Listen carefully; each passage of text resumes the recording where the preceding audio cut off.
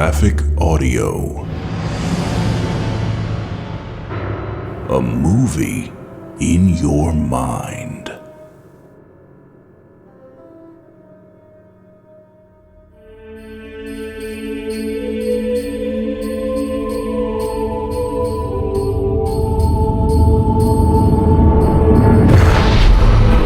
Graphic Audio presents R.A. Salvatore's The Saga of the First King, Book 1, The Highwayman, narrated by Dylan Lynch, with performances by Thomas Keegan, Eric Messner, Mort Shelby, Alexander Strain, Colleen Delaney, Bradley Smith, Daniel Sontag, Richard Rowan, Michael Glenn, Stephen Carpenter, Johann Detweiler, Terrence Aselford, James Konachek, Joe Brack, Nanette Savard, Nick DePinto, Patrick Bussink, Kimberly Gilbert, Alyssa Wilmoth, Thomas Penny, Christopher Sheeran, James Lewis, Drew Kopis, Yasmin Twazon, Elizabeth Jernigan, David Coyne, Tim Carlin, Michael John Casey, and Ken Jackson. R.A. Salvatore's The Highwayman.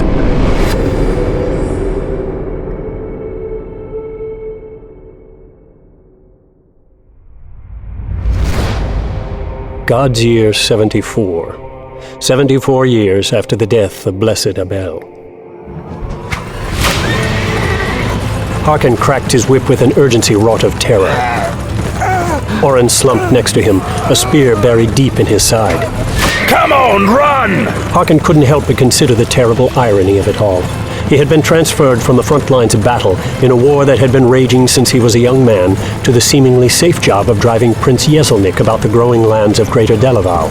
And now, this, to be caught and killed on the road. Harkin heard Prince Yeselnik's wife Olim scream in fear.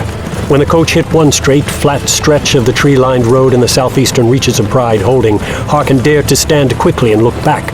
The coach was dragging a tangle of logs. Ah, you cunning beasts! The bloody-capped Powries had hit the coach with some sort of grapnel, affixed by rope to the logs. Come on! Good fortune got them through the straight section of road without any serious entanglements. He pulled back hard on the reins. Stay inside, my prince! Harkin followed the rope to the grapnel and found it secured underneath the carriage. Harkin drew out his short bronze sword and began hacking at the rope with all his might. You fool! What are you doing? The prince was leaning out and hanging on the now opened door. Why have you stopped? I am the nephew of the Laird of Delaval. We cannot go, my liege. A spear came arcing in and hit the coach near Harkin. Get back in! I beg you, my liege! Harkin scrambled around the coach and back up into his seat. The reins were not there. Harkin's gaze went forward to the nervous team, and there, between them, he saw his doom. For there stood a Powrie, a smile on its leathery and wrinkled face. You looking for these, my lord? Aye, but ain't your horses tired from your stupid run? The dwarf in front dropped the reins and drew forth a long, curving knife with a wicked, serrated edge. If you don't fight, it won't hurt as much. Wait! I've got something for you. Something that'll get you all the blood and money you want. Poor Harkin heard the coach door open. No! Please, leave me alone! Aye, that one.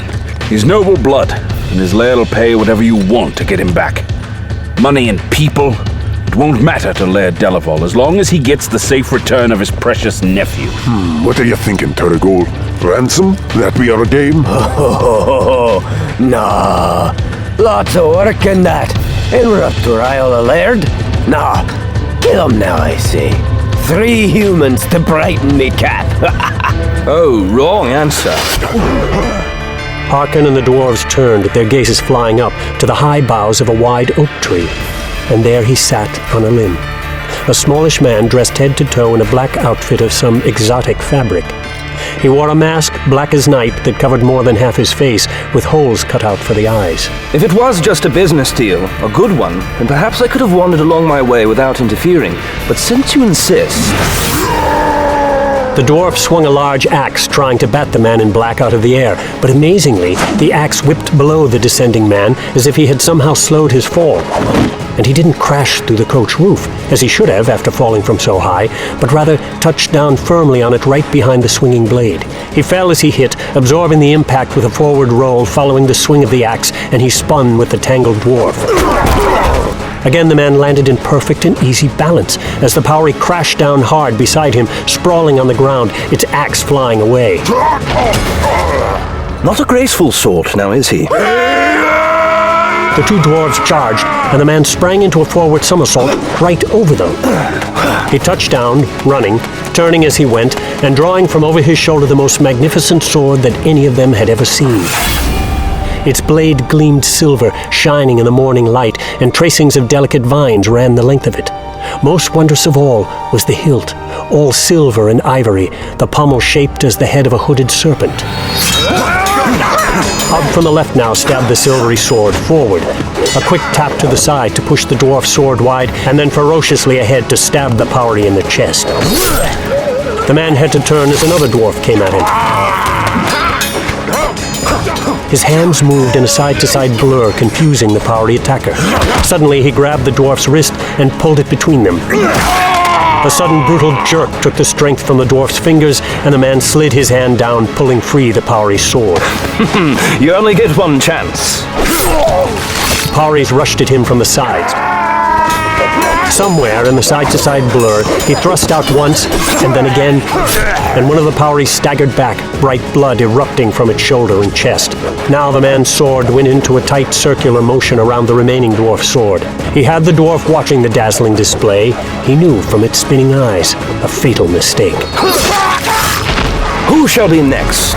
But none of the remaining dwarves wanted anything to do with him. They were off and running, scattering to every direction. The man looked at the coach, where the Prince of Delaval was peeking out and slowly opening the door, and where the unnerved driver was staring at him from above. They always run when half are down. If only they would play it out to the end, they might find me growing tired. Who are you? My reputation has not preceded me. I'm wounded. The Highwayman. Thank you for that. I would hate to think that all my hard work these past months has been for naught. Your reputation does not do you justice, my friend. Why, thank you. You will be rewarded. And pardoned for any crime in which you've been accused. You will live the life of a wealthy and free man from one end of Haunts to the other. As if that was yours to give. 'Tis a big place. Then in Delaval Holding, at least, you may walk freely in Delaval. I have no desire to travel to Delaval. Well... But a reward does sound fine, and so I will take it.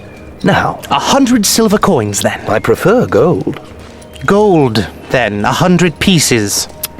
Surely you have more than that. You did come to collect your uncle's taxes from Pride Holding. You know, we both do. The burden Delaval places on the people of Pride in exchange for keeping them free from the advances of Laird Ethelbert. Name your price, then. Why, all of it, of course. You see, I agree with the Powerys. Taking you hostage for ransom would be a terrible choice. All of it. And be glad, stupid prince, that I have no need for human blood. My mask is black, you see. He walked over past the prince and right up to the woman who was hanging half out of the coach. He tore the bejeweled necklace from her neck. Surely a beauty as radiant as your own needs no baubles. Such substance. The Highwayman took that hand in his own and kissed it. Then he took the ring on it.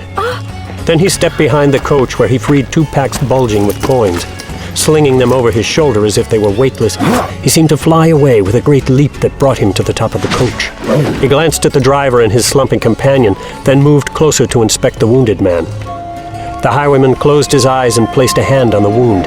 His focus brought warmth to his hand, and that warmth brought some healing to poor Aura. You turn and get him to Chapel Pride. The brothers will help him. His wounds are not as grave as they seem. The Highwayman bowed to him, turned and bowed to Prince Yeselnik, then leaped again even higher, back to the low branches of the tree from which he had come. In a matter of only a few minutes, he had arrived, rescued, robbed, healed, and vanished. God's Year 54.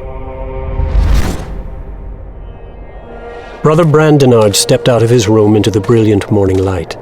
He walked across the landing to the waist-high railing and leaned over, looking down at the clouds that drifted across the mountainsides below him, then looking past them to the valley floor, hundreds and hundreds of feet below. Though he had grown up just north of the mighty Belt and Buckle Mountains, though he had sailed around the eastern fringes of that great range right under their shadow, Denard could never have imagined looking down on the clouds. In the 6 years he had been here, this view of the strange land that the nomads of Bear called Crazen-Illa-Flar, the Mountains of Fire, had never ceased to amaze Denard, and had never ceased to send his heart soaring with the possibilities of everything. When he left Chapel Pride of the Hanse holding of the same name on his journey proselyte, as the monks called their evangelical missions 7 years before, weary Brother Denard had never expected any of this. He had served the Church of Blessed Abel well, so he had thought, through his 20s and past his 30th birthday, and it had come as a surprise to him when Father Jarek had pointed him south for his mission. Go to the desert of Bear. The elderly Jarek had spoken to him one cold and wet winter's day in God's year 47. If we can turn the good people of Hanse from the dark pagan ways of the Samhastes, then surely even the beasts of Bear will not be beyond the call of Blessed Abel. The beasts of Bear. How many thousand times had he sarcastically repeated that denigrating phrase used by the fair-skinned people of Hanse when referring to the darker-skinned people of the great desert to the south of the Belt and Buckle. The Bear were nomadic tribesmen, wandering the wind-blown sands of the desert from oasis to oasis, from the sea in the east to the steppes far in the west. They rode misshapen beasts, humped horses, and spoke in gibberish, so said the men of Hanse who knew them. An excitable lot they were, by all reports, quick to laugh and quicker to anger, and fierce in battle. Thus it was, with great trepidation, that Brother Denard had sailed on one of the small, shore-hugging fishing boats from Laird Ethelbert's domain. His string of surprises had begun before he had stepped off that fishing boat, for the structures of Jacintha, the largest settlement in Bear, exceeded anything Brother Denard had ever before seen, even in the great Hanse city of Delaval. White towers topped with brightly colored pennants captured his imagination that morning on the boat, and to this day what he most remembered about Jacintha was the colors of the place, the brilliant hues and dazzling patterns of the clothing and the rugs. So many rugs. The city seemed to be one sprawling marketplace, anchored by the great houses of the tribal sheikhs, more elaborate and more beautiful than any of the castles of Hanse, and shining pink and white with polished stone. The city bristled with energy, with life itself, and it was there that Brother Denard believed he truly began his journey and found his heart once more. Before Jacintha, he had walked with weariness, dour and depressed, but a few weeks in that place had him alive again and ready to spread the good word of Blessed Abel. He spent many weeks in Jacintha, learning the ways and the language of Bear and coming to recognize the ridiculousness of the labels his people placed upon these civilized and cultured people. Then came the months when Brother Denard had traveled with the nomads through the stinging, wind-blown sands and in the shadows of the great dunes. He spoke with the tribesmen about faith, of the great Blessed Abel, who had found the sacred isle and the gemstone gifts of God. He showed them the gemstone powers, using the gray hematite, the soul stone, to heal minor wounds and afflictions. And they had listened, and they had been amused and tolerant, though not amazed at all, to Denard's surprise. A few even seemed genuinely interested in learning more about this wondrous prophet who had died nearly a half-century before. From those potential converts, Denard had heard of this place, Crazen-Illa-Flar, and of the mystics who lived there, the Gestatu. According to his guides, these mystics could perform feats of magic similar to those Denard had displayed, only without the use of any props, gemstone or otherwise. And so, on a blistering summer day nearly 6 years before, Brand Denard had arrived in the valley below his present perch, in the dry bed where the spring waters now ran as a river, at the base of the magnificent staircase built into the mountain wall that wound up to the lower terraces of this mountain monastery, the Walk of Clouds. Thinking back to that day now, it seemed to Denard to be a lifetime ago. And indeed, in the 6 years since, he had learned more about himself, about the world, and, he truly believed, about God, than in the 3 decades he had lived before that. And he had learned about love, he silently added as his gaze drifted to the solitary figure who had come out on the open walk to perform her morning exercise ritual. Warmth flooded through Denard as he gazed upon Senwi, 10 years his junior, with delicate, bird-like features and shining black hair that hung to her shoulders. The brown-skinned woman had won his heart almost upon first glimpse. She smiled often, continually it seemed, and filled her steps with a bounce and twirl that made her movements more of a dance than a walk. There was a strength about Senwi, though she wasn't much more than half Denard's weight. How could she ever love me? How different she was than he.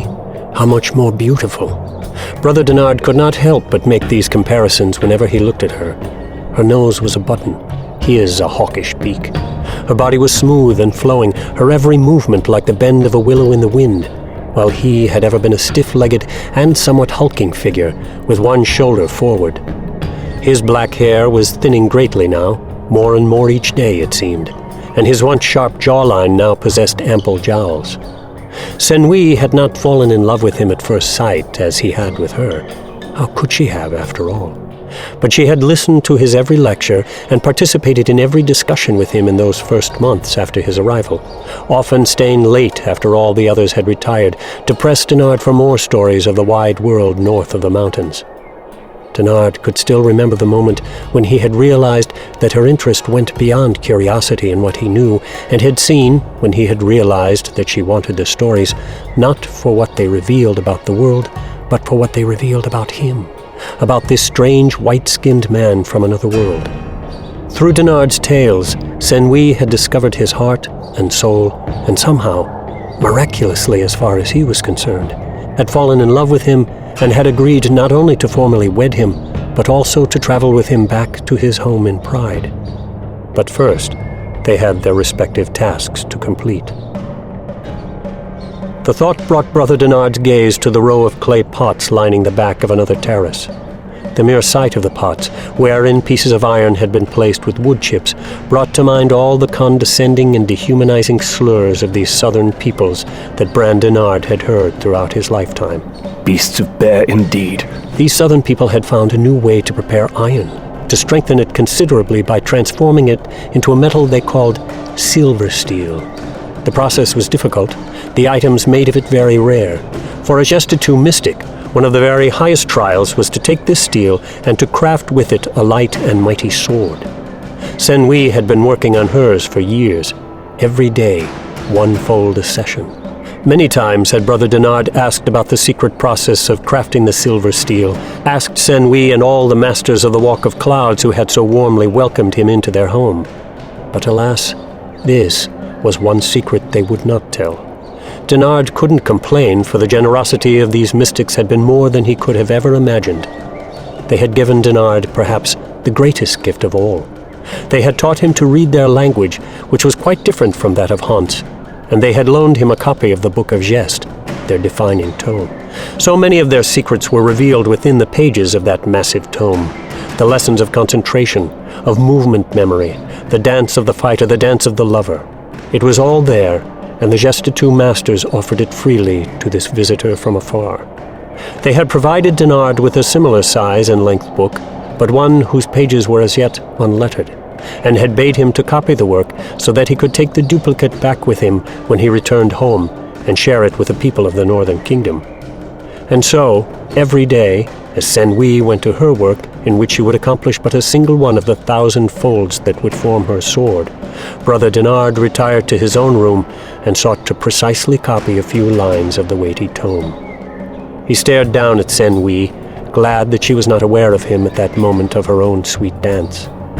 It looked like a dance, a graceful celebration of the wind and the earth and life itself, but Brother Denard understood it to be much more than that. This was the basic martial training of the Gestatou, and each pivot was designed to put the warrior face to face with another opponent. The form on which Senwi was now working, Singbe-Wuth, was designed to defeat 3 opponents. Denard had watched it in fierce practice sessions and had come to appreciate its worth. Even if it had been but a dance, the monk from the north could not deny its simple and graceful beauty. Senwi ended her exercise, standing perfectly erect and still. She closed her eyes and steadied her breath. Denard understood the posture. She was aligning her Kichi-Kri, the line of spiritual energy the Gestatou believed ran from the top of one's head, the ki, to the groin, the Cree. She finished by lifting her arms up, thumb tips touching, index fingers touching, in a salute to the morning sun. And then she bowed low as she brought her arms back to her sides, her whole body perfectly still, except for the bending at her waist. Brother Denard watched as the woman walked back into her private quarters to resume work on her sword. Then he, too, faced the rising sun and went through his practice. As she had advanced through the ranks of the Gestitut, Senwi had found her private quarters moved forward, and now, as a budding master, the young woman's rooms were at the very front of the house and cave complex, built so high on the mountainside. Several windows lined the front wall of her two-room abode facing south and east. There were open holes in the stone wall, but Senwi usually kept the heavy drapes pulled aside, except on the coldest of winter nights, and when she was at her private work. Fresh from her morning exercise, she moved to close those drapes, but paused, catching a glimmer of slanting morning sunlight streaming in to illuminate the ivory and silver hilt and crosspiece of her sword. Senwi walked over and gently stroked the carved piece, fashioned to resemble the flared, curving neck of one of the great hooded vipers known in the steppes of Togai. Senwi let her fingers trace the crafted lines, taking satisfaction in the solid grip she had created beneath the illusion of beauty. The neck tapered just a bit down to the crosspiece, which was comprised of two thinner rods of shining steel. Even these had been worked intricately by Senwi, so that they bent at their respective ends to form snakeheads. Above the crosspiece was a steel rod, just under 3 feet in length. Senwi looked across the room to the roll of thin metal, much of it already folded to form the sword's blade.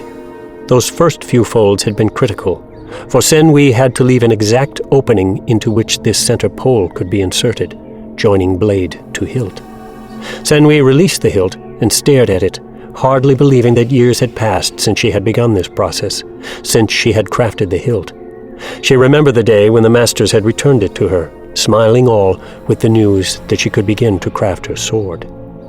How many thousands of hours had she toiled in this one pursuit, this singular goal? Only now, with the end clearly in sight, did Senwi appreciate how well spent those hours had been. The woman drew the heavy curtains closed and moved across the small room to the special metal table and the rolled steel. She felt the heat more profoundly with each step forward, for under the table was set a small oven, which she had fired up before going out to her morning exercise. She picked up another block of coke, slipped a heavy glove onto her left hand, and used an iron poker to pull open the small round hatch. She tossed in the fuel, then paused and watched as the orange glow increased, as lines of smoldering fires ran like living caterpillars across the face of the new block. Above it, waves of heat climbed, funneling into the seams of the furnace and table so that it would be properly distributed. Senwi closed the furnace hatch and moved to the side of the table. To her right lay the beginnings of the shaped blade, with the unfolded metal sheet running to her left like an unwound bolt of silk. Just past the blade, farther to the right, was a raised edge, the apex of the heat zone, slightly glowing in the dimly lit room. A small diamond-edged ruler and cutter fashioned with a concave edge designed to fit tightly against the edge of the blade facilitated the next pattern of the process. When Senwi slowly and precisely ran it across the thin sheet, it drew the line of the next fold and also drew a lighter line, indicating the breadth of the overlap area. With her bare hand, she lifted the blade and brought it up and over, using all of her focus and discipline to set it precisely in place, so that the scratched line rested perfectly along the raised and heated edge. Then she removed her glove and let the metal sit, while she went across the room and prayed, finding her center of focus. When the time was right, she went back to the table and picked up her hammer. The work went on for an hour or more. When she was done for the day and another fold was made, Senwi went to take her morning meal. She hoped that she would see her lover there, though she knew that he was nearing the end of his scribing and was working furiously so that his finish would coincide with her own. Brand Denard wanted them to be on the road in late spring or early summer at the very least. He wasn't shivering with cold. Winter was surely loosening its grip on the land, but his fingers trembled so badly that he had to stop. Brother Denard stood up, abandoning the moment that he thought would bring him triumph. He paced away from the desk, determined not to look back.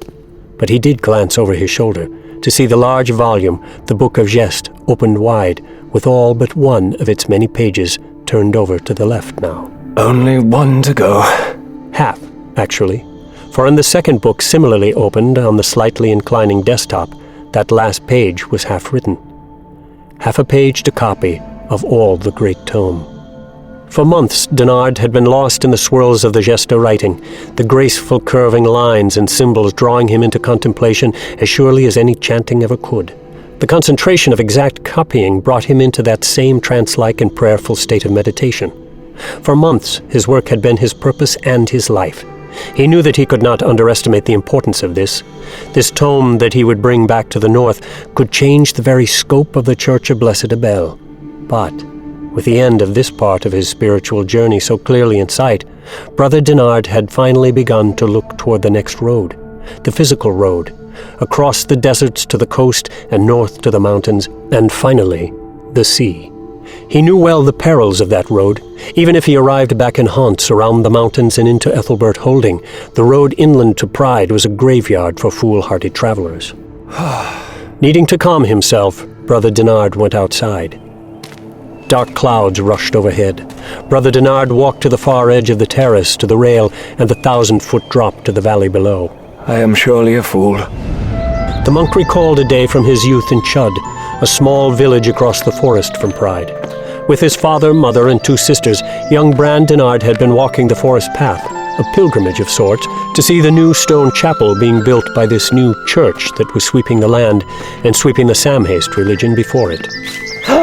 What was that? Then Bran saw the first sign of danger, a flash of red in the dark shadows. Powries! His father gathered up his younger sister, and his mother grabbed the hand of the other girl, and all sprinted for the village. To this day, Denard didn't know whether or not there really were Powries on that forest road, but he remembered that flight and the sensations that had accompanied it. Barely into his teens, he had dutifully taken up the rear, his father's spear in hand, and had even lagged behind the others so that his engagement with the Powries would not force any of them, particularly his father, into the battle. What Denard remembered most keenly was that he had not been afraid. At that first sighting of the red, he had been terrified, of course. But during the run, his helpless family before him, he had felt only a sort of elation, the pumping of his blood, the determination that these monsters would not wash in the blood of his loved ones, whatever he had to do. It wasn't until the very end, his family already reaching the wooden gates of Pride, and with only 50 yards left before him, that young Bran Denard had felt the return of fear, of a terror more profound than anything he had ever known. He was not carrying the spear, but he didn't even know at the terrifying moment that he had dropped it. By the time he reached the gates, his cheeks were wet with tears, and he stood there before his family and the townsfolk. Good job, son. Bless your courage. His father clapped him hard on the shoulder and tousled his hair, but Bran felt himself a coward. As he was lost in thought, a man came forward, dressed in cumbersome brown robes, and wrapped him in a hug. He pushed Bran back to arm's length and saluted him. That was when Bran Denard had first met Father Jarek of Chapel Pride. Is it not strange that only at the end of our run, when the goal seems attainable, that we allow our fears to surface? The monk stepped back from the railing and turned into the fierce wind. In that place, and in that time, he found again his heart. Sometime later, he went back inside, back to his work, and before the last rays of the sun disappeared from the light of his western window, he closed both books, his task complete. Only reluctantly did Senwi relinquish her hold on the diamond-faced file, laying the wondrous tool, one of only 3 such items in all the world, down at her side. There was no need to continue. The sides of the triangular tip were smooth and even, and no amount of working them would make them more perfect. The tip was done. The wrapping was done. The final heating and beating of the metal was done, including the attachment of the blade to the hilt and crosspiece. Looking at her sword now, this weapon of few equals, crafted with her own hands, Senwi felt a sense of her past, of her kinship to those who had come before, perfecting their methods, defining the very nature of her existence in their accrued centuries of wisdom. She appreciated them now, more fully perhaps than ever before. With hands moist and trembling, Senwi lifted the sword and felt its balance. Assuming a two-handed grip on the hilt, she stepped into a fighting stance and brought the weapon slowly through a series of thrusts and parries, as she had done so many thousands of times with wooden practice blades on the terraces of the Walk of Clouds. She knew that a wondrous journey was before her with the man she loved, on a road that would lead her farther from her home than she had ever imagined. Holding this sword, this tie to her past, this tangible reminder of all that she had learned, Senwi was not afraid.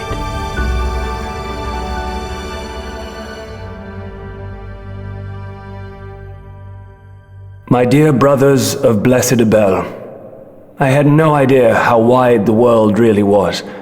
I thought that in my studies I had learned the truth of our lands, of God and of man. I believed that within the tomes of the philosophers and the fathers, and within the writings of Blessed Abel himself, I could find the entirety of human existence and purpose, and the hope of ascension beyond this physical experience. This is what we all hope, of course. This is our prayer, and our faith, and our reason. These truths shown us by Blessed Abel have loosened the fear-inspired hold of the Samhastes, and rightly so. Knowing all of this prepared me for my journey proselyte, so I believed. With wisdom in hand, I could travel the world secure in my beliefs, and in the notion that I could extend those truths to those I encountered. My confidence in the teachings of our faith lent me confidence in the validity of my mission. And of course, such conviction of the ultimate truths of our faith also bolstered my own courage, for my understanding of what will ultimately befall me, of the existence my spirit will find when my physical being is no more, grants me freedom from fear of the specter of death. Faith led me out of chapel pride. Faith allowed me to place one foot before the other, to travel through lands unknown and dangers unforeseen, though surely anticipated. Faith allowed me to meet peoples of other cultures and lands, and to tell them with confidence of the revelations of Blessed Abel and the sacred gemstone gifts of God.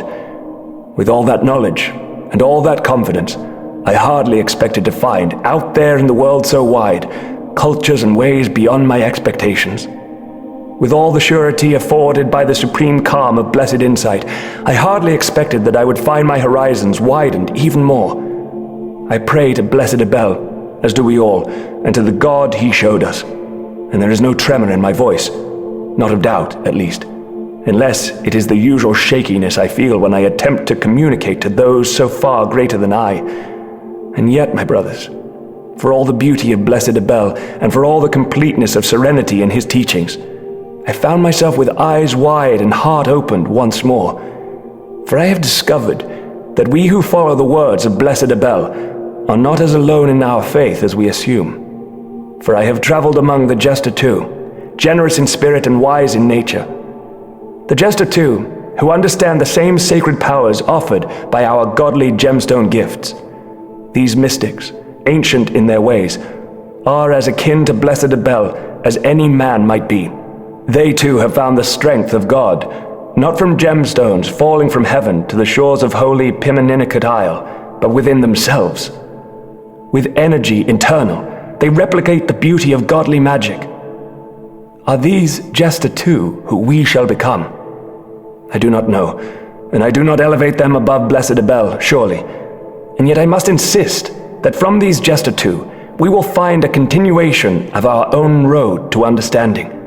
We must learn from them as they will learn from us, and they have already shown the willingness and the hope that such will occur. Thus, I have copied the Book of Jest, the foundation of understanding of the Jester too. In the final measure of my mission, this will prove the most fundamental and important accomplishment of all. Study the Book of Jest, I beg each of you, with eyes wide and heart open. Infuse yourself with its wisdom, and blend the revelations within with the truth we know from Blessed Abel. I walked a road with sure strides, but I had no idea that the road would take my spirit to places it had not yet tread. I walked a road to enhance the lives of those pagans I encountered, but I had no idea that the road would brighten my own understanding. I am not afraid of these revelations and the greater scope of miracle, and neither should you be. Turn these pages with reverent hands, bask in the words of wisdom of the Jester too, and find in them enough similarities to show us that the only falsities in our understanding of the truths of Blessed Abel are the limitations that we naturally place upon those teachings. This was my want, for never did I imagine the true width of faith's horizon. Penned this day of Bathway, God's year 54, Brother Brandonard, humble servant of Chapel Pride. With backs stooped from hours and hours of heavy labor, the peasant workers building the road south of the Holding of Pride were most commonly seen with their hands placed firmly on their aching lower backs. They didn't look behind them often as they dug and smoothed the ground between two forested hills, for if they did, they would see the stone tower of Castle Pride, red pendant emblazoned with the black wolf, waving in the brisk breeze above it, a poignant reminder of how short a distance they had actually gone in these weeks of brutal labor, and how inconceivable, to the peasants at least, a distance they had yet to go. Work had begun on the project in the summer of the previous year. The road itself was not an elaborate affair, merely a widening and smoothing of the existing southern cart paths, with the ground pounded flat and strategically reinforced with wide flagstones. Laird Pride had been quite pleased with the progress made in the late summer weeks and those of autumn, but all those involved, particularly the presents pressed into this hard labor, had been quite dismayed to find, when the snow had at last relinquished its grip on the land, that much of their work had been damaged by the frost heaves of the unusually harsh winter. At least I won't be needing to clean under me fingernails. That's because you got no fingernails. By the time we make the mountain shadow, all of us will be missing more than that, I'm thinking. Bah, you're the fool. For we're not to live long enough to ever cool in the shadows of them great mountains. Come on then, the two of you. The pair of peasants turned to see a soldier of pride come riding up. They're needing stones up front. Now get about it. Both peasants bent their knobbly knees and hooked their arms under the bottoms of the large stones. Well, that dubious, boy. Hey, and ain't he looking all pretty up there on his fine horse? So many of them young and strong ones do, while our old bones creak and crack. Creak and crack, and swim in the mud and horses shite. And work all the day and all the night. Ooh, until them soldiers be out our sight. What was that? Then the peasant looked down and saw what had struck his stone was a stone-headed throwing axe now lying on the ground before him. What are you about? The man followed the ashen-faced gaze of the stunned man to the weapon. Bloody caps! Go, old fool, go! The peasants took off at a dead run. Bloody caps! Your scouts were correct. Prince Pride spoke to the guard captain standing beside him. They had moved secretly into place, under the cover of the brush and trees to the side of the road. The nobleman slid his leather gauntlets onto his hands and stepped into his chariot. The pulling team, a pair of Laird Pride's strongest horses, pawed the ground, eager to run. To any onlookers, young Prince Pride did not appear out of place there. He stood strong and tall, his blue eyes set with determination in a face not unaccustomed to scowling.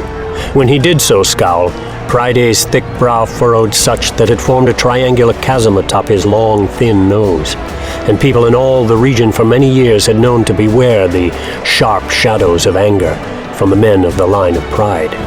Pride's other features were no less powerful, a strong chin and high-boned cheeks that bespoke his noble heritage. His black hair was neatly trimmed about the ears, and thick sideburns ran down to touch the thin jawline beard, which blended in with a thin goatee and mustache, as was the fashion of the day. He wore a bronze breastplate, fitted perfectly to his muscular frame, leaving his arms bare. Right at the ridge below the breasts was a line of running wolves, 3 across and nose to tail. The back of the piece boasted clever swirls in geometric shapes and even contained the fisted P, a letter formed from an upraised forearm and cocked and balled fist, the emblem of the line of Pride. Well, my friend, shall we go and remind the peasants of the importance of the House of Pride? Indeed, my liege. Take care of the Poweries. They are no easy foe. Yes, my liege.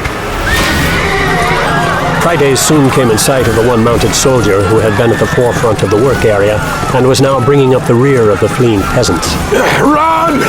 Run for your lives! Pride noted the flash of red behind him, the telltale shimmer of the blood-soaked berets.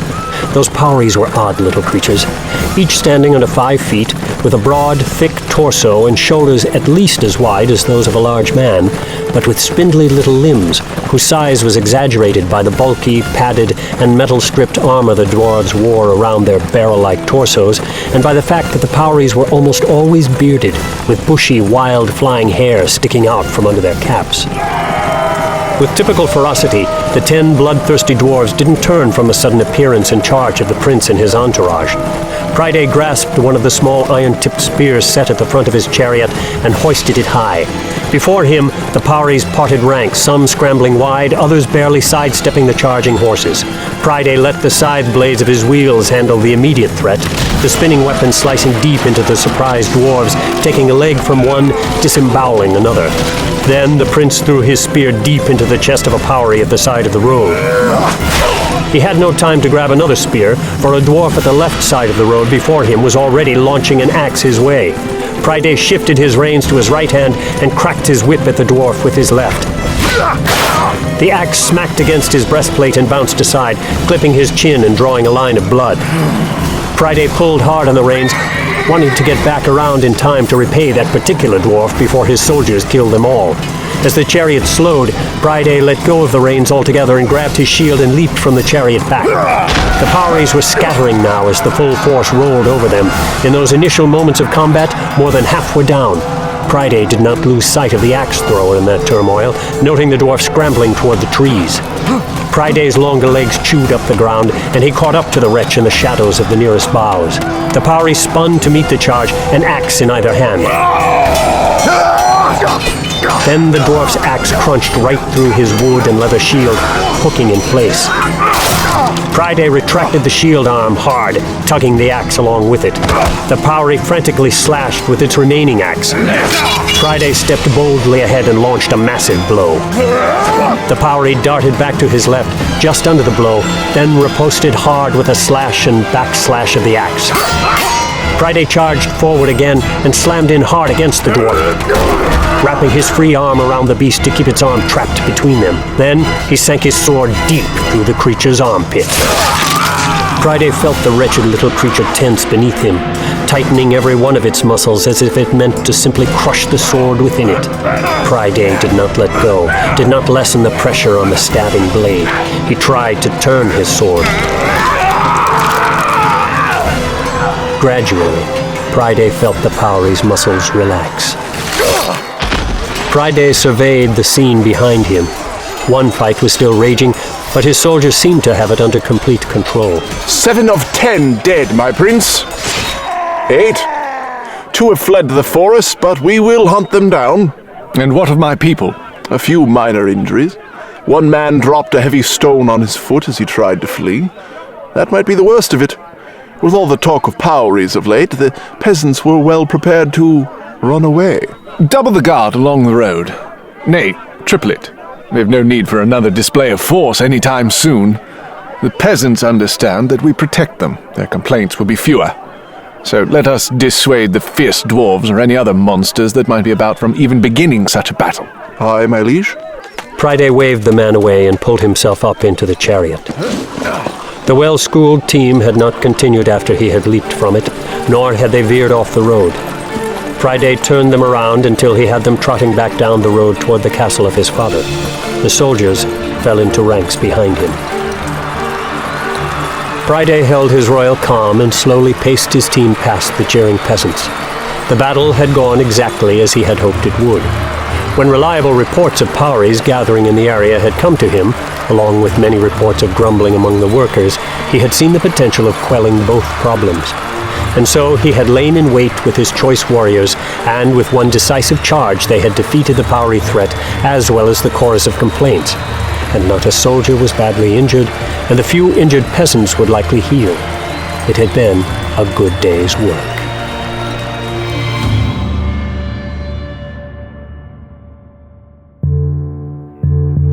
Chapel Pride, a stone structure that could hold nearly 400 people in its wide, long nave, was only a short walk from the much more dominating stone structure of the holding, the castle of Laird Pride itself.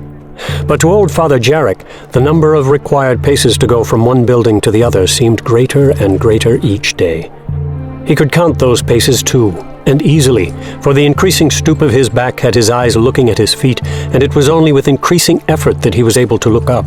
He didn't complain, though, as he and Brother Bathalace made their way up the narrow stair to Castle Pride's portcullis, and then past the guard towers and up a longer flight of stairs to the audience halls of the Laird, which were set more than halfway up the tall tower that served as the principal keep. They were welcomed without question and admitted without formal introduction, for visits to Laird Pride of the two presiding holy men of his holding were not uncommon, and of late had become a more than weekly matter. As usual, Laird Pride was sitting on his huge oaken throne, its armrest gilded, its high back bejeweled. He was the same age as Father Jarek, and indeed the two had known each other for more than 40 years, since the then young Jarek had been assigned to Pride Holding after his training in the Mother Chapel of Abel, along the coast to the north.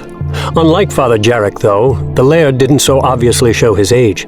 He sat straight and tall, and while his hair was now more salt than pepper, and perhaps his blue eyes did not hold their previous luster, he kept his shoulders squared, his jaw high, and his beard and hair meticulously trimmed. Behind him and to the side stood another aged man with hawkish features and a scowl that only intensified whenever the monks of Abel entered the room. Jarek paid Ranark, Laird Pride's close advisor, no heed, but Bathalace always took note of that scowl. Ranark was rumored to be a staunch Samhaste, though not openly, of course. The two monks moved up before the throne and bowed to their laird. You seem rather tired today, old priest. Our work has been long, lad. That is the way of things. We have come to discuss the matter of your son. The matter? Whatever matter my son might have is hardly a concern of yours. He drives the peasants hard, Laird. Well, their work is important. We spend all night with the soul stones, Laird, alleviating their aches and trying to mend fingers cracked from digging and hammering and carrying those huge flagstones. I am grateful for your efforts, I assure you. But that is your duty, is it not? Their maladies outpace our abilities to heal them. Winter will come soon enough, we all know, and they will have the quiet months in which to recover. My lad. This business only aids your church as well, can you not agree? My son, serving as my voice, shows the peasants the way to a better life through their toil. That toil begets suffering, of course, and so you serve a heroic and healing role, one that no doubt enamors the peasants of your blessed Abel. I believe that my son's tactics serve you well in your continuing duel with the Samhaists for the souls of the people. Ah, those marvelous and sacred gemstones. So much more convincing must they be when you put them to use in such a practical and helpful manner as healing the injuries and maladies of dim-witted peasants. Perhaps there is a compromise to be found. All the lairds have agreed on the construction of these roads, and for good reason. Just then, Priday strode into the room, still wearing his battle gear and still with the stains of Powery blood and of his own, where dried blood had crusted on his beard. Poweries, a band on the road. Our healing skills will be needed in the chapel. Yes, some of the peasants were injured. Unfortunate. As they have often been injured since you began your work on the roads. Truly, I should think that you would wish the roads completed. That you can spread the word of your God and bring more and more folk under your control. They are not under our control, young prince. They serve beside us, because they too see the truth of the blessed Abel and the hopes of eternal life and redemption. As you will.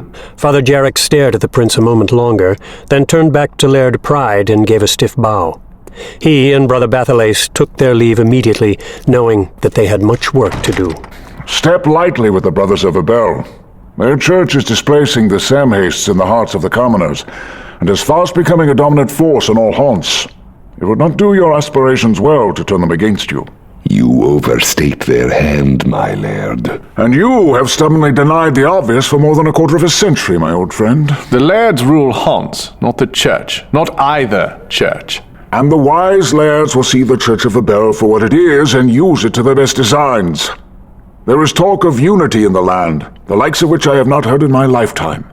The likes of which have not been known in Haunt since the Samhaists ruled both body and soul. The golden age of Haunts. Ranark couldn't help but smile at that. That talk is fostered by the agreement to build the roads. What laird has refused his resources in this endeavor? None of the 30. because the driving force is that Delaval City on the Mesa Delaval has proceeded with their road building, with or without our agreement. I have heard the marvels of the Delaval roads. Lined in iron, so say the travelling skalds. Indeed, and in this endeavor, if we are behind, we risk irrelevance. The world is changing before our eyes, and it is up to us to determine where we will fit into those changes. Think of the trade when the roads connect, and we will be better able to move our armies. To drive the powers from the land. And to exterminate the goblins. We may tame the land at long last, but only if we are able to work in coordination with the other lairds of haunts, and only if we can keep the peasants content through the years of trial they will no doubt face. And that is where the Brothers of Abel will prove their usefulness. Their gemstones heal the wounds, even as the promises of eternal life strengthen the spirit. The Samhastes ever ruled by fear, but the Brothers of Abel have found a greater means. They guide with promises that no man or woman could resist. See the light of Abel, and you will find eternal rest. Hear the words of Abel, and you will one day be reunited with your loved ones who have died. What mother could deny her desire to one day see again her lost child? These promises have been made before, many times. But the Brothers of Abel strengthen such promises with the gemstones. They have the gifts of God to prove their words. You believe them? You believe the way of Blessed Abel? Pride shrugged, but he wasn't quick to offer a denial. The prince looked back at Renark, whose expression clearly showed that Pride's words had hit the mark. Would it be so bad a thing if Abel were proven right? If his promises were true? You are a young man yet, my son, and do not concern yourself with questions of what might follow this life. Even in your battles, you do not believe that death will find you. But I am old. Every day I awaken to feel the creeping of age in my bones and in my heart. Many are the nights that I close my eyes and wonder if I ever shall open them again. Pride walked to the edge of the dais and sat down. He had never heard such words as this from the unshakable Laird of Pride before. A frown creased his face as he considered the words of his father and mentor. The peasants cheered you in your splendid armor? 4 powers fell to my hand. My soldiers will claim that I killed 6 single-handedly. Of course the peasants were appreciative. As they should be. We offer them protection. We give them their very lives every day. And we ask little in return. Nay, we ask nothing of them. We demand what we must, and they have no choice but to comply. That is the way of it. They would be wandering sheep, fodder for the powers without us. As it has always been, and as it will always be. The young one is brash and headstrong. Brother Bathalace and old Jarek walked out of the Castle Pride's main gates. And we both know that the wretch Renark whispers in his ear. Prince Pride cares nothing for the suffering of the peasants. I wonder if he even hears the groans. Like so many noblemen, he views the world beyond the concerns of the individual. He seeks the gains the road might bring to all of us, beyond the pain some might suffer in creating them. Yeah, that is the place of the laird, it would seem. What then might be the place of the Church of Blessed Abel? The seemingly simple question set Bathalace back on his heels. For in that seemingly simple inquiry, Bathalace saw many deeper questions. Was Father Jarek insinuating that it was the place of the church to work against the lairds, as the Samhastes had done, often and futilely in their string of miserable failures? Though it had made great gains in its 70 years of existence, particularly in the 54 years since the death of Father Abel and the creation of the new Haunts calendar, the Church of Abel was still in its infancy. Missionaries armed with gemstones had traveled far and wide, and every holding in Haunts had a chapel of Abel of one sort or another. And yet it was clear to Bathalace, as it had been earlier to Jarek, that their very existence was under the sufferance of the individual lairds. With a wave of his hand, Laird Pride could order the Chapel Pride dismantled, stone by stone, and all of the brothers expelled from his holding. Or worse. The people will love us because we salve their wounds. We must remain worthy of their trust, that they can trust too in the message we bring. But we cannot feed them, can we? We cannot protect them from the monsters of the world, can we? Then what can we do? In serving the lairds, we serve the people of Hans. Never forget that. It was comforting to smell the salty air and to see the dark swells of the Mirianic again, and with good fortune on the road, Bran Denard and Senwi made the city of Jacintha at just the right time of year, barely a week before the summer solstice, when the fearsome ocean could be well navigated. Denard and Senwi wound up on a merchant vessel, a square, flat-bottomed and high-sided craft set with a single square sail and rows of 5 oars on either side. Though he could use the extra hands at the oars, the merchant sailor, a man so leathery and wrinkled and hunched over that some questioned whether he was human or powery, had been reluctant to take them on. Only after Denard had used his soul stone on the sailor's blistered feet, alleviating the man's pain, had the deal been struck, and even with that, Denard and Senwi found themselves laboring at the oars almost continually throughout the journey. And if we see some sharks, you're sure to be the ones getting fed to them. Given the sword Senwi had behind her, Brother Denard rather doubted that. The small craft had to swing so wide of the coast to avoid the treacherous rocks that the journey from Jacintha to Ethelbert town, a mere 50 miles as a bird might fly, took them nearly a week. But they got on to the sandy beach that lined the harbor without serious incident. Lucky ones, aren't you? That we saw no sharks. Then the sailor stopped and turned, assuming a pensive posture. Once more with that stone of yours. The sailor lifted his bare foot up. Brother Denard was in too fine a mood to resist, so he produced the hematite, the sacred soul stone, and brought it before his eyes. He pressed the stone against the sailor's battered, sea-soaked, and rotting appendage. He stomped his heeled foot hard on the deck, then even did a little dance of appreciation. Denard and Senwi dropped off the side of the boat. They navigated through the crowd that was coming down to see the southern boat and its exotic wares. It is one of the greatest cities of Hans. Denard and Senwi moved up the slope of the beach, and more of Ethelbert came into view. Many cottages spread about the lower reach of the community, which was built on several layers climbing into the foothills of the great mountains. The city has grown. When I last journeyed through here, most of the folk of Ethelbert lived in those caves up there. He pointed to the south, where the ground climbed sharply and where many cave openings could be seen at many different levels. It is not as primitive as it might seem. Senwi offered him a comforting and non-judgmental smile.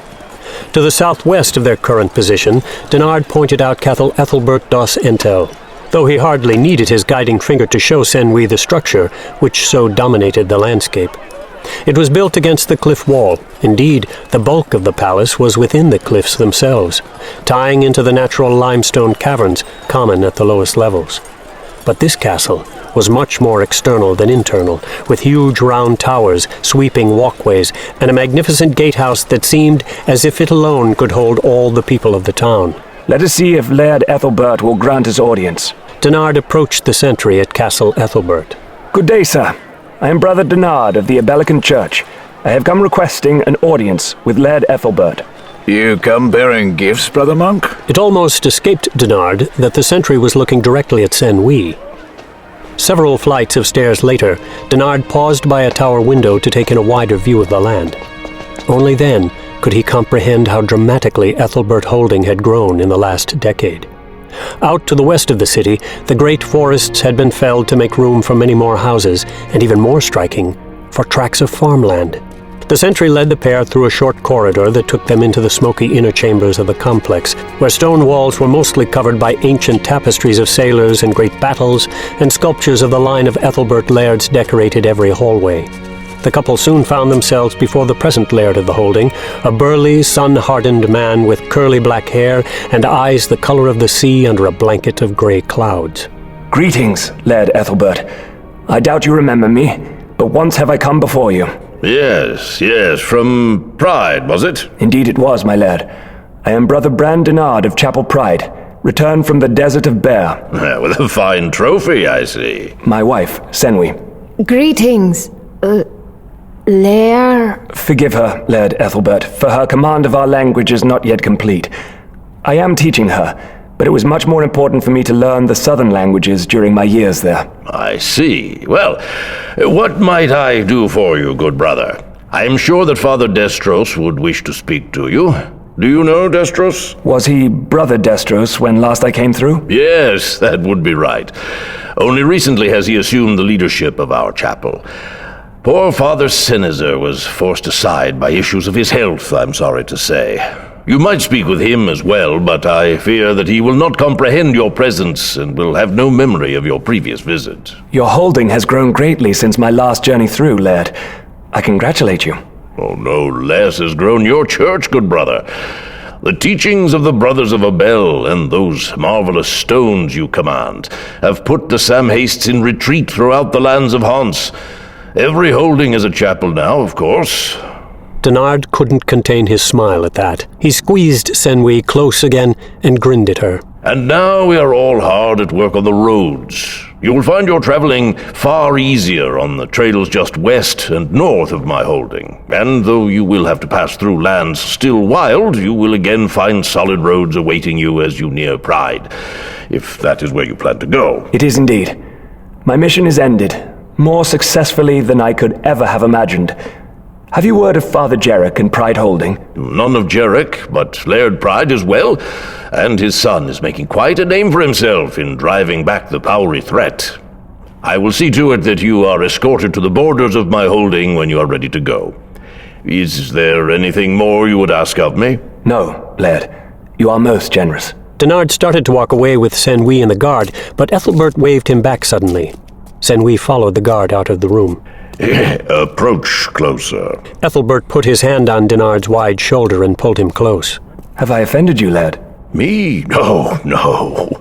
But I offer you now a word of advice.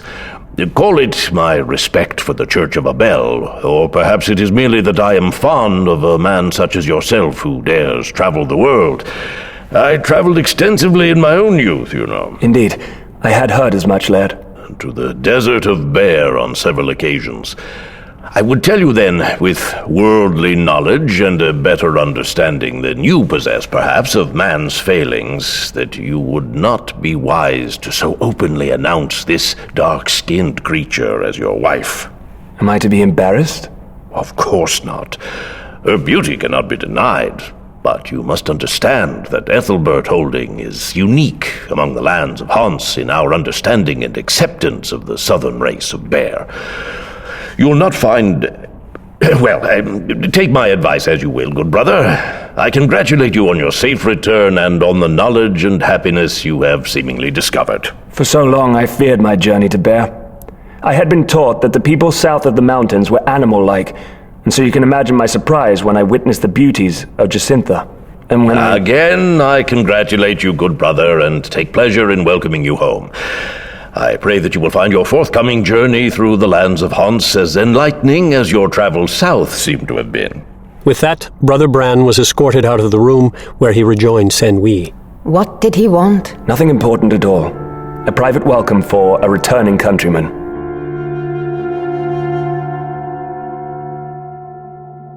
With great effort, his limbs wearier this night than usual, old Father Jarek pulled on the brown robe set with the red trim that marked his station in the Church of Abel. The news had just come in to him that an adulteress had been caught, and now, predictably, old Benivigar was demanding his right of justice. Father Jarek could well imagine the scene of eager onlookers, and he had personally witnessed the look upon the Samhaste Bernivigar's face several times in the past. The satisfaction, a calm so profound that it reeked of savagery, as if in this act of brutal retribution and the willingness of the laird and the people to go along with it somehow denied the changes sweeping through the land with the ascendant Church of Abel. Jarek opened the door to see brothers Bathales and Riandu. Are you ready to go, Father? If anyone can ever be ready for such a journey as this. The woman is guilty. Both of the other monks turned their surprised gazes upon him.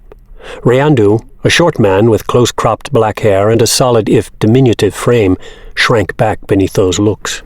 There is always the question of proportions, brother. In this case, the proportion of sin to punishment was determined long ago, and it has not been within our province to modify its balance. Someday, perhaps, we will see a different measure of things and convince the lairds of our enlightened position. For now, though, our duty is to acquiesce to the law humbly and to bear witness to its legitimacy. Oh, but it is a long journey. The three monks swept up 4 other brothers before they had exited Chapel Pride. Try not to reveal your enjoyment of the spectacle, if indeed you do find it amusing. Lying on his goose-down bed and wearing only a cotton nightshirt that reached to his ankles, the Laird of Pride Holding didn't seem quite so formidable this particular evening. Laird Pride had taken ill that very day, and now his eyes were sunken and darkly ringed, contrasting starkly to the chalky color of his face. You are the eyes of pride this night. Your presence sanctions the event under the laws of the Holding. You need do nothing but bid Benevigar to commence. Take your seat and bear witness. The old Sam Haste will preside over the course of events. He takes great pleasure in these things, you see. This will not be a crime paid for with coin. Yes, Father. Benevigar is not to allow that in these times. The Sam Hastes feel the press of the Church of Abel, you see. And what have they to offer the peasants but the surety of order contained within their codes of strict justice? You are prepared for this? I will not disappoint you, Father.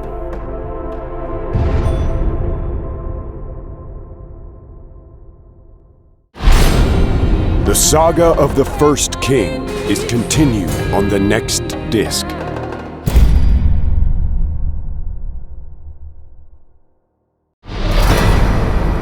Pride noted that the brothers of Abel were already at the clearing. Old Father Jarek and the others stood and sat off to one side, many with their heads bowed and hands folded in prayer. Not far from them stood Renark. Pride knew that the man had come out here, though Renark was not acting as an official of the laird this night. Pride's father wouldn't allow that, for where the Sam Hastes were concerned, he didn't consider Renark to be possessed of objectivity. Most of the townsfolk were in attendance as well, even many of the children. That surprised Pride for a moment, but then he realized the point of it all. Harsh justice demonstrated civilization, of course, and reinforced societal expectations of behavior. The guardsmen set the chairs they had brought from the castle in the proper place, at the left side of the large, flat stone that old Benevigar would use as his dais, the customary spot for the Laird of Pride to bear witness. Pride took the chair center and forward. Laird Pride is taken ill this night. A minor case of the gripe, but nothing more. Laird Pride has bidden me to serve as the voice, the eyes, and the ears of Castle Pride this evening. Pride recognized the importance of this night then, all of a sudden. He was the obvious heir to Pride Holding, as his 2 older siblings were female. There were rumors of half-brothers, but they were all by women Laird Pride had never formally recognized as wives, and so had no claim to the throne. No, it was Pride's to hold, and soon, too, he believed. Only then did he understand the significance of his father's advice to not reveal his amusement at the spectacle. The crowd went quiet as the minutes turned to an hour. The bonfire marking the clearing before the stone, the signal from Benevigar of the significance of this night, burned low, casting them all in dim shadows. Finally, a tall, lean figure made its way down the forest path and out onto the flat stone. The Sam Haste did not bend with age, as did Father Jarek, and even Laird Pride. And Benevigar was taller than almost any other man in Pride, standing above 6.5 feet. He had wild, almost shaggy gray hair, and a long, thin beard that reached halfway down his chest. He wore his simple light green robe, the Sam Haste habit, and sandals that revealed his dirty feet and his red painted toenails. He carried an oaken staff that was nearly as tall as he, with a knobbed end that made it look more akin to a weapon than a walking stick. A necklace of canine teeth framed his beard. He looked at Pride only once, gave a slight nod, then squared up to face the general gathering and lifted his arms high. Who claims grievance? A young man, his face covered in snot, his cheeks streaked with tears, staggered up before the stone in the Sam Haste, which put his head about level with Benevigar's feet. I do! I seen him! Bring forth the accused woman! The crowd parted and a group of men forced a young man and woman forward.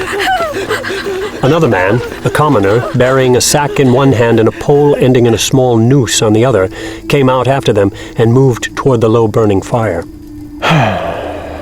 Friday knew them, the woman at least, and understood that they were young, younger than he at 18 by 2 or 3 years. Colin Duarnay was her name. He knew her family. Startled, Friday realized that Colin was the daughter of one of Castle Pride's stablemen. She was quite a pretty young thing, and Friday had many times thought of taking her for a night of his pleasure. Her soft hair was the color of straw, and it hung below her shoulders, cascading from her face in silken layers. Her eyes were not the customary blue of the folk, but a rich brown hue, not dark, but true brown. Such a waste.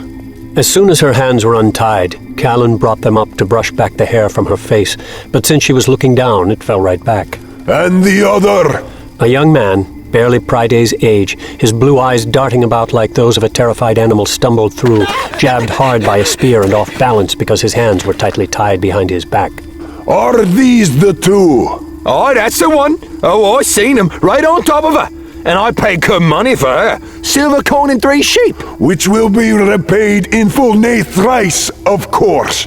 Thrice! Yes, my lord. You will be working for years to pay off the debt, you understand. All my life, if need be. Then you admit your crime?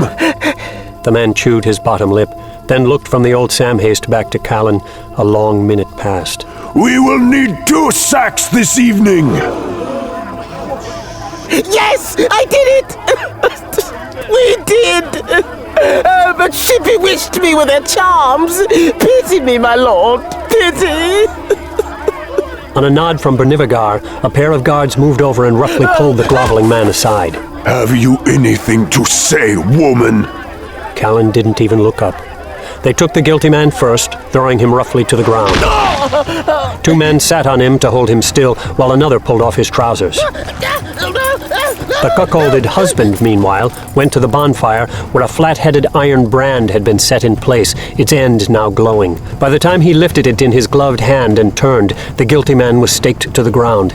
He lay on his back, naked from the waist down, and with his legs spread wide and held firmly in place by leather ties. Please! Mercy! Mercy! I'll pay you 4 times, I will! 5 times! The glowing brand went in hard against the side of his testicles. The man jerked so violently that he yanked one of the stakes from the ground. That hardly did him any good, for as he tried to kick his leg over in an attempt to cover up, he merely brought the tender flesh of his inner thigh against the side of the hot iron. The wronged husband pressed harder and slapped the flailing leg away. Finally, he stepped back. The guards grabbed the crying boy by the ankles and unceremoniously dragged him away. Bernivagar turned his hawkish gaze upon Callan once more. Have you anything to say? The woman did not look up. A nod from him had the guards eagerly stripping off her clothing. Again, the aggrieved husband went over to the fire where the handler was preparing the adder, exciting it and angering it by moving it near the hot embers. With a wicked grin, the dirty man handed over the catch stick, its noose now securely holding the 2-foot-long copper-colored snake right behind its triangular head. This is your last chance to speak, woman. If you have any words of apology or remorse, this is the moment. Callan started to lift her head as if she wanted to say something, but then she slumped back as if she hadn't the strength. Friday watched the husband, noting his wince as the guards drew the large canvas bag over his wife's head, pulled it down, then pushed her roughly to the ground and forced her legs inside. Now she flailed wildly and struggled until one of the guards kicked her hard in the back. They drew the drawstring of the sack and kicked her again for good measure. One of the guards pulled up the tied end, and the other pulled open the mouth of the bag. The husband looked around. Then he thrust the catchstick forward, shoving the adder's head far into the bag. With quick hands, the guards helped him force the rest of the squirming snake in, and the husband released one of the drawstrings and pulled back the empty catchstick. The guard drew tight the string and tied it off, then jumped back, letting the sack fall over. For a long while, nothing. It went on for many minutes. When finally the bag went still, Priday sat back in his chair, chilled to the bone. Stake her up at the end of the road, that all workmen might be reminded of her crime. With that, the old Sam Haste turned and walked away, and the crowd began to disperse. It'll take her 2 days to die, unless an animal gets her. Aye, and with the poison burning her head to toe all the while. The prince sat very still watching the sack. One delicate bare foot had come out of the end and was twisting slowly in the dirt and twitching. Priday finally managed to turn his eyes and consider the monks. Father Jarek was staring at the departing Sam Haste, his expression obviously uncomplimentary. The prince noted the young and stern one, Bathalace, had his arms crossed over his chest, eyes set determinedly. Bathalace seemed the most accepting of the group, standing in particular contrast to the monk beside him, a young man Priday did not know, whose look of horror and distress was so pronounced that the prince had to wonder if the man's eyes would freeze open. Obviously, most of the monks had no liking for this severe Sam Haste justice, but they hadn't the power to do anything about it. Priday understood, as did his father, as did Bernivagar and the monks of Abel. This scene was about much more than the life of one pitiful little peasant girl. It was about an old Sam Haste's declaration of his continuing importance. This was justice in Hans, in God's year 54.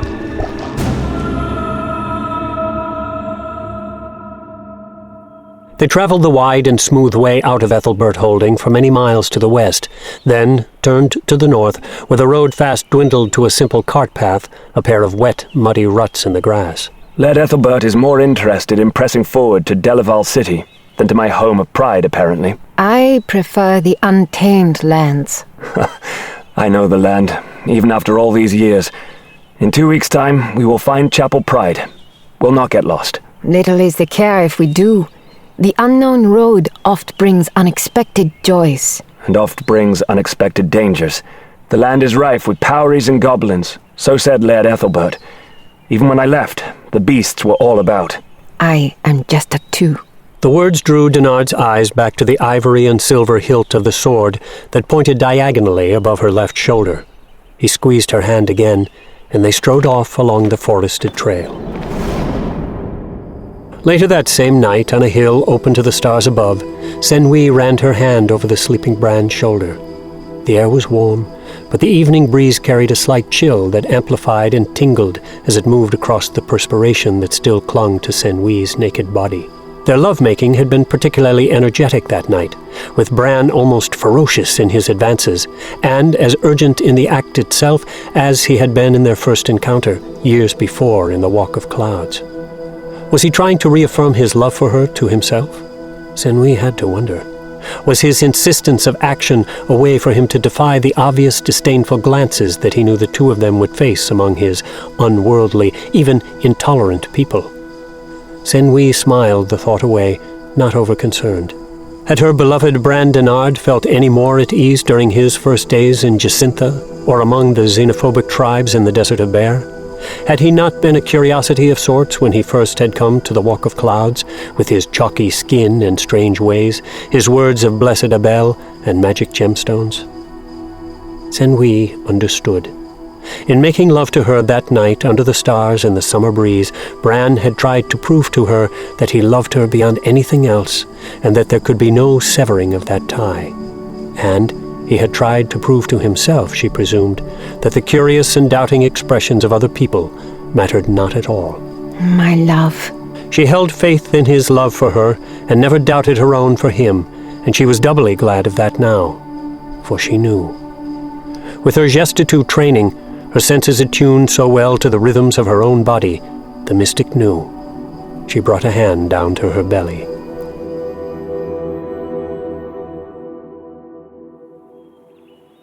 That is it. Senwi moved around the side of the rocky jut on the hillside to stand beside her husband, and followed his gaze to the distant dark shape of a formidable castle, anchored in the back by a wide, round tower. Castle Pride, home of Laird Pride, who hosts my chapel. Denard glanced toward the setting sun. This night only if we travel long after Bokri. Sunset. Bokri is sunset, as Bonul is sunrise. Tomorrow morning, then, I am anxious to return to my home, 'tis true, but I will miss our time alone. Since they had agreed that they need not make Castle Pride that night, they walked leisurely and on a meandering road, with Senwi often rushing to the side to further explore some interesting sight or sound. For their camp, they chose a bare-topped hillock, and from its apex, as the sunlight began to fade, they could just make out the southernmost reaches of the new and expanding road, less than a mile away. Your world is changing. Greatly, I would guess, when these roads are connected. But for the better. Better to spread the word of Abel. Better to take the healing powers of the soul stones to the ends of the land. Better to move about your armies. If in the pursuit of the monsters that plague the land, then yes. Senwi nodded and let the conversation go at that. She was Gesta too, and so she had studied the history of the southern lands of Bear extensively. Many times over the centuries had empires arisen, building roads and marching their armies all about. Most of those roads were lost again now, as were the empires, reclaimed by the desert sands. Senwi wondered then if the roads of other empires had crossed this land of haunts, ravaged by time and swallowed by regrown forests. She expected as much. She fell asleep comfortably in Bran's tender embrace that evening, her vision of the stars above and thoughts of eternity taking her to a quiet and peaceful slumber. Like all Gesta too, she had trained her body to remain alert to external stimuli even in the deepest sleep, and she awakened sometime near midnight. Senwi extricated herself from her husband's arms and slowly rose to her feet, staring off to the north, toward Pride. She saw the flicker of a torch through the trees, perhaps halfway to the firelight glow showing in the windows of Castle Pride. Denard crawled over beside her. What is it? A party? No, not a party. Senwi began to dress, and not in the flowery white clothing she typically wore through the days, but in a black suit of silk, the dress of a nighttime hunter. You mean to go down there through the darkness? In this instance, the darkness might prove our best ally. Denard grabbed his clothes and rushed after, not wanting to lose sight of Senwi in the night. A few minutes later, the monk found himself crouched behind a bush beside Senwi. She motioned for him to hold his place, and she crept forward toward the flickering. The hairs on the back of Denard's neck were standing on end now, for he could recognize the language of the speakers and knew them to be Pauris. He felt Senwi tense before him, then he moved past so that the scene came into view. A group of 5 Pauris stood at the end of the road, prodding, poking, and taunting a young woman, naked and battered, who had been strung up by her wrists, her feet a foot off the ground. Ah, but you're a pretty one, ain't ya? The woman didn't even groan in response, just hung there, twisting slowly and seeming very near to death, if not already there.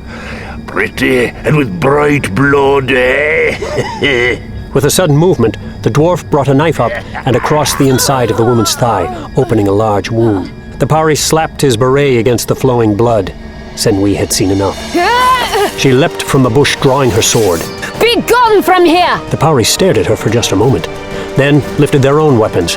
Senwi charged forward so suddenly the leader didn't even have time to react. She retracted her sword immediately, then flashed it left to right, parrying a swinging Pauri axe. Using her momentum, she slid the blade hard across the axe and thrust ahead, forcing the Pauri to suck in its belly and scramble back. Senwi couldn't finish the move, for another Pauri came in hard at her side. The other Pauris came in hard. Brother Denard had hardly registered that his wife had even moved. Still crouched in the brush, he tried to make sense of this whirling and furious combat before him. Denard knew he had to help. Senwi was hopelessly outnumbered. He brought forth the smooth gray stone and held it up before his eyes, the soul stone. He couldn't go out there physically, he knew, for his appearance and incompetence would likely hinder Senwi more than aid her. Thus, he had to go out there spiritually. He had to find his center and free his spirit through the use of the soul stone. Denard felt as if he were falling through cool water, and he was standing there, looking back at himself, on his kneeling physical body. His spirit turned and willed himself forward into the fray. He denied his trained revulsion as he approached one Pauri and accepted the invitation of its corporeal form. In he went, against his understanding that this usage of the soul stone, insinuating himself into the body of another free-willed creature, was among the most trying and repugnant possibilities offered by the gemstone.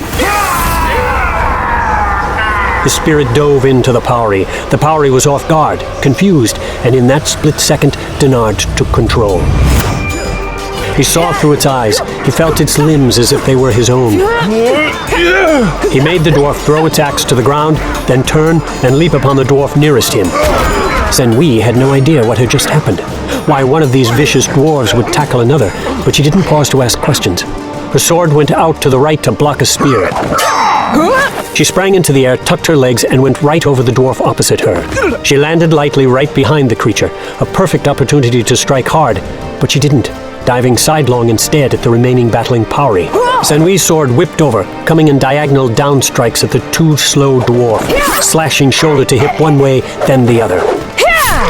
Senwi stopped suddenly, reversed her grip on the sword, and thrust it out behind her, just in time to meet the charge of another of the vicious creatures. He came forward anyway, for he couldn't break his momentum, and ran right up against Senwi. He tried to strike, but Senwi whirled and ducked under the blow, moving out to the side of the dwarf, where she gave a great tug on her sword. Senwi spun her sword, using its momentum to center her own balance once more as she turned. That dwarf was down and dying, as was the one she had slashed, as was the leader of the group. The other two were up again, off to the side, staring at her incredulously. They turned and ran off. Senwi took one step to follow, but stopped at once, turning to regard the hanging woman, then glancing over at the bushes where a shaken Denard came stumbling forth, soul stone in hand. I possessed him. Senwi responded with an absent nod, but was already focusing on and moving toward the woman. She looked up at the rope and then at her sword, but then snapped the sword back into the scabbard across her back. The gestitude brought her palms together before her and again fell into that line of energy, that center of power that ran deep from the top of her head to her groin. Senwi breathed that power forth into her arms, coursing down to her hands and her trembling fingertips. She placed a hand on the tear in the woman's thigh and sent forth her healing energy and accepted the woman's pain as her own. She felt something then, in the blood, some uncleanliness, but she didn't relent, forcing her energy into the woman, lending her strength. Senwi, do not. Leave her alone. She is an adulteress, or some other such sin. Is this how your order deals with sinners? No, not the Brothers of Abel. But this is not our province. This justice is the tradition of the land since long before Blessed Abel walked the ways of Hans. In the half-century of our church, we have made some gains and offered some concessions. This is the doing of the Samhastes, who once presided over all the folk as the clerics of Hans.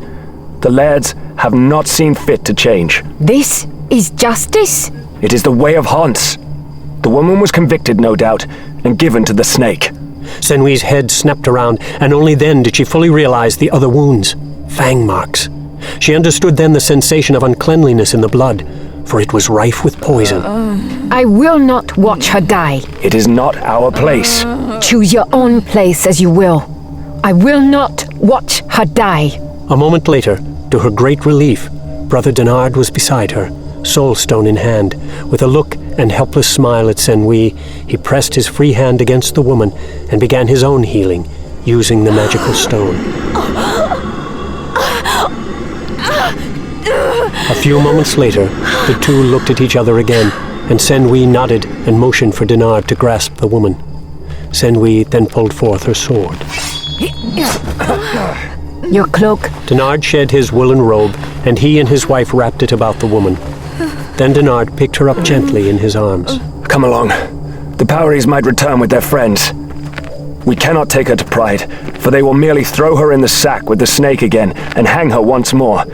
But there may be a place. Chapel Pride. Denard nearly laughed aloud at the notion, for he knew well that Father Jarek, kindly as he could be, would not go against Laird Pride in this matter. Nor would Denard, in all good conscience, even involve the others of his order in this crime. No, this burden was his own. The middle-aged man stared out the partly open door for a long and silent moment. Can it be? He held up a candle before him. He was of medium build, a bit shorter than most men, with a shaggy head of black and grey hair, and with several days of beard evident on his face. One of his eyes was quite dead, showing only milky white, but the other held a lustrous blue-grey sparkle. Garabond, my heart fills with joy at seeing you alive and well. Denard was standing before a small stone structure that was constructed on a rock out in the water, a dozen feet from the shore, along a sometimes submerged, sometimes revealed shoal. The house was built in two parts, with this, the lower level, right at the lakeside, and a higher, drier structure a dozen feet above and farther from the shore, on the higher rocks. Even with the two structures, connected by a cave and stone extension, there was little elaborate workmanship showing about Garabond's home. Just two stone-walled rectangles with thatched roofs. Bran, in the flesh, back from his travels around the world. Garabond Womack stepped forward and clapped Denard hard on the shoulder. Come in. You must tell me every detail. His enthusiasm melted almost at once as he noted the grim expression on the face of his long-lost friend. I need your help. Have I shown you anything but? Denard stepped back and splashed across the shallows to the shore, returning a moment later with the unconscious young woman in his arms. We found her, at the end of the new road. Where Bernivagar left her to die, with the blessing of Laird Pride. Yes. Are you mad? The woman was convicted and executed. She met the adder in the sack. To the joy of the folk who went to watch, I am certain. You cannot... I could not leave her out there. We met Powries dancing about her, ready to take her blood. Dead is dead. Probably better that way than from the slow poison of the snake. You had to know the truth of her predicament. You've seen old Bernivagar's work before. I could not leave her. They'll put you in her place, you fool. You cannot go against the word of Laird Pride. Your own brothers of Abel were there in attendance, bearing witness. Please. You said we. Who was with you? And more important to your own skin, where is he now? The smile returned to Brother Denard's face and motioned off into the night. Not he. My wife. But she is a pretty one. Will you help us? What would you have me do? I'm no healer. Just let us stay here for a bit. That we can tend the girl and keep her safe and warm. You ought to be the death of me. I know you can hide her. Can hide us. He has tunnels beneath the house. Keeps him safe from Powries and goblins. Though I thought you'd have slowed enough by now for them to catch you before you got your old ass into the hole. Bah! Them stupid ones don't even come around here. If they did, I'd be more likely to stand and kill them all before I'd run like a child into the tunnels. Tunnels or no, she won't be safe if Lord Pride, or worse, his son Priday, discovers that she is missing. Priday? Aye, Priday. A boy when you left. A man now. A young warrior with as much fight and mettle as the father ever knew, who makes his reputation daily against the goblins and the Powries. The world moves on without me, it would seem. Young Prince Priday would not take well to your disruption of old Bernivagar's holy ritual. Murder is holy ritual. Not murder. The Samhays carry out the executions and other punishments of convicted criminals. This young girl was a murderess. An adulteress. Senwi looked to Denard, who explained the crime in the woman's native tongue. That explanation did little to alleviate either her confusion or her disdain, however. Appeasing the Samhastes has always been important to the lairds. You know that. But you will allow us the use of your home? Come in and shut the damn door, old fool. And come along to the upper house where it's more dry. And bring along a log or two to throw upon the fire. I've some stew I can heat. And for you, pretty one... Senwi. Yes, Senwi. Pray you, go behind that curtain and find more blankets for the poor girl. Prince Priday will see the Powry tracks and think no more of it. Or he will follow your own to my house, and Bernivagar's next ceremony will feature 4 sacks.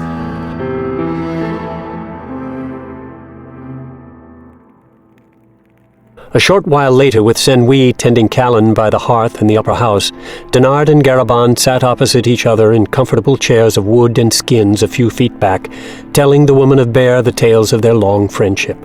The two had been fast friends since childhood, and Garabond had even tried to enter the Church of Abel at the same time as Denard. But the court of monks had seen that Garaband's motivation was strictly one of loyalty to his friend, and not wrought of any sincere belief in the church and its precepts, and so he had been refused even before Denard had set out from Pride Holding to the Mother Chapel in the north. Their friendship had not been as tight when Denard had returned a few years later, the two explained to Saint-Louis, and they both blamed circumstance and no lessening of their almost brotherly love. Denard had been busy in the town and chapel, right up to the time when he had departed for the Southland, after all, and Garaband only very rarely went to the town, preferring the solitude of his small farm east of the community. Sometimes it is easy to forget those things that are truly most important to us. And this one has always been getting me in trouble. Or the other way around. Nah, 'twas your own idea to take the ripened tomatoes from Farmer Filton. 'Twas my idea to take only the ripened ones after you dragged me to his fields. What are you doing to her? Saint-Louis had bent over the gravely injured younger woman and slid her hands under the blanket around the poor girl's midsection. She is offering her healing powers to the poor girl. Callan Duornay. She was indeed guilty of the accusation of adultery, from what little I heard. But she's not deserving this fate. Poor girl indeed. She uses no soul stone. Saint-Louis is just a two. Just one of the many marvels I have to share with you. Denard began recounting his journeys then, from the road to Ethelbert, to the sea voyage around the Belt and Buckle, and all through the wild deserts of Bear to his culminating exploration at the Gestitu Monastery. He spoke with passion and true admiration as he detailed those years spent at the Walk of Clouds with the devoted mystics, and his story lasted until the eastern sky had begun to lighten with the coming dawn. Garaband didn't point out the lateness of the hour, and neither did Saint-Louis, whose work with Callan was hardly finished. What are you going to do? In the morning, I return to Chapel Pride with Saint-Louis. Take care. Things have changed in the 10 years since you left, my friend. How so? The work on the road is hard on the people, and Laird Pride, like all the lairds of Hants, is determined that his holding will not be outdone in this endeavor. But the land is not tamed, less so than even when you left, I would say. Laird Ethelbert spoke of goblins and powries. The powries are as thick as trees, as you saw for yourself. How did you get rid of the beasts? You've never been a warrior. Denard led Garaband's gaze to Saint-Louis. Interesting. So you are not surprised to hear that we encountered powries? Oh, the bloody caps are all about. They've left me alone for the most part. I don't know why. Mayhap they think my dirty old blood will soil their berets.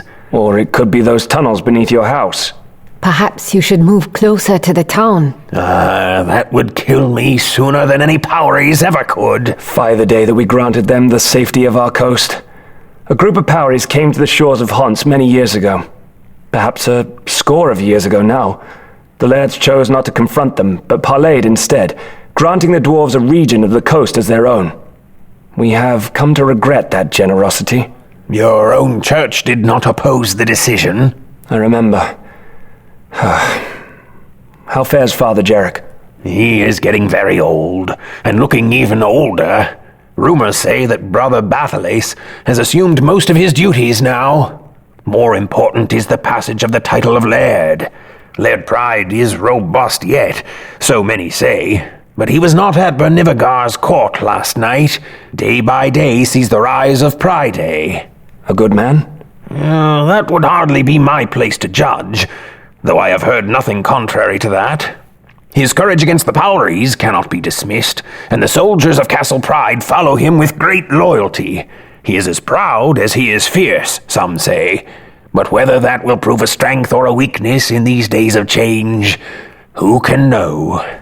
The conversation drifted away then, and so did the three companions, falling into light sleep right where they sat. Sunlight awakened them soon after, though, streaming in through every crack and opening in Garaband's old house. Denard and Saint-Louis moved to collect their packs. And what am I to do with her? She will not likely awaken today. And we will return to you this very night. Denard looked all about, then reached into his pack and pulled forth his most prized possession, the transcribed Book of Geste. He moved to the back of the two-roomed upper house and pulled open the partially hidden trapdoor, revealing a narrow shaft. He tenderly wrapped the tome and went down the hole with it. He returned a moment later without the book to see his two companions, particularly Garaband, watching him intently. More trouble you're bringing to my house? It will not remain here for long. First sign of the laird's men, and Callan's going down the hole as well. Gently, I trust. Quickly. Denard smiled, knowing the truth of his compassionate friend. Another fine, warm summer day surrounded Denard and Saint-Louis as they moved back to the end of Pride's lengthening road. Workers and soldiers were all around, some studying the myriad tracks, others looking to the empty pole where Callan had been strung. To think that they meant to work all day under the shadow of the hanging woman. Denard noted that the Powries had apparently returned after the fight and retrieved the bodies of their fallen. Still, the signs of the struggle clearly remained, a puzzle the folk milling about the area were trying hard to decipher. Are you ready to meet them? Denard regarded his wife, who seemed so uncomfortable dressed in a typical Hanse woolen tunic. The dress was normal for the land, true, but wearing it, Saint-Louis hardly seemed like any normal Hanse citizen. Saint-Louis looked up at him, her typically calm expression telling him all he needed to know. He took her hand and rose, then crossed out onto the open ground before the work area. Stand and be counted! A group of soldiers approached cautiously, fanning out to flank the couple. Be at ease, soldiers of Laird Pride, for I am of your town. Return now to my chapel. That's Bran Denard! Indeed. The time of my mission is ended, and so I return to Pride. I do not know you. The soldier was less than 20 years of age, by Denard's estimation, perhaps no more than 16. I am of Chapel Pride. You would have been no more than a boy when I departed. It is that monk. The other soldier slid away his sword and moved closer. Nods of agreement came from all around, and the warriors relaxed. Denard's relief was short-lived, though, for he noted their expressions as they scrutinized Saint-Louis, showing a range of emotions from lewd to curious to dismissive, as one might view a goat or a cow. 'Twas Powries who ran off with the girl. What do you know of it? The speaker was a slender, tall warrior of about Denard's age, whom the monk thought he recognized, though he could not recall the man's name. Captain Deepin. Denard nodded his recollection. We came upon them last night and did battle. They were too numerous for us to retrieve the girl, but we drove them away. Oh, and yet you escaped. Because of your gemstones, no doubt. More the work of my wife. Laird Pride will hear of this. Deepin reached out as if to take Denard by the arm. The monk recoiled. I am for Chapel Pride straight away. Too long have I been out on the road. I will speak with Father Jarek, and will come to the summons of Laird Pride, of course, if I am so called. The captain eyed him suspiciously, then at Saint-Louis as well. But he did back away a step, clearing the way to the road. Where did you find that one? She is my wife, from Bear. And your name is? Bonagran. Denard took Saint-Louis by the arm and led her along quickly before the soldiers could reconsider. In short order, the couple were long out of sight of the workmen and the soldiers, walking quickly down the road. Denard slowed their pace when they came to the outskirts of Pride Town and in clear sight of Castle Pride. Considering again the expressions on the faces of those folk at the battle scene, looks from soldier and peasant alike as they regarded his foreign wife. How might his brothers of Abel respond to her? He wondered if perhaps he should have left Saint-Louis with Garaband. By the Ancient Ones, it is impossible! Garaband had come back from his chores to find the woman sitting up in bed, the blankets wrapped around her shoulders. The poison had you, girl! Callan kept her head bowed, but Garaband saw her brown eyes glance up at him from behind the screen of her wheat-colored hair. The woman of Bear, no less, saved your life, girl. She gave you healing. Have you clothing for me? Garaband nodded at the foot of the bed, where a tunic and travel cloak were set out. I will be gone this morn. Callan moved to the clothing and began to dress, discarding modesty in the face of necessity. Now, take your time. Where will you go? I've family in the west. They will see to me. You've friends here. Callan stared at him for a few moments, then tightened her lips and shook her head. You need food and rest. Garaband rushed across the way and pulled open a cabinet and began searching for some food he might offer. Now, you cannot go out there now, not so soon. They'll see you and guess the truth of it, don't you see? You should let all the whispers of Callan Duane die away before you venture out anywhere where you might be seen. Memories are short, don't you worry, and soon enough, strong and with all health returned, you'll find your way. He turned with a loaf of bread in one hand and a cooked chicken in the other, but the door was open, and Callan was gone. Like all of the Abel chapels in Hants, the place was dimly lit and smoky, with few windows and many candles set about. May I help you, brother? Yes, Denard! Is it really you? Brother Bathalace came rushing down the hall to stand right before the returned brother. Greetings, Brother Bathalace. Long has been my road across ocean waters and through desert sandstorms. It is good to be home. Father Jarek will wish for a full recounting as soon as is possible. Of course. You are Brother Bran Denard, who went to Bear. Oh, I hope to serve my own mission soon in that same land. And better will you be, if you are so blessed. You have brought back trinkets and insights, perhaps, and tales of conversion. I have tales more wondrous than anything I expected. Denard turned from Brother Bathalace. Senwi, if you would. He turned back in time to see the astounded expressions of both the monks when his beautiful Baronese wife walked into the chapel. This is Senwi, my wife. He saw Brother Bathalace fighting hard, but with only limited success, to keep the incredulity off his face. Brother Denard didn't think much of it at that time. How could the man not be surprised, after all? Little did Brother Denard understand. 3 dead Poweries, so he said. Captain Deepin spoke to Prince Priday. Who can know what powers the Beast of Bear brought with her? Bah! But Prince Priday killed 5 in the last fight. Prince Priday accepted that accolade with a nod, though all in the room, including the speaker, knew it to be an exaggeration. He saw one young, promising, and amazingly strong warrior, Banagran by name, looking at him almost apologetically. You did not see her sword, Deepin? Just the hilt of it, and that alone was impressive. Peoples south of the Belt and Buckle are well known for their crafts. On my last journey to Ethelbert Holding, I saw this clearly. Keep a close watch on this visitor. I would know her movements. She was with Brother Denard, now in Chapel Pride. Any news of Callan? The Poweries took her, so said Brother Denard. If that is the case, we'll never find enough of her corpse to bother about. Make sure you take down the hanging pole early in the morning. It may serve to remind our workers of a Powery presence, and I'll have no such distraction at this time. We have far yet to travel and much more road to construct before the seasons turn, and many are already grumbling that they must be back to their fields before harvest. Captain Deepin bowed again, and Priday motioned that it was time for him and the others to go. As soon as he was alone, the prince took up his favorite mug and filled it with mead, which he drank quickly. Then, not satisfied, he moved to a small cabinet across the castle room. He pulled open the door and sorted through the metal flasks within, at last settling on one nearly full of a light brown liquid, a fine Vanguard whiskey.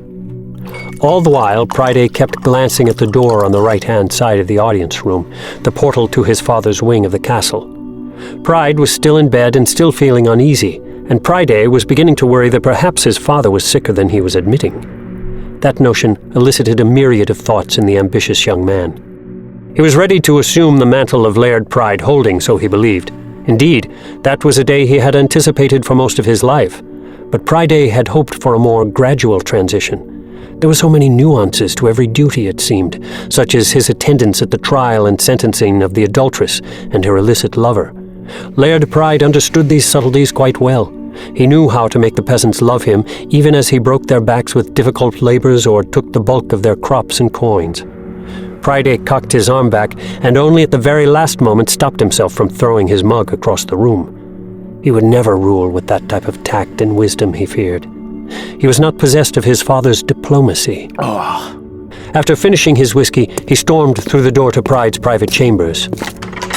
He found his father in bed, lying on his back, his eyes sunken and circled by dark rings.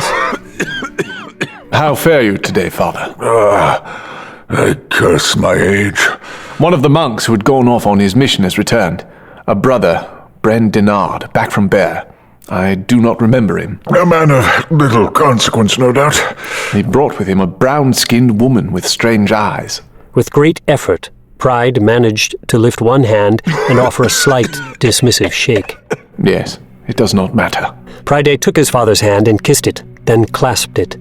He felt no strength there, and little warmth, little sense of life at all. He knew that he had to get the healers back in here with their soul stones, and had already arranged a meeting with Brother Bathalace for that very night. Priday also understood the limitations of those healers. Again, the prince had to follow two diverging lines of emotions, for beside his fear and pain at watching his father's diminishing health, there was another type of fear, one rooted in ambition and eagerness. He gave his father's hand a slight squeeze, then placed it back atop the old man's chest. He was held there for just an instant, staring at his father and feeling the hints of coming grief, and then he was propelled away by the hints of coming responsibility. By the time he reached the room where Brother Bathalace waited, his step was brisk and alive. There is word that Laird Pride does not fare well. Age wins. I will send Brother Brandinard, who is only just returned, to his side post-haste. Not that one, nor his exotic concubine. You have heard, then? I have. And you do not approve? The Church of Abel approves? You would open your texts and hearts to a beast of bear? Perhaps I should tend to your father myself. To what end? Will Laird Pride again feel the vitality of youth? My lord. Well, that is what we will now need in this changing world. The roads will connect us all, perhaps as early as the summer after next. What challenges might Pride Holding find in that new reality, when cities coalesce in a myriad of alliances? Your father's experience is founded upon the old reality of individual holdings. It is time for all of us to look forward. Yes, perhaps Brother Bathalace should be the one to tend ailing Laird Pride. The monk wiped a hand across his mouth, but could not blink. How fares old Father Jarek? He is well, for such an aged man. Yes. His successor will be determined as much by the Laird as by the Church of Abel, of course. Tell me more of this Brother Dinard fellow, and of the exotic goods that he brought back from his journeys through the wild lands of Bear.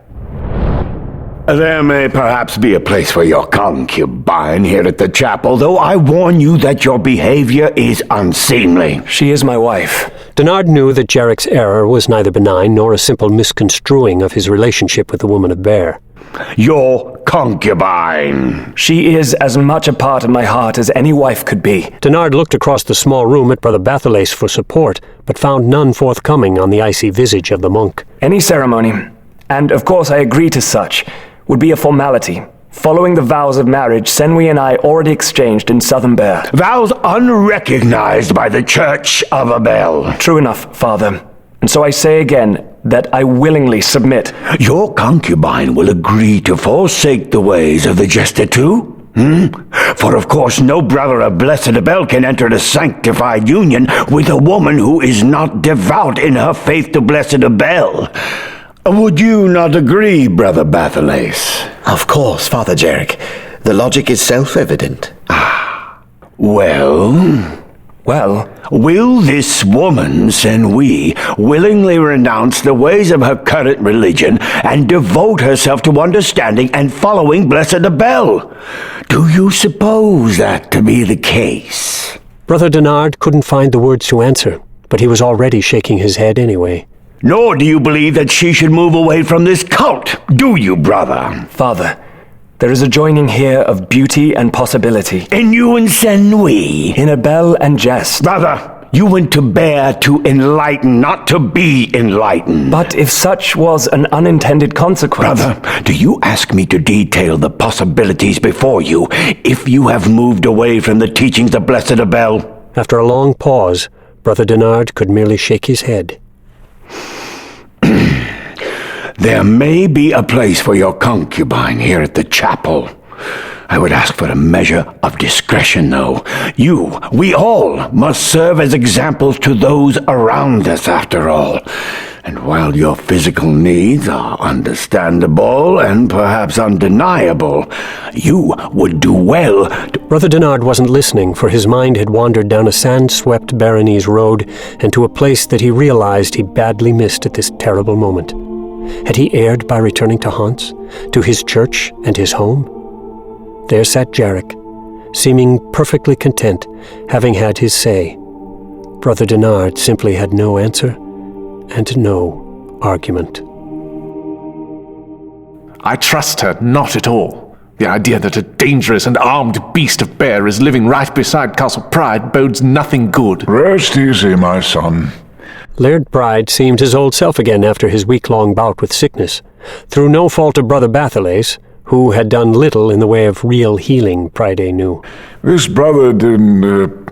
what was his name? The old man spoke to Renark, who stood in his customary spot behind the throne. Brother Brandonard, my lad. A man of little consequence, so I was told. By you, I believe. But this woman... Yes, she would indeed seem more formidable, my lad. By all reports, she slew several prowries in fair combat in a single fight. She is in the care of the monks? Yes. Brother Bathalace has informed me that this beast of bear will likely remain in the chapel as a worker. What would you have me do in that case? Am I to deny her my trust when the Brothers of Abel have seen fit to take her in? It is not within their province to deny your claim. She should be surrendered to the laird until her disposition can be properly determined. You fear her? Or is it perhaps that you fear that her reputation will outshine your own? Pryde narrowed his eyes and crossed his arms over his chest. Forgive me, my son. I have seen this creature from afar, and she is but a wisp of a thing. Who slew several powries in combat. Would you have a stranger, a foreigner, a beast of bear capture the hearts of the peasants as a hero? A foreign creature who is allied with the Brothers of Abel and not with the Laird of Pryde Holding? She should be surrendered to Castle Pryde at once. Father Jarek is not over fond of her anyway, from what Brother Bathalace has told me. I doubt he will argue against your request. You would have me take her into Castle Pryde and what? Imprison her? Until we can understand her true nature and her intent in being here, yes. Laird Pryde paused, then looked back over his shoulder at Renark, who merely shrugged. I will go and speak with Father Jarek. A wave of dizziness had Senwi leaning back in the cool shadows of an alcove, broom in hand, when the main door banged open and Laird Pryde and his entourage entered the chapel. Senwi had been uncomplaining, accepting the position offered her by Brother Bathalace as a cleaning servant in the chapel. Denard had not been pleased, of course, but Senwi had counseled him to patience. At least the two of them could spend some time together by this arrangement, which was much better than an alternative that had him serving in this dark place with her somewhere away. As a disciplined gesture too, Senwi didn't fear work, after all. Without apparently noticing the woman hidden by the shadows, the laird and his escort swept through the room and down the side corridor toward Father Jarek's private quarters. Senwi stepped out of the alcove and glanced all around. She knew that this was an unusual visit, and she sensed something deeper, some notion that the secular leader's presence here had something to do with Brandonard's return. Seeing no one watching her, Senwi leaned the broom against the wall and moved off. She headed down the corridor, turning the corner to see the laird enter Jarek's private room. Senwi paused at the wall and gathered her concentration, then lifted her chi, lightening her body weight as she scaled the decorated wall. She crawled sidelong atop a ledge, moving right above the now closed door to a transom so she could look down upon the private meeting. They were exchanging formal greetings, and Senwi reconsidered her course.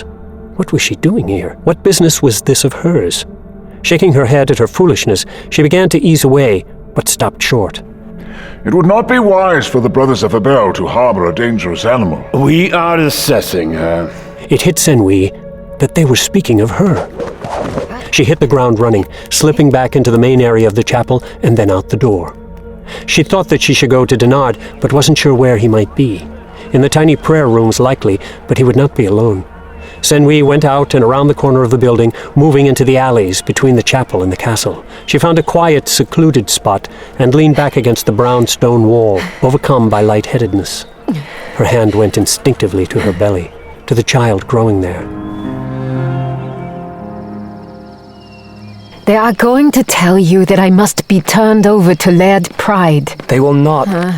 Brother Denard started to argue, but he stopped short and leaped forward, grabbing his suddenly swaying wife. You are right. Senwi. I am with child. I am pregnant with your child. Then, his eyes moist, Denard hugged his wife close, burying his face in her black hair and wondering if anything in the world could be more wonderful. Finally, after a long while, Bran managed to move back to arm's length.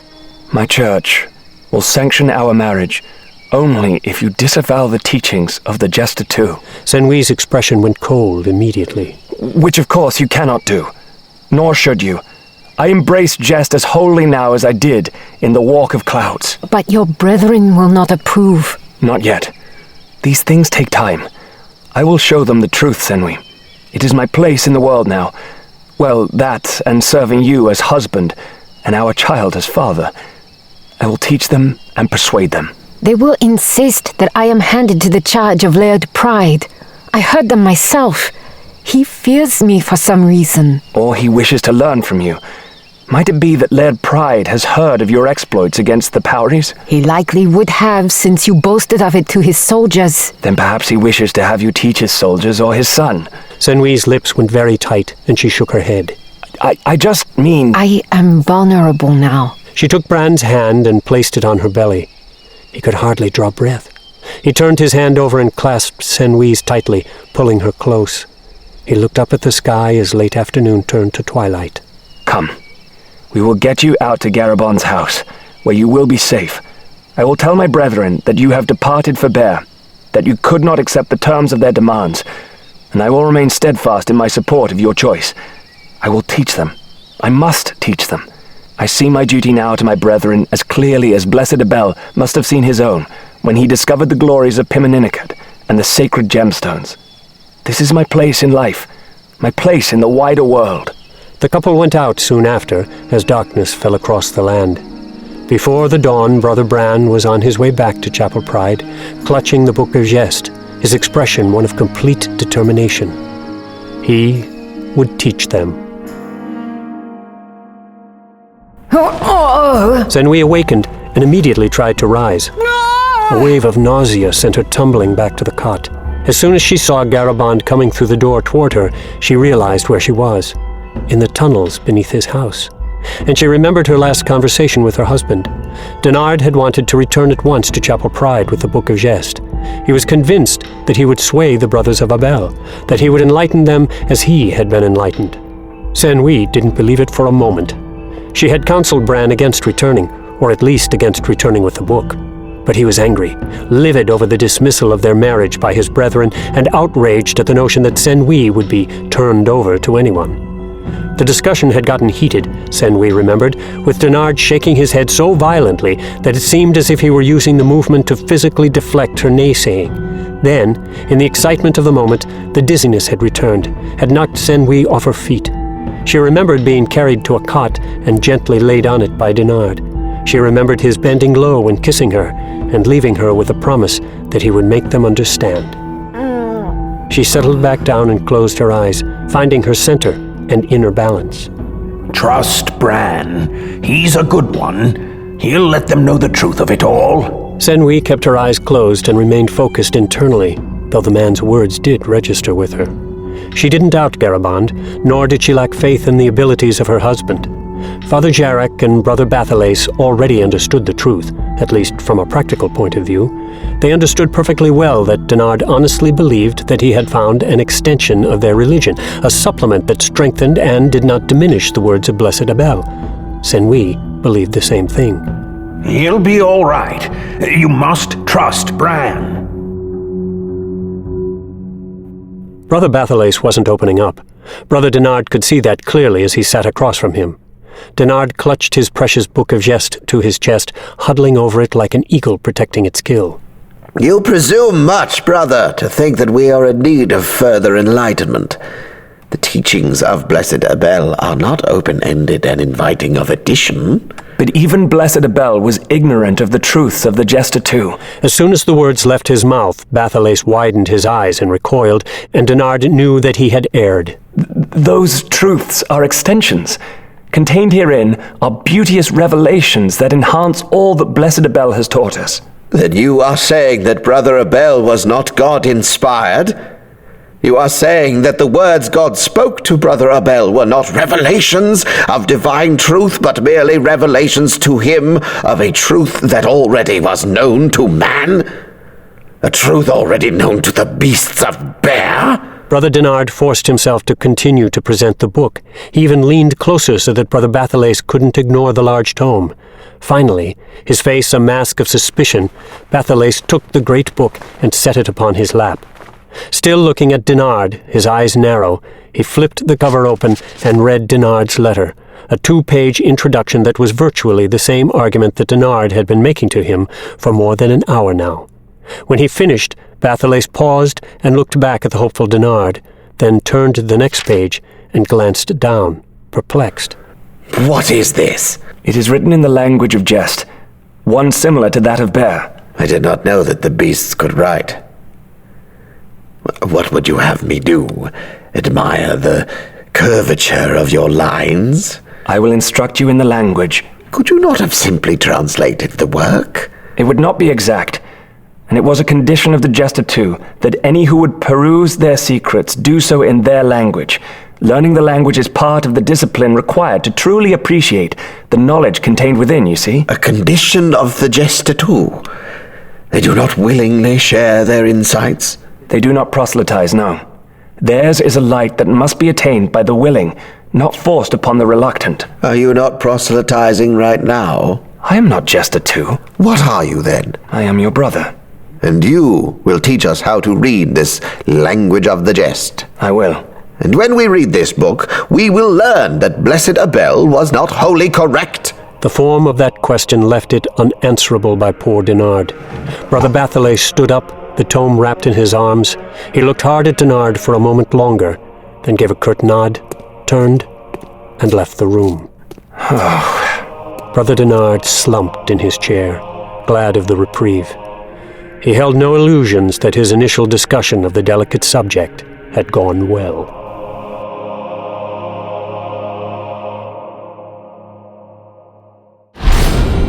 The saga of the first king is continued on the next disc.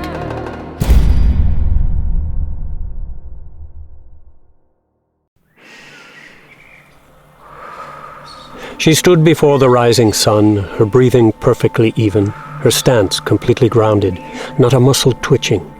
She focused on the sun, climbing slowly above the eastern horizon. In the sun, Senwi found balance. In the sun, she found inner warmth.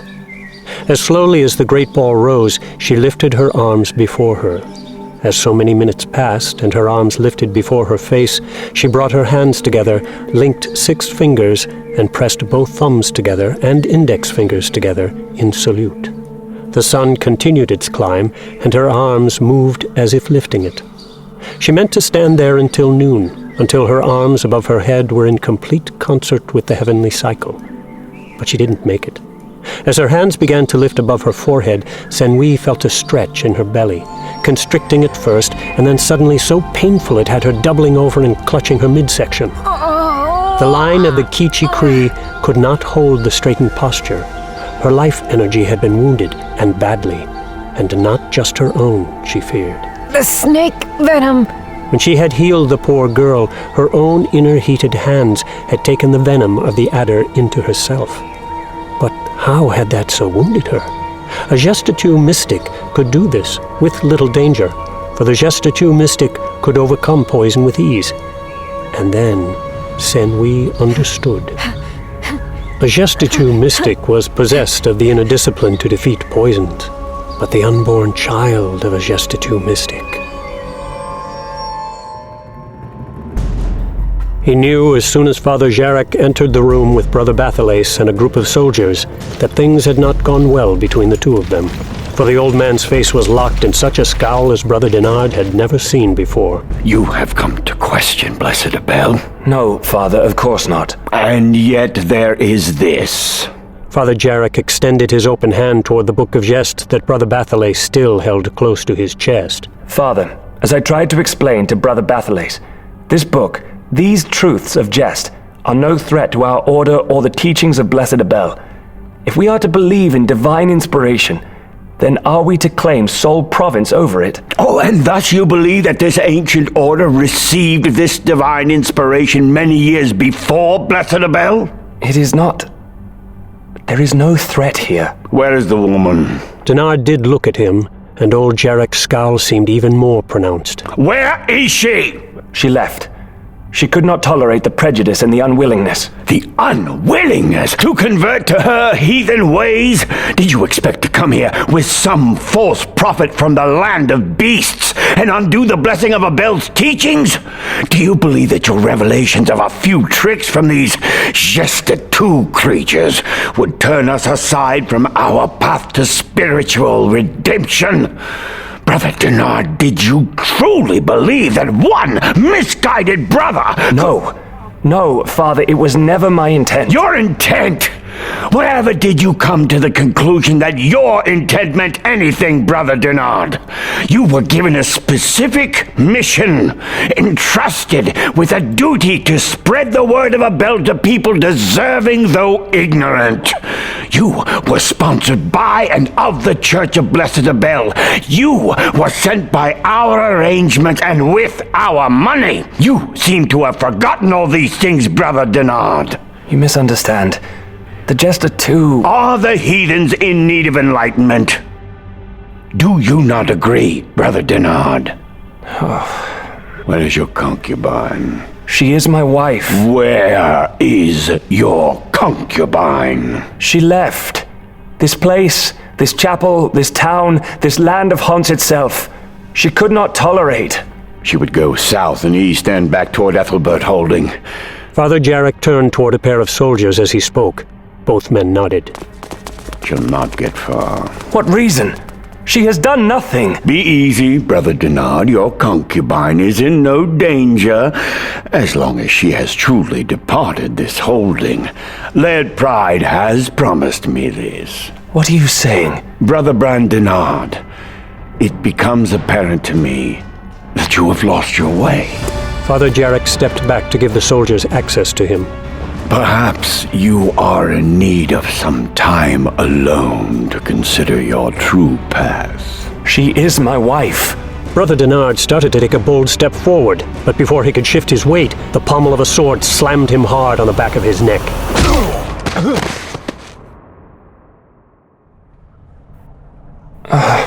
He knew not how much time had passed when he at last awoke, cramped in the dark. The dirt was muddy beneath him, the ceiling too low for him to even straighten up as he sat there. He felt some many-legged creature scramble across his foot. But all he could think of was Senwi. What had he done to her by bringing her to this place? What had he done to their child? Father Jarek sat quietly in his private chamber staring at the troublesome book. It pained him to see his former student so seduced. Jarek had been pleased to learn that Bran Denard, ever a favorite of his, had come home alive and well. No, not well. He looked again at the book on the small table. To Jarek's thinking, it would take a monumental effort to ever get the wayward brother well again. Brother Bathilais entered his room. He is contrite? He has not spoken since we put him in the dungeon. He hardly registers our presence when we go to him with food and drink. The only reaction I have seen from him at all was surprise, and perhaps satisfaction, when I asked him yet again the cause of the missing bear woman. He was pleased that she had eluded us these 3 days, and likely now we will never find her. Perhaps that is for the best. I fear that if we await contrition before releasing Brother Denard from his cell, that he will die in there. Though perhaps that too would be the best course for all. Father Jarek answered that with a scowl. Better even for Brother Denard. His path is a road to eternal damnation. Perhaps he has not yet transgressed too far for divine salvation. Unrepentant sinners are not welcomed by Blessed Abel, who sits at the feet of God. Keep him incarcerated another week. By then we should know the more about the missing woman. And if she has not been found? Well, I have no desire to see Brother Denard dead in our filthy dungeon. If the woman is not found and our wayward brother has not repented, we will accommodate him more comfortably in a room within the chapel proper. A cleaner cell? But a cell, nonetheless. I am willing to spend as much time and energy as we can afford to bring Brother Bran Denard back into the ways of the Order. But he will not proselytize this bastardized version of the message of Blessed Abel. That is not a point of debate. Laird Pride will agree to this? Laird Pride will see no threat in Brother Denard as long as we keep our reins on him tight. And I assure you, Brother Bathalace, that Brother Denard will know no freedom until he sincerely repents. A week later, Senwi had not been found, to the increasing frustration and anger of Prince Pride. But, true to his word, Father Jarek had ordered a haggard and ill Brother Denard brought from the dungeon and placed in a secure room in the chapel. Denard had lost a great deal of weight, and his body was covered in sores from the standing water and mud. That night, Father Jarek went to him, the Book of Gest in hand and Brother Bathalace in tow. He dropped the book on a table near the bed where the ragged-looking Brother Denard was half sitting. Have you something to say to me? You wish me to translate the tome for you? Father Jarek's expression grew very tight, and he scowled at Brother Bathalace. He is to have no visitors. His chamber pot will be replaced every morning, and he will be served meals in accordance with the other brothers. But you will not leave this room. Understand that edict, foolish brother. If a brother you remain, upon pain of death, you are not to leave this room. You did not even ask him about the woman. You heard his response. A misconception regarding your request? He may have thought that his release had been incumbent upon our lessening our opposition to this supposed knowledge he has brought back. The mere fact that he still harbors any uncertainty concerning that tome, or that he still holds, as his tone evinced, any desire to share the words confined within its pages, is all the proof I need that our wayward brother has not come to the truth. Let him fester through this season and the next. When winter's first winds blow against the walls of Chapel Pride, we will return to him. She was having a good day, relatively speaking. Senwi had found some measure of energy and strength that morning, and after nearly 3 weeks of seclusion inside Garabon's house, she had dared to go out into the sunshine. She stayed close to the cottage by the lake, though, well aware that the authorities of Pride Holding were seeking her. She managed her Gestitude training ritual that day as well, and though a light-headed weakness did return, Senwi pressed through the ritual to completion. She was still outside, sitting in the shadow under the eaves of the house, when she saw Garabond approaching, returning from one of his rare visits to the town. She saw, from his expression, that things in town were not well. Where is Denard? You should not be outside. They are still looking for you. Where is Denard? Tell me. He is alive, but under guard in the chapel, so I heard. You and Brother Denard are the talk of all the town, of course. They are not mistreating him. Who can know what the brothers do? I doubt you'll be well treated if Prince Pride and his soldiers find you. And that is our main concern. No. Yes. There is nothing we can do for Denard. And do not forget that it was his choice to return to Chapel Pride.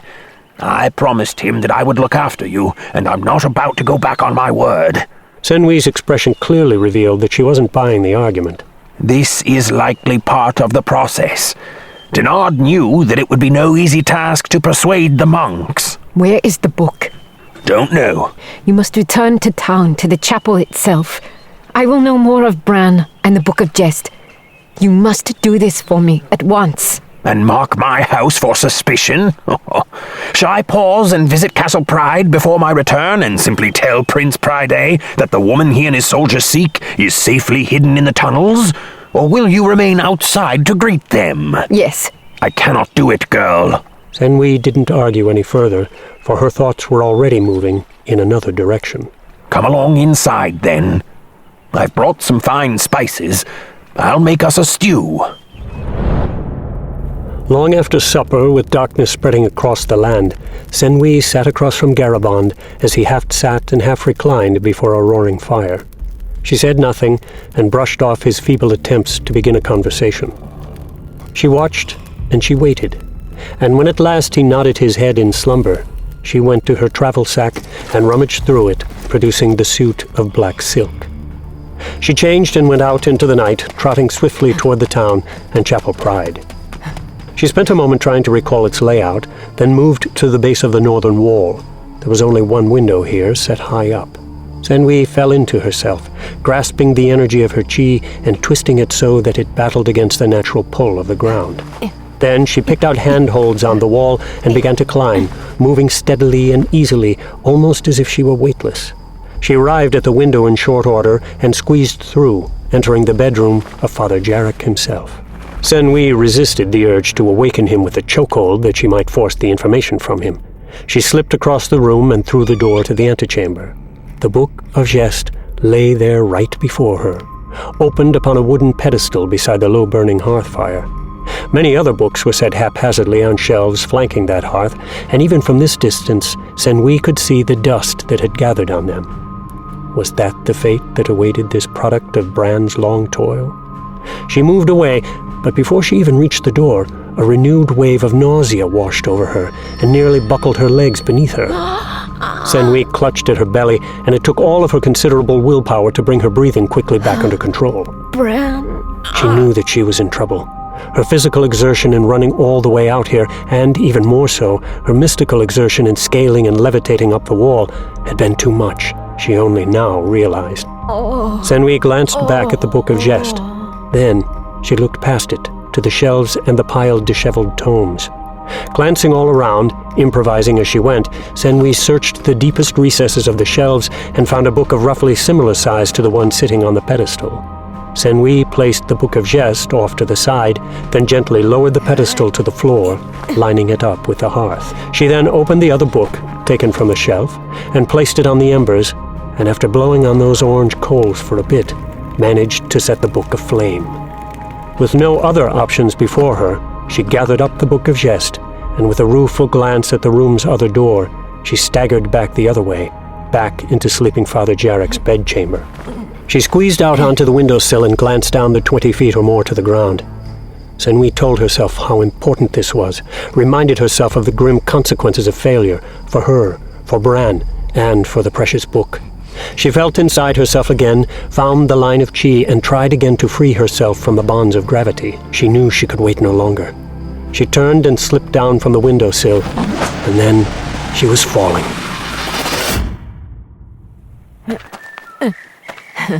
She arrived at Garabon's house many hours later, after the dawn, dragging one broken leg, barely conscious, and trembling violently in the grip of a high fever. She was still clutching the book. Senwi heard the birds singing every day, but never did she open her eyes at their inviting call. She felt the movement around her and knew it to be Garabond, but he was too distant, and nothing could bring her forth from the damaged shell of her physical body. She tasted the cool water and warm broth when he managed to get some into her mouth, but they were sensations of another time and place, of another world altogether, it seemed. For most of Senwi's thoughts remained inward, sharing herself with her unborn child, offering her love and her warmth, watching the awakening of consciousness. It seemed to her such a beautiful and comforting thing that a piece of Bran and a piece of herself should create an entirely different and independent little being. She felt its presence keenly within her own corporeal coil, and knew after a time that it sensed her as well. One morning, Senwi blinked open her eyes. Curtains covered the room's small window, but the brightness stung her nonetheless. She lay there as time passed. She knew not how long, hours perhaps, before the door was finally pushed open and Garabond, looking weary and downtrodden, walked in. He moved by the bed, a small cup in hand, and it wasn't until he was even with Senwi's head that he noticed her looking back at him. Are you there? Garabond. By God, I thought you'd never awaken. All these days and weeks. How long? You've been away from me for almost 5 weeks. Bran? Oh, I saw him just 2 days ago. Every passing week, the brothers at the chapel afford him more liberties, though he is not yet able to move about unrestricted, and certainly not out of the chapel. He longs for you. I heard that in his every word. But he cannot come to you for fear that you would be discovered. Led Pride and that son of his are a stubborn lot. Someday. Garabond nodded and started propping up her pillows. Let her sit you up a bit. You have to get some food in you. for the sake of the child in your swollen belly. Senwi felt his hand touch her there. When she looked down to regard that gentle hand, she saw that she was beginning to show her condition.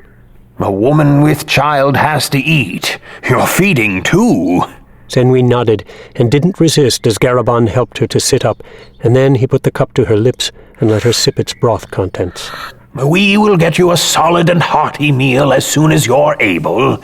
I promised Denard that I would take care of you, and I'm not about to let your stubbornness get in the way of that. Brother Denard's eyes and thoughts were fixed on the wider world beyond Chapel Pride's open gate as he swept the falling leaves from the courtyard's paths. It was late morning, and already he had been out longer this blustery autumn day than he had in many weeks. Senwi was somewhere out there, pregnant and ill. Every fiber in Brother Denard urged him to run off to her bedside, to hold her and kiss her, to tell her that he loved her and to help her back to him. Nothing else in the world, not even his beloved church, seemed to matter beside that image of stricken Senwi. For though Garabond had assured him in their brief meeting that she was strong and would pull through, Denard had heard the undercurrent of fear in his seemingly confident tone. He was gaining some measure of freedom here, at least. He had only recently learned of the accident in Father Jarrick's chamber and the destruction of the Book of Gest, and while his spirit sank at the great loss to his brethren, and while his heart ached at the thought of his most precious work undone, all that paled in comparison to his fears for Senwi and his unborn child. He prayed that Senwi would fight through this illness that had befallen her, and that one day he would be able to see their child and hold their child. Brother Denard, come inside, now. Denard turned to see Brother Bathalace bidding him to come in. He moved into the shadows within the chapel door tentatively. Bathalace was waiting for him just inside. Yes, brother? We have received word concerning you from Chapel Bell. What? Of course, we dispatched a courier to Chapel Bell with word of your return and your surprising cargo, book and human. Your fall from the teaching of Blessed Abel is no small thing, not as inconsequential as your death might have proven. Denard accepted those stinging words without argument. The brothers at the Mother Chapel will speak with you. As soon as winter lessens its grip upon the land, you will travel north to deliver a full accounting of your journeys in the land of Bear. A pity that the book does not survive, for I am certain that it would have proven of great interest to our brethren. When? At the first onset of spring, as soon as the roads are clear. How long? I mean, where will I... Will I return to Chapel Pride? Is there something wrong, Brother Denard? No, Brother Bathalace, of course not. It is just that I am weary of the road. And the knowledge you have brought back with you from Bear is important to us, of course. If we are to send any more brothers into that vast southern land, as we surely will, then the information you provide may help keep them safe. There are fewer threats to us in the southern lands than you believe. I offer this to you as your friend. When you are before the brothers of Chapel Bell, you would do well to adjust your thinking more clearly in compliance with the edicts of the Church concerning the people of Bear. You would do well to remember, Brother Denard, that you went there to teach them, not to be taught by them. It wasn't until nearly a week after awakening that Senwi realized just how badly her leg had been injured. The limb would not hold her weight. Even using her Geste powers of healing and concentration, Senwi knew that it would be a long time before she walked again, if ever. That wasn't her primary concern, however. Her body was in such a weakened state that she could hardly find her line of chi, and even less so that of the child within her. She spent many hours sitting by the window, admiring the beauty of the vibrant coloring appearing on the leaves of the deciduous trees. Senwi had never seen anything like the autumn foliage, or the dance of the leaves as they tumbled from the trees, catching the wind and spinning through every unpredictable fall. Bran Denard had told her of the seasons in his homeland, something unknown in southern Bear, and Garabond had expanded upon that information now that he had the visual elements showing clearly before them. The leaves would fall, and the trees and the land would go dormant through the winter season with its blowing snow and bitter cold. And then, in the spring, the buds would bloom anew, renewing the cycle of life. Senwi found that notion comforting through the long days, and she used it to bolster her resolve at those dark times when she felt as if she must fail. All would be better in the spring. They believe the book destroyed, even Denard. Senwi looked at Garabon, tilting her head, not sure of how she should take that. He is devastated by the thought that his work of all those years is no more. But you did not tell him. I would do anything to lessen his pain at this time, and most of that pain comes from his separation from you and not from the loss of the book. But no, I did not tell him. I feared that someone might be listening. You feared that he would be foolish enough to again try to foist that book upon them. Garabon didn't answer. He is a stubborn one. Senwi slipped her hand under the bed and with great effort brought forth the Book of Jest. Do you read? I am one of the few outside the Church of the Abel who does, yes. Come then. I will teach you the language of jest. You will see what your friend has spent the last years of his life creating. Garabond hesitated. Come. With not much time. The sun is already nearing its apex. Garabon stepped back out of the room, but only to retrieve a second chair. Searing lines of fire ran through her ravaged body, but Senwi did not cry out. They were down in a smoky tunnel where Garabon thought that they would be safer during this trying and noisy process. These storms are usually for the middle of spring. Garabon saw clearly that Senwi wasn't paying him any heed, that she was locked in a life and death struggle against the waves of agony. Never had he felt so helpless. He hadn't ever watched a woman give birth before, and now here he was serving his midwife as the only support, and her pregnancy had not been going well for many months. What can I do for you? Senwi didn't answer, other than to take his offered hand and squeeze hard. Inside her, Senwi felt as if someone were grabbing her line of Kichi-Kri, pulling and jerking it back and forth. She tried to find some sense of center, some focus of energy, but there simply was none. Spasms shot through her as if they were drops of acid being splashed within her. She reached with all her powers to try to touch her child, to try to find its life energy, and there was something strong in her womb, a powerful force. But it was not a line she understood. It felt as if the thread of this one's chi had been frayed. More pain built within, faster than she could let it flow from her, and deeper within, the pressure built against the inside of her birth passage. She felt her skin ripping, felt a sudden surge of agony and a contraction of her muscles so powerful that she was certain they must be tearing themselves apart.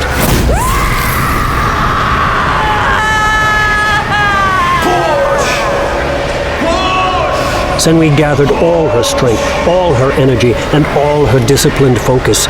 She lifted the thread of her chi, balling it into a formidable force just above her struggling child. Then, as surely as if she were pushing with her hands or legs, she forced that energy down, down. Her skin ripped a bit more, and then she felt a rush of sudden coolness, a great release of pressure, and all her lower body went comfortably numb. She lay there for some time in the cool darkness of semi-consciousness, her body falling into a deep state of relaxation, muscles sinking into the bed as if she were being swallowed by it. Moments slipped past in blissful emptiness, with not a spot of light marring the blackness or a whisper of sound defeating the silence. Not a whisper of sound. Not the beating of her heart. Not the cry of a newborn baby. She was dying. She knew that, and she didn't fight it. Not then. Perhaps it was time for her to surrender. Her child was not alive. Senwi realized that her child was not crying, was making no sounds at all. She concentrated her life energy and grabbed at her heart, forcing it to beat. She sent her thoughts back through that blackness as if she were climbing out of a deep hole, and she finally saw a glow of light. She raced for it, desperately now, as she realized that her child was not yet alive.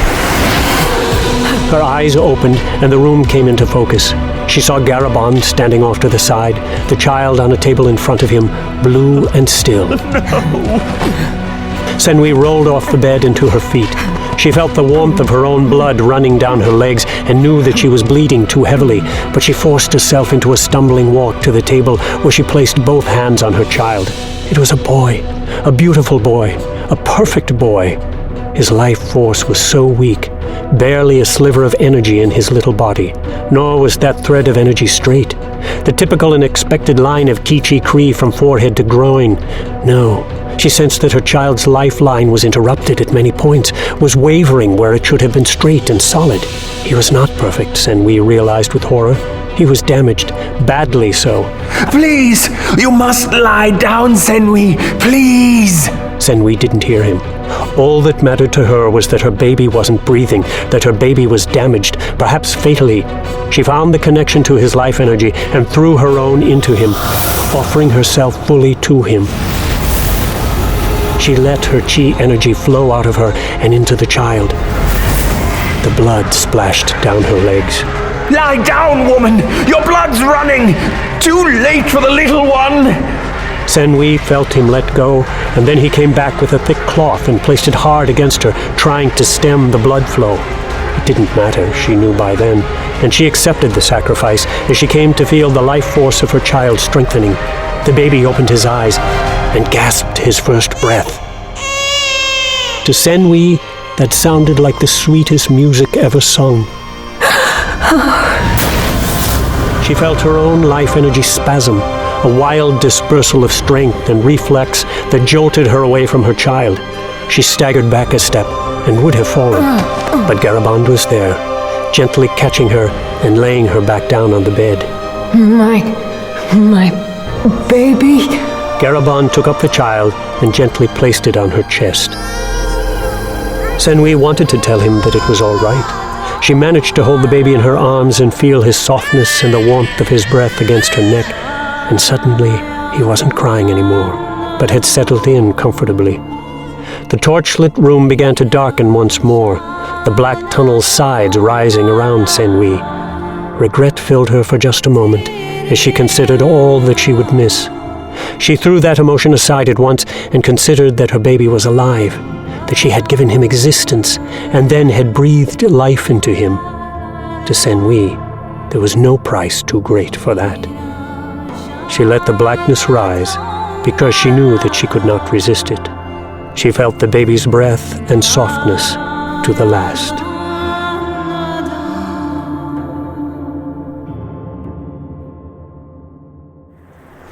He hated leaving the child alone, but Garaband didn't know what else to do. Denard had to know of the babe, and of the fate of Sen-Wi, whom Garaband had buried on the small island on the lake. The island where a younger Garaband and Bran Denard had spent many of their finest childhood days. 2 weeks had passed since the child's birth, and Garaband still had not named him. He hurried all the way into town that cold and wet late winter day. He concocted a story of illness, a general soreness in his legs that would get him into Chapel Pride, begging healing from the brothers. So when he got in sight of the town, he slowed and began walking awkwardly, favoring one leg. He found no resistance at the chapel doors. The common area was nearly deserted this day. Garaband limped in and took a seat. May I be of service to you, my friend? Garaband knew the younger man as Brother Riandu. The cool rains got into my bones. I've come to beg a bit of healing, if that is possible. I'll be putting my crops in soon enough. Oh, but I doubt I could bend over to work the ground. I haven't seen you regularly in church. It is Master Garaband, is it not? Aye, that is my name, Garaband of Pride. I live a long way out, brother, and with my weakened knees, the journey is painful. Perhaps if you gave some healing to me, I would be a more frequent visitor in the chapel, bringing donations, what little I have, every time. Brother Bran Denard, he promised me some healing if I could return to Chapel Pride after the snows. He did. Our God as my witness. Of course. Go and get him then. Go and tell Brother Denard that his old friend Garaband is here. He'll take that cleverness from your face, I do not doubt. That would be a rather long walk for me, friend Garaband, for your friend Brother Denard is not here. At the bidding of Father Jarek, he has gone north to Chapel Abel. I doubt that he will return before the next winter. Garaband fought hard to keep his eyes from widening with shock and fear. What was he to do now? Shall I ask Father Jarek to come and speak with you? Or tend your sore knees, perhaps? Have you any healing to offer my old bones? The gifts of God are not without recompense. You would find Chapel Pride more accommodating to your pains if you more regularly attended the sermons of Father Jarek and Brother Bathalaes. Garaband turned his gaze from the useless Brother Riandu and slowly rose. He continued to limp slightly as he made his way out of the chapel, then hardly at all through the rest of the town. Once past the gates, Garaband picked up his pace steadily until he had broken into a run, propelled by fear more than anything else. Senwi was gone, Denard was gone, leaving him with a child to raise, at least until the following winter. Brother Bran Denard huddled under his heavy cloak, bringing his hands to his chest. He had wrapped his fingers in fur, but that was hardly sufficient against the biting cold wind. Head bowed, leading a donkey, the monk plodded along. Only a week out from Pride, with perhaps 100 miles behind him, Denard had found that winter had not yet let go. All that he had thought about when leaving the chapel was Senwi and Garaband. She would be close to delivering the baby now, he knew, if she had not already. How he wanted to go to her, but he could not, for he had left Chapel Pride escorted by soldiers. Even after that, Denard had been aware of eyes watching his every move, scouts for the prince and for Father Jarek, no doubt. If he turned in the direction of Garaband's house, he would give it all away. Thus, he had continued along the northern road, hoping only that he would reach Chapel Abel and be done with his business quickly. Let me have your cloak, then. Denard straightened and looked up, left and right, and as one patch of blowing snow thinned before him, he saw a diminutive but undoubtedly solid figure standing in the road. Give me your cloak now, come on then. I'm freezing me arse off out here. You let me use your cloak a bit and I'll let myself wear it in turn, and both of us will get through this wretched storm. Come on then. Poor Denard didn't know what to do. He thought of attacking the dwarf, but his hands were so cold he doubted he could grasp a weapon. He knew that he shouldn't trust a Powery, but still, this was not a normal circumstance. Denard reached up and undid the tie about his neck, then pulled the cloak back from one shoulder. There you go. Giving me a good target. Denard didn't see the sudden movement, but he saw the spear flying his way. He tried to dodge or duck, but he was too late. The spear drove into his chest. He was only half aware that he was sitting. He was only half aware as the dwarf pulled his cloak from him. He was only half aware when the dwarf wiped his beret across the bloody wound in his chest. Then the Powery kicked him in the face, but he didn't feel it. All he felt was the cold wind, slowly replaced by the colder chill of death.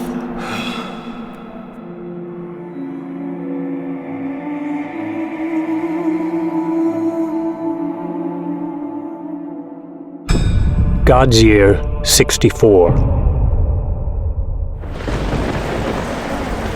Heavy rain poured down, running in sheets across the steep slopes of the rocky coastline. Friday looked down across the jagged, blood-soaked rocks and shook his head, his long brown hair flying. The warriors had dislodged the Poweries again, but had gained only a few score yards of ground. The dwarves had merely retreated to the next defensible high ground in this up-and-down terrain of one fortress-like stone ridge after another. And there they were, digging in, no doubt, and preparing the next ridge after that one for the next retreat, forcing the humans to battle for every inch of ground. Banagran walked up beside his prince and dropped a trio of berets at Priday's feet. You claim them as your own, my liege. Priday looked at his dear and loyal friend. Banagran was a giant of a man, not so much in height, though he was several inches taller than the norm, but in girth. His shoulders were nearly twice as wide as Priday's, and Priday was no small man. And his bare arms were as thick as a man's thigh, with the corded muscles one would expect on the hammer arm of a blacksmith. His black hair was long and dripping in the rain like Priday's, and though he tried to keep his beard short and his cheeks clean-shaven, as was the style of the day, the long days and difficult conditions were allowing that beard to get away from him. Even with that scraggly look, however, Banagran kept a youthfulness about him, with a broad and often flashing toothy smile and cheeks that dimpled. His face often turned red, either in mirth or battle lust, and that set off his dark eyes and eyebrows, which seemed really like a single thick line of hair. Friday glanced down at the berets. So Banagran had killed 3 more in the latest fight. He was making a reputation for himself that would resound from one end of Hunts to the other before this campaign was done.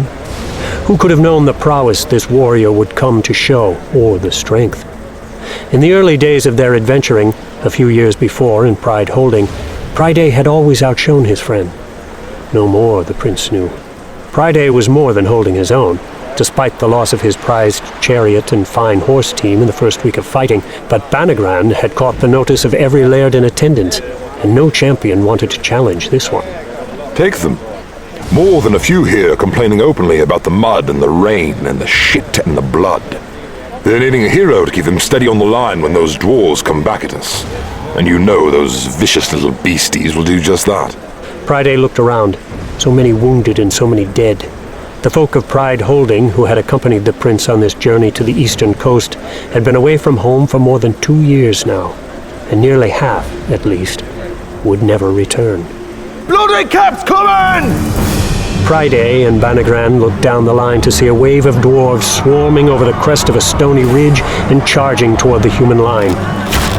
Archers let fly, but the barrage hardly seemed to slow the fierce dwarf advance. Right beside you, my liege. They're going against Ethelbert's line. The dwarves bunched together at the base of one ravine and began scrambling up. Above them, the men of Ethelbert Holding threw rocks and launched arrows, but the dwarves pressed through the volley. Take the men down. My liege? Bring the men of Pride into the gully. We'll cross below the fighting, and when Ethelbert drives the Powries back, they will find the metal of Pride Holding blocking their retreat. Yes. They'll have the high ground coming against us, but they'll have no coordination across their line. Yes, my liege. Banagran hustled off, calling the men of Pride to order. Onward! Prince Priday led the charge straight ahead and down the rocky slope. They swept into the gully, then turned south. Before Priday's forces could position themselves, the dwarves above to the west, apparently seeing the Vais closing about them, began to break ranks and came charging back down the slope. Tight groups! See to your kid! Half the dwarves tumbled in their flight down the steep ground, but if that bothered the hardy, barrel-chested folk, they didn't show it. Like stones rolling, they hit the lines of the men of Pride. Banagran and Priday spun, looking to see where they could fit into the continuing brawl. One group of Pride men nearby was sorely pressed by a trio of dwarves until the prince and his champion leaped into the fray.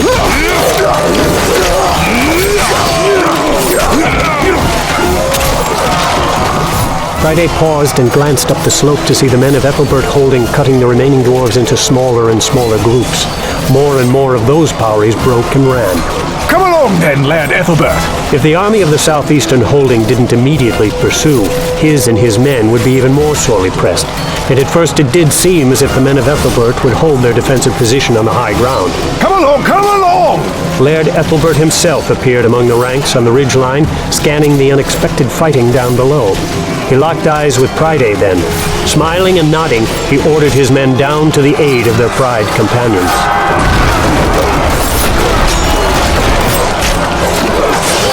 Powries broke left and right. Some tried to cross the ranks of Priday's men, all in a desperate effort now to get away. And many did escape, but many did not, their blood running with the rainwater along the stones of the gully.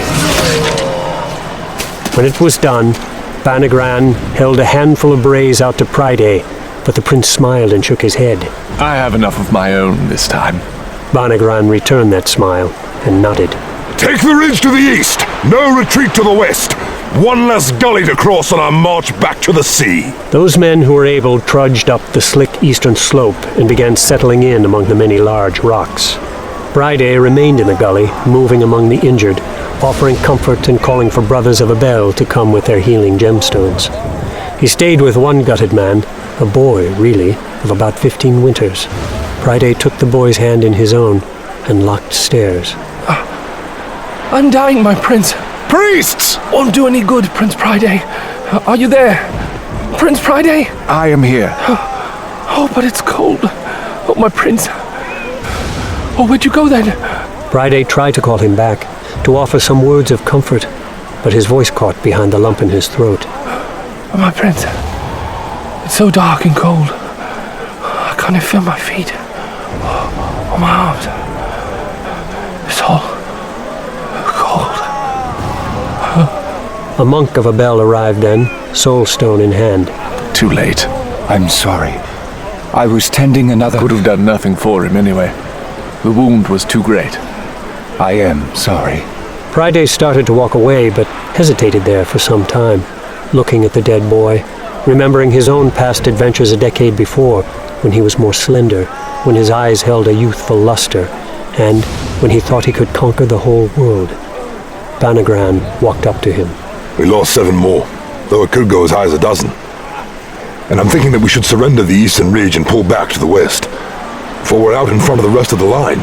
The southern men did not advance. Laird Ethelbert retreated as soon as the last of the dwarves went out over the eastern ridge. And probably wise that he did. None of the other lairds saw fit to advance, and we'd all be sticking out like a spur begging to be clipped. Those Powries are not fools, my liege. They could use the same twist on us that we just used against them. Sweep in behind us and cut us from our kin. Make sure that all the wounded and the dead are brought back behind Laird Ethelbert's lines. Then bring our charges all back to the crest north of Ethelbert. A fine fight, but no ground gained. No ground lost either. Prince Priday continued to scan the rocky area. Wet, cold, and aching from head to toe, he was weary of this campaign. The combined armies of Hans had chased the Powries to the coast in short order, but it had been day after day and week after week of fighting since. One ridge at a time. That was among the most daring maneuvers I have ever witnessed, Prince Priday. The two turned as one to see Laird Ethelbert walking his warhorse down toward them. I grow weary of advancing one ridge and then retreating to the previous. 3 forward and 2 back. But still, more than a few bloody caps met their end this day, thanks to the daring maneuver of the men from Pride Holding. If Laird Grunion and his men had closed from the south, more would lie dead. Night is falling, and it will be a dark one. After this rout, the dwarves will not return before dawn. Take supper with me in my tent this night, my friend Priday, and pray bring your champion with you. Priday watched the Laird of Ethelbert dos Entel as he turned and casually paced his mount away. Ironically, it was exactly that steadiness and solidity that for a moment unnerved Priday. He couldn't dismiss the stark contrast of Ethelbert in his shining and clean armor, so calmly walking his warhorse past the torn bodies of fallen men, some dead, others grievously wounded, some even reaching up toward him desperately. That's what it was to be a leader among men in Hans. The godly separation between laird and peasant, between noble and common. Ethelbert was above them. Priday could clearly see. The prince thought of the boy who had just died. A peasant. A commoner. Priday shrugged and put the boy's dying words out of his mind.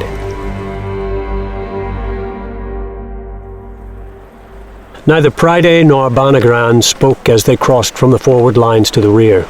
They entered Laird Ethelbert's tent with little fanfare, and, to their surprise, found none of the other lairds within. Ethelbert smiled widely and warmly, bidding them to enter and to sit opposite him at the opulent dinner table that had been set out. To either side of the laird sat his 4 military commanders, accomplished warriors all, men whose reputations had preceded them to this war. I am so pleased that you could join me, Prince of Pride. Attendants moved immediately to put their food before them. A proper laird must always take his accoutrements with him. We owe that to our peasants, you see. What the peasants need from us is the hope that their own lives might not always be so miserable, or that their children will know a better existence. That is always the way, do you not understand? A miserable peasant with hope is a miserable peasant placated. We walk a fine line between breaking them all together, which would lead to open revolt, and teasing them just enough to keep them happily working. Happily? Laird Ethelbert seemed to take no offense. He grinned and held up his hands. There is so much to learn about ruling the common folk. I have spent 40 years as leader of Ethelbert Holding, and still I feel as if my initiation has only just begun. But the people of Ethelbert are happy enough, I would guess, and healthier than those in many other holdings. Delaval in particular. Priday perked up at the disparaging reference to the largest and most populous holding in all Hants. Set at the base of the great river that cut the main region of Hants off from the vast northern forests, Laird Delaval's city was more than twice the size of Ethelbert's. The river teemed with fish, the fields to the east of Delaval city were rich and fertile, and the wood brought in from the west allowed the Laird Delaval to build wondrous sailing ships that even Laird Ethelbert had been known to grudgingly purchase. Laird Delaval's army and his warships were battling powries up the coast in the north, and with great success by all reports. That success of his rival seemed to grate on Laird Ethelbert, from what Priday could tell. It all began to make sense to the warrior prince from Pride Holding. The roads had brought the holdings of Hants closer together, had greatly increased trade and communication between them. Several lairds were rumored to be in secret alliance already. During this campaign, with so many armies marching side by side, Prince Priday had come to envision a time, in his lifetime perhaps, when Hants would become a united kingdom under a single ruling laird. Of course, that presented the question of who that leader might be. We are scoring the greatest victories of all against the Powries. More of the vicious dwarves have died here than in the north, and I attribute that to the finer coordination between our forces. In the north, of course, there is little cooperation, and a more hierarchical command. Laird Delaval is not interested in the plans and movements of his peers, unless those movements follow his precise instructions. This battle will be done soon. We can hope for that. Indeed. And when it is done, we must all be aware that Hants will emerge a different land than the one of scattered holdings which began this campaign. The roads are nearly clear of Powries and goblins, from the Gulf to the mountains, and our people will be able to trade even more vigorously outside their communities. Thus we must anticipate the changes, my friends. We must prepare ourselves for the new reality that will be Hants. Smaller holdings, such as your own, will need allies, or perhaps even an overseeing laird of a greater holding to secure your defense. An overseeing laird? Various cities join together in a greater and more powerful holding. Are you asking permission to annex Pride, Laird Ethelbert? I'm suggesting that you and your father begin to give consideration to your future. We ever do. That is the duty of an independent laird above all, is it not? Be reasonable, Prince Priday. When this messy business with the Powries is done, the world around you will be changed. You cannot deny that. Roads carry trade, and they also carry armies. And Hants will no longer be a collection of separate holdings? A few, perhaps. Or perhaps a single kingdom. We all see that. And you must understand that in the end, it will be Ethelbert or it will be Delaval. I offer you a peaceful alliance. You mean a subjugation? No, not so. For all purposes, your land will remain your own and under your control, though, yes, I will speak for you in the greater affairs of Hants. I will require some taxes, to be sure, and your share of the men to serve in the forces who will defeat all challenges. But for the family of Pride, life will hardly change, and certainly not for the worse. And if we refuse your generous offer? Who can say what will happen? Will an army from Delaval march upon you? Will an army from Ethelbert? Of course not. We are comrades in arms, joined in common struggle. I admire your independence, young Prince of Pride. It is one of the reasons that I come to you so early with my offer, and the reason I do not wait until you have more wine inside of you to openly make this offer. The plague and the sea took my offspring, you have no doubt heard. I am childless. The line of Ethelbert will end with my passing. If I had a son as worthy as Priday, I would die content. But enough of speculation. We have fine food to share and a fresh victory to better consume our conversation. Drink heartily and eat until your belly rumbles with content, I pray you. To Prince Priday the Bold! Priday noted that 2 of the 4 Ethelbert commanders seemed less than thrilled at that, though they did lift their goblets to him.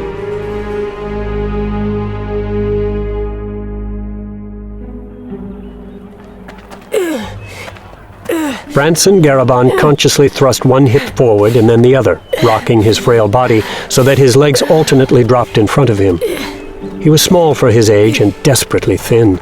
His unkempt hair was black as a raven's wing, and his eyes, too, favored his mother's southern heritage, showing so brown as to appear black. His skin was more brown than most in the region, but not enough to show that he had the blood of bear running through him, particularly in a land where the peasants were almost always dirty. Besides, no one ever looked closely enough to notice, for the more obvious distinctions of Branson, like his awkward walk or the purple birthmark that circled his right arm, separated him from the folk of Pride more than the nuances of his heritage ever could. Over the years, the young boy had learned to give a hasty glance at each footfall to determine if the foot was firmly planted so that he could continue. He couldn't feel the ground beneath his feet, and if he stepped on an uneven surface or put his foot down on an edge, he would stumble and fall. Fortunately for the boy, he knew every step of every road in the eastern reaches of Pride Town and all the way out to his father's house by the lake. He rarely fell these days, unless, of course, one of the other boys ran over and knocked him to the ground, just so they all could laugh at him while he flopped around. I don't like to drool. I can't feel the drool. I don't know when I'm doing it, but they laugh, and even the men and women stare or turn away in disgust. The drool and the snot, always it is on my face and crusting my sleeves. I don't like it. Stalk! That's what they called him. He knew he was doomed. Branson locked his eyes forward and forced his hips to rotate faster, propelling him along at a great pace for him, one jerking stiff-legged stride at a time, his head lolling and his arms flailing all the while. He didn't stop his forward-leaning walk as the boys came up. He had come into town to buy some grain for Garabond, and he was determined to push through this inconvenience. He brought his arm up in a jerky motion and wiped it across his face, and though he unintentionally smacked himself quite hard, he didn't blink or show it at all. After another minute, the two boys ran around him, blocking his way. Hello, Stalk. Branson kept moving, but Tarkus bashed him in the chest with his open palm. Leave me alone! I have to buy. Tarkus slapped him across the face. Branson narrowed his eyes and stared intently at his nemesis. At that moment, standing perfectly still, face locked in a determined and hateful grimace, Branson did manage some measure of intimidation, did seem for just an instant as formidable and normal as anyone else. Tarkus even backed off a step, but the other boy came forward and shoved Branson hard. He hadn't even been able to close his mouth as he hit, and now tasted dirt and blood. Branson fought hard against the tears welling up. He didn't want to cry. He tried not to cry in front of anyone anymore, other than Garabond. He could cry in front of his father. His father often cried with him. Bye. His father, Garabond, had told him that his life would get better as he got older. But in fact, the last year had been the worst. Most of the menfolk, including the older boys, were away at the Powery War. Those older boys had never been kind to Branson, but their abuse was usually more verbal than physical. Since they had left, though, the boys of around Branson's age had taken free run of the town without restraint. Branson settled back down to the dirt, allowing himself to relax for a moment. As he started to rotate his shoulders so that he could roll to one side, his feeble arm finding a supporting angle in the dirt, Branson felt a hand grab his shoulder. Are you all right?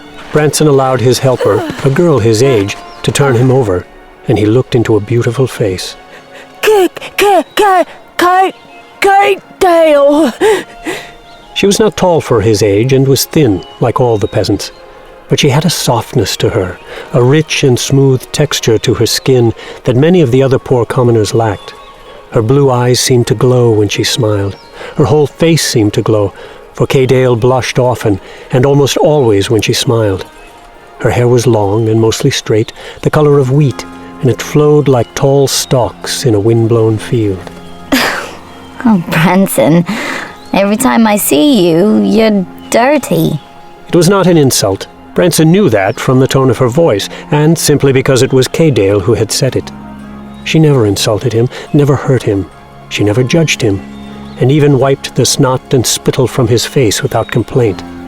And most important of all to him, She always waited patiently for him to stutter through his broken sentences. With K-Dale's help, he got back to his feet. Thank you. You pay them no heed. They're stupid is all. And they know they're stupid and they know you're not. Branson smiled, but he didn't believe her. Still, it was comforting to hear the words. You've blood on your shirt. Were you fighting? No, Ma. Did someone hit you? Or did you trip and fall? Well, it's not me blood, Ma. It's Branson's. The boys were beating him again. He cut his lip. As if they've nothing better to do than beat the poor creature. The folk are nasty, K-Dale. Meaner than you'd ever believe. How did you get yourself involved in it? Well, I yelled at them and they ran off. I just helped Branson up is all. You listened to me. You did right in helping him. You always help him, or anyone else needing your help. I'm proud of you. K-Dale didn't understand why it was such a big deal to her ma, for she did not know that her mother had once been treated more horribly than she could ever imagine. She didn't know that her mother had once been thrown into a sack with a poisonous viper, then hung by her wrists in the wilderness and left to die. Only the generosity of strangers had saved her.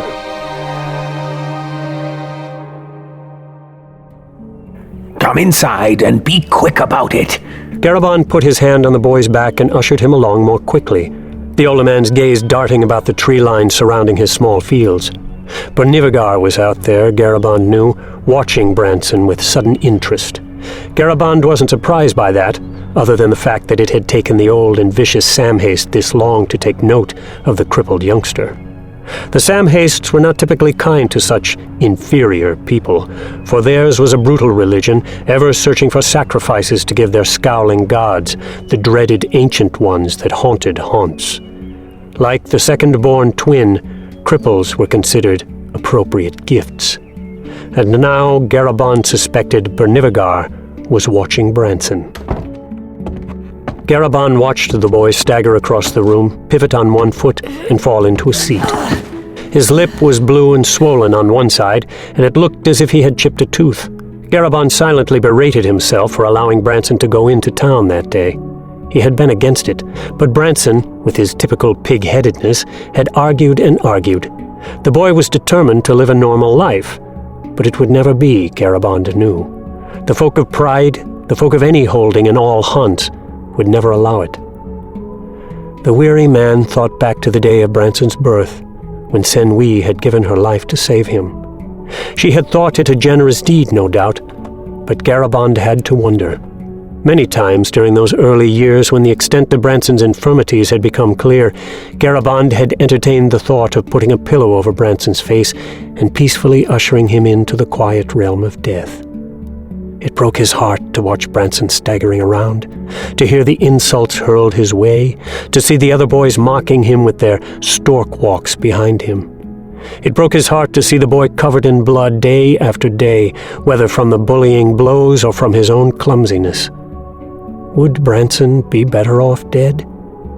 The question remained inescapable for Garabond, but, in truth, it was already answered, and definitively. Senwi had answered it with finality when she had thrown her life force into the dying infant, and it was not in Garabond's province to go against that choice she had made. He wanted only to protect the boy. K-Dale. My boy, you lie down and rest and think of your little friend. He watched as Branson settled down on his cot and on his pillow, which was formed of a folded and rolled silk suit of black clothing. In looking at that pillow, Garabond was reminded of how special, how magical Senwi had been, and how magnificent were the works of the Gestitut, for the pants and shirt and the soft, flexible shoes hadn't worn out in the least over the last decade, and Branson's spittle and snot seemed to gain no hold on the soft and smooth material. Garabond thought of the Book of Gest and the sword of Senwi, both of which, like Branson, had been entrusted to his care. He would protect them as he protected the boy. He looked at the frail figure lying across from him and wondered how in the world he could do that. He closed his eyes and tried not to think of the terrible fate that awaited Branson if he should die before that boy, or if wretched old Bernivagar got his filthy nails on him.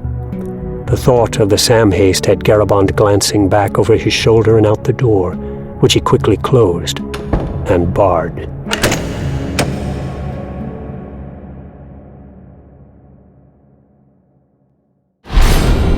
The Saga of the First King is continued on the next disc.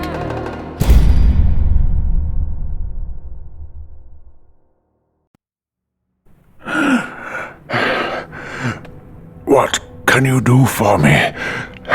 Laird Pride laid on his bed, propped on a mound of pillows. We will pray. Pray? You will pray? Yes, of course. We are priests, are we not? Praying is our wont. Perhaps we might try again with the Soul Stone to make Laird Pride more comfortable. Perhaps you would be wise to do so. Brother Bathalace nodded. Oh, to what end? You are old, good lad. When we grow old and we die, the gemstones are no relief from the inevitable. They cheat not death unless it comes from one wounded or prematurely ill. Are you afraid of dying, Pride? My old friend, I will join you in the next life soon enough, I am sure. As you will, Renak. And are you equally afraid? What Father Jarek means has already been spoken. There is nothing? My old friend, now comes the mystery. We are creatures of faith, for without it we are nothing more than the goats and sheep that graze in our fields. I follow Abel, and I believe in his promise of redemption. You will find its truth before I do. Take heart. What can you do for me? Father Jarek fell back from the bed, and Brother Bathalace quickly replaced him. In one hand he clutched his hematite, the Soul Stone, and he put his other hand flat on Pride's chest. Bathalace concentrated and sent his healing powers through the stone, and it did seem as if Pride did breathe a bit easier then, though only for a short time. Behind Bathalace, Father Jarek began to silently pray. Behind him, Renak turned away. You raise their expectations. Jarek scolded his companion on their walk back from the castle to Chapel Pride. I offer them hope. Where there is none, or at least none for an outcome that cannot be. The lad will die within a week, likely this very night, and would so fail even if all the brothers of our order crowded about his bed, soul stones in hand. You disagree? This is about more than the death of Laird Pride, I fear. Pride is off at war, and you saw how Renak viewed us. Renak is a scowling idiot. One who will soon enough gain full power in the holding. Jarek shrugged as if it did not matter. We fancy ourselves to be healers. We alleviate as much suffering as we can. If I could cure age, would I need your arm to get through a 50-foot stroll? Your bluntness. Speak your mind. You offered no hope to them, even if that hope was a false one. You suggest that I should lie to my old friend. Bernivagar was at Laird Pride's bedside earlier this day and last night. Preparing him for death. That is all the Samhaste do, of course. Their entire religion is based on the inevitability of death. They mete out harsh justice so that the common fools can see death firsthand, offering them an illusion of conquering it. And the Samhaste dismiss the dead as inconsequential, even as they pretend to consecrate the ground that holds the corpse. And are we not an alternative to the Samhastes? Is that not the message of the Blessed Abel, that we are the light to defeat their darkness? We are. We are a hope for life after death. But we cannot prevent the passage of the body from this world. Renark wanted more from us. Renark is an old fool. Laird Pride hoped for more from our gemstones. I hope for more from our gemstones. Laird Pride is afraid, and who would not be? He goes to that place from which none has ever returned. He goes on promises and prayers, and nothing more. That is faith, my friend, and it is a terrifying thing when at last we are forced to take the great leap from life. That very night, the monks of Chapel Pride were summoned to the castle. He will not last the night. The two monks hustled by the guard as fast as Father Jarek could manage and went to Laird Pride's private chambers. They came into the anteroom of the Laird's bedchamber to find Renark inside. We will offer the sacred rite of passage. Renark nodded, not to them, but to the guards, who promptly blocked the way. Benivagar is with him. Laird Pride is of the Church of Blessed Abel, is he not? As he accepted the sacred rite of birth and the sacred rite of second affirmation, the second rite of passage is expected and expressly granted. The Samhastes have rituals of their own to ease the way into death. Ours is to prepare the dying for their meeting with Blessed Abel. On his word alone shall a man know the joy of paradise. Renark shrugged. The guards did not move aside. Perhaps, in the end, Laird Pride was persuaded by the honesty of your rival. You could not cure him, and neither could Benivagar, but at least the Samhaste never pretended that he could. Nor did we, against your protests. This is madness, Renark. Laird Pride long ago embraced the Church of Blessed Abel and commissioned our chapel to build right beside his own castle. There can be no doubt as to the road of his faith. A dying man chooses his own path, Father. Father Jarek had to wonder about that.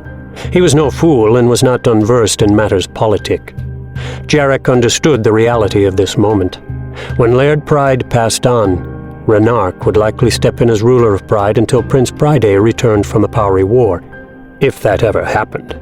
This ending, right down to the call for the monks to quickly come to the castle, had been orchestrated by the shrewd old advisor for a very definite effect. Renark was sending a clear message to the brothers of Blessed Abel, not one of outright rejection, perhaps, but one designed to remind them that they remained no higher than second in the hierarchy of Pride, a very distant second. Let us go to him at the end. Allow Laird Pride the benefit of both blessings, Abel and Samhaste. In the end. Old Benivagar stepped out of the room. The Laird of Pride Holding has passed from this world to the ghostly realm. We are diminished as the ghosts about us grow stronger. Let us prepare an appeasement ritual to them. The Laird is dead. Long live Laird Guest Renark. Bathalace's eyes went from the Samhaste to the new ruler of Pride Holding. Never had Renark shown any love for the Church of Blessed Abel. Without another word, without a look at anyone, and pointedly none at all toward the brothers of Abel, Benivagar walked past the monks and the others and left the castle. We will formally declare the transfer of power tomorrow morning. We are done here. You may return to your beds, or your prayers, or whatever it is you brothers of Abel do at this hour. You and I must talk at length, Laird Guest. In time. Very soon. Most of your subjects are among the flock of... In my good time, good father.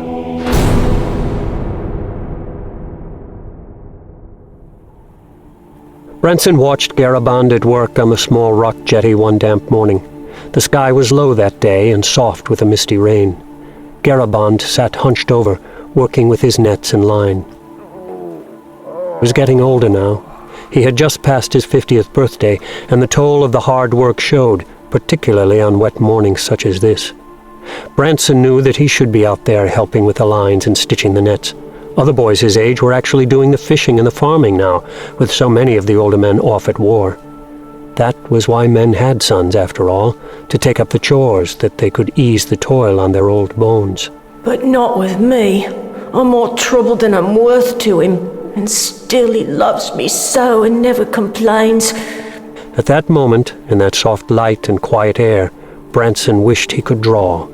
He wished that his hands would stay steady enough for him to trace lines on a piece of parchment, that he could create a lasting image of his wonderful father out there, quietly toiling, uncomplaining, as constant and solid as the lake and the rocks.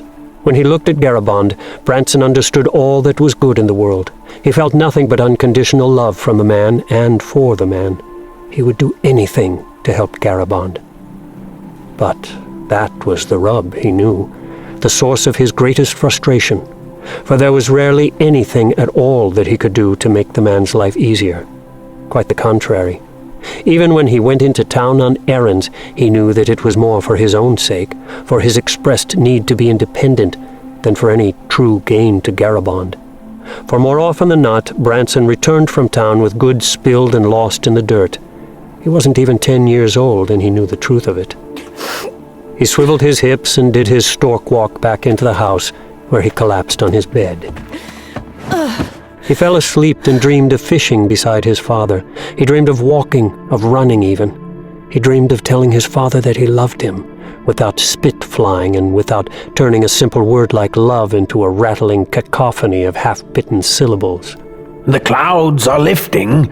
Do you mean to waste the whole of the day on your bed? Come along, I need to collect some vines.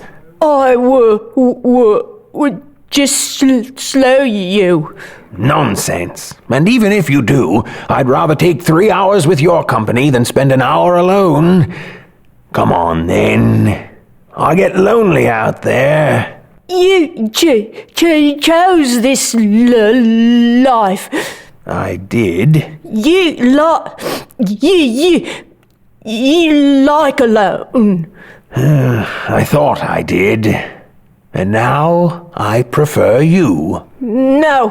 What is the matter, Branson? I should be dead. Don't you ever say that. Yes. No. And don't you ever think that. You are alive, and that's wonderful for all the trouble. You're alive because your mother... Because... The older man sat down on the cot and pulled Branson down beside him, gently draping his arm across the boy's shoulders. Don't you ever say or even think that! But...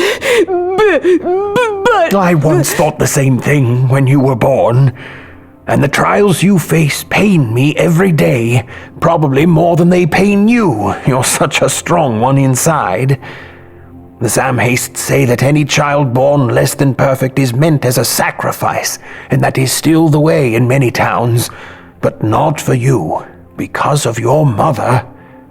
I haven't told you enough of Senwi, Branson, and what a special woman she was.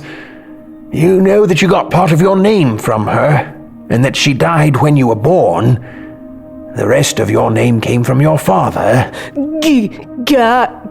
No, I gave you that surname, as was my right. Your father's name was Bran Denard, a monk of the Brothers of Abel. The boy's jaw drooped open wide, drool escaping unheeded. I am not your father, Branson, though no man could love any child more than I love you. The boy began to slowly shake his head. Tears welled in his eyes and rolled down his cheeks, and he began to tremble so fiercely that Garabond had to hold him tight to keep him steady. Please forgive me. You are old enough now. You need to hear this. All of it. You need to know about Bran, my dearest friend in all the world. You need to know about Senwi. She didn't just die when you were born, Branson. She gave her life to you so that you could live. The older man rose then, and slowly moved across the room to the trap door leading to the tunnels below. You were dying even as you were born. You were too weak to draw breath, and Senwi wasn't much better off after the birth. But she was no ordinary person, your mother. He reached down and lifted the door, and then removed one of the sideboards of the solid wood casing. He reached into the hidden compartment and pulled forth a thick book. She was a jester too mystic, a magical person, more so even than those brothers with their gemstones. Your father went to her land to convert her people to his religion, and wound up seeing the truth in Senwi's beliefs. Garabon presented the book to Branson. It's all in here. All the secrets. My father... Senwi knew that you both were dying, so she used her magic to give you what was left of her own life, so that you could survive. Garabond rushed to him and held him and let him cry it all out. For more than an hour he sat with the boy, gently patting him. I love you, Branson. Never forget that. This changes nothing. I love you, boy. For more than an hour he told Branson that he was old enough to learn of these unsettling things, and promised the boy over and over that he would understand just how special he was when he heard the full story of his mother and father. Finally, Branson composed himself enough so that Garabond could pull him back up to a sitting position, and then the older man truly began the story. He told Branson of his younger days with Brandinard, of how Bran had entered the Church of Abel, but Garabond had not. He spoke of Bran's travels to the strange lands south of the southern mountains, relating all the stories Bran had told to him of the bear and the jester too. His good eye sparkled when he talked of Bran's return to Pride Holding, Senwi at his side, determined to enlighten his brethren about the beauties he had learned among the jester too. That first day back was trouble, though. Your father and mother came across a woman who had been tried and convicted before Bernivagar. He condemned her to death, and so she was bitten by a deadly snake and hung up to die slowly and painfully out along the southern road. Poweries were there with her, dipping their caps in her blood. But your mother and father fought them away, and then your mother used her mystical powers to cure the poor girl. Aye, but in that she brought the poison into her own body, and it was the same poison that so hurt you and her in the end. Your affliction is because of generosity, my son. That might make it seem harder, I suppose, but to my thinking, it makes you no less a hero than your mother. Is she still alive? The poor girl? Well, I've no idea, to tell the truth. If she's not, then it has nothing to do with that day 10 years ago. She left here of her own accord, walking with strength, and all because of your mother. But my father... Your father? He was sent away by Father Jarek. Jarek did not much like your mother, for her powerful religion threatened him, I think.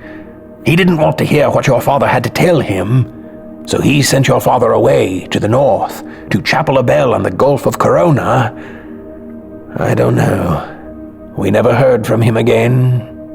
He may be up there at Chapel Abel to this day, but Father Jarek's been telling me that he never got there at all. I do not know what to believe, Branson. And I cannot believe that I told you all this in one sitting. But you had to know, and you have to know that this changes nothing between us. You and me, we're family. Father and son as far as I'm concerned. And don't you ever say to me again that you should die. Don't you ever! Garabond couldn't hold the scowling pose, and he fell forward, wrapping Branson in a tight and loving hug, and he held him there for a long, long time. Garabond watched Branson closely in the hours following their talk. He had placed so much on the shoulders of the frail boy, too much, perhaps. Branson, whose face was far too numb to show any but the most extreme emotions, seemed to move about with his typical posture and demeanor, giving Garabond few clues. He kept going back to the thick book, however. He'd stand beside it and run his fingers over the cloth cover, staring down as if he were trying to somehow connect with his mother through those mystical pages. Do you know what a book is? Garabond gently pulled open the cover of the tome. He watched Branson as he did, and was surprised at how the boy's eyes lit up, and at the sudden look of curiosity that crossed Branson's face as he leaned in closer to see the gracefully curving letters. Your father penned it, one line at a time. It took him years. As he spoke, Garaband ran the tip of his index finger under the first line of the text, right to left, as Senwi had taught him. Each of these lines is a letter. He took Branson's hand and moved it across one complete word. Foot. Branson stared at him, then nodded, and looked back at the page. Garaband was tired from his long work that morning, and even more from revealing so much painful information to Branson. He wanted nothing more than to eat his supper and go to a well-deserved night's rest. But he could not deny the look on Branson's face, and, given his fears that he had overwhelmed the boy with sorrowful news, he understood his duty here. He went through each of the letters as Senwi had done with him. He pointed out and spoke aloud all the familiar words he could readily find on a page, then read complete sentences. Garaband remembered Senwi's plea to him that he teach the Book of Geste to her child. He considered the high hopes, the promise held by the coming baby, and he had to fight back tears over and over again. For now, he considered the futility of his exercise. What might he really teach this idiot boy who could barely manage to walk and talk? But Garaband quickly pushed those negative thoughts away. Life. That's right! You're getting it! You're getting it! This exercise wasn't about the boy, the lonely older man soon realized, but for him. This was a way to reconnect with those lost to him, to hear again the voice of Brother Brandonard and that wonderful wife of his. Finally, the daylight faded too much to continue, and Garaband rose to leave, closing the book. Branson clutched it close and would not let it go. Smiling, nodding, Garaband let him keep it. A short while later, candle in hand, Garaband checked on the boy to find him sleeping restfully, more so than Garaband had expected given the revelations of the day. His arms wrapped around the book, holding it close to his chest, his head on the clothing of Senwi.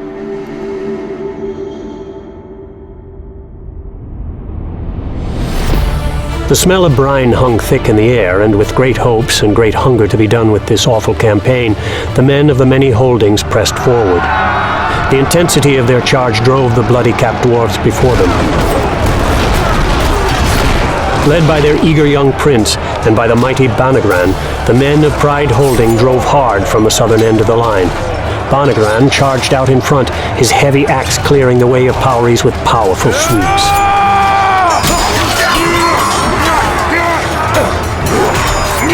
One dwarf got past that flashing blade and rushed hard at the large man's side, short sword leading. It clipped Banagran's hip. Out snapped Banagran's hand, catching the dwarf by the front of its leather tunic. Up into the air went the Powrie, soaring over the bridge line to bounce down the rocky eastern side. Propelled by the warrior's gains, Prince Pride led the rest of his forces in a sudden charge up the ridge. The Powries broke before them, affording them the high ground and offering a moment of respite from the nearly constant fighting of that morning. As soon as he was clear, the prince rushed up beside his friend and clapped Banagran on the shoulder. We have met our objective, and the sun has not yet reached its apex. Is our work done this day? It came to us too easily. Let us press on. We risk leaving our support behind. To the east a bit, but then north. Let us turn the end of the line so that the Powries cannot flee around us. Banagran looked back to the battlefield in the north across the broken and rocky terrain. All seemed quiet in the east after all, and the day's fighting was not half done. You take half our charges and move straight north in support of the men of Laird Ethelbert. I will hold your eastern flank with the other half. I will spread my forces out in a secure line north to south to ensure that I am not flanked. The daring young Prince of Pride.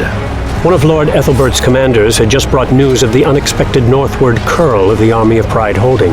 Ever out in front is that one. The Powries break before his ranks. The men of Pride have mocked themselves well. Yes, particularly Pride's large friend. One victory after another for the men of Pride. Tell your men to take the valor of Pride Holdings as their example. Let us press forward as Pride and his forces seal the trap. The more Powries we kill now, the fewer we will have to kill later. Perhaps this day will mark the end of our troubles. So, valiantly, one and all of Ethelbert, the completion of our task lies before us this day, and the road home is at hand. The men of Ethelbert Holding charged forward against the fierce dwarves. Their advance inspired those armies of the lesser holdings flanking them to fight on more courageously. Laird Ethelbert shifted his gaze from his own men to the army of Pride, who were forming a line east to west, up one side of a ridge and down the other. Still, the Powries broke before them as they made their way north. Ethelbert wondered if he might be watching the champion he would name as heir to Ethelbert Holding. The Powries continued to break ranks and flee, and the men of Pride, led by their new champion, Banagran, eagerly gave chase. Even those at the end of the line looked ahead more than behind as they swept along the ridgeline, which was exactly what the Powries had anticipated. Standing in the center of the two lines, Pride clearly saw the first signs of the counterattack. Powries leaped up from concealment in the rocks and pressed against the trailing edges of the Pride line. Hold, Banagran! Tighten the ranks! Pride moved south along his trailing forces. There was no time for Pride to stop and think about it, for the fight was on at the southernmost end of the line, his soldiers already sorely pressed by a score of dirty dwarves. Pride batted aside one thrusting a sword, then backhanded to clip off the head of a spear. Then he ducked to avoid a second spear thrown from somewhere in the rear ranks of dwarves. Fight, men! Fight! He forced himself to press on, for he knew that to run was to die, that the dwarves had them caught, whatever the outcome might be. Hold strong! Fight them, I tell you! Hold strong! Banagran! Banagran! Banagran broke ranks and charged toward him. Pride never heard him. Pride never noticed the dwarf on the ground, reaching for its spear. Suddenly, the prince felt a fiery explosion erupting through his groin. He was already falling before the nearest Powrie slugged him.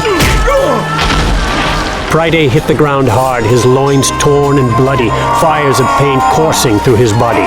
He saw only a blur as a large foot planted itself on the ground in front of his eyes. Rally, men! Rally around the prince! Protect your liege! Banagran set himself solidly, a foot on either side of the prone and unmoving prince. All around him, the men of Pride tried to rally, but the dwarves came on in force from all sides. One dwarf came at Banagran hard from the side, and he brought his weapon up to meet the charge.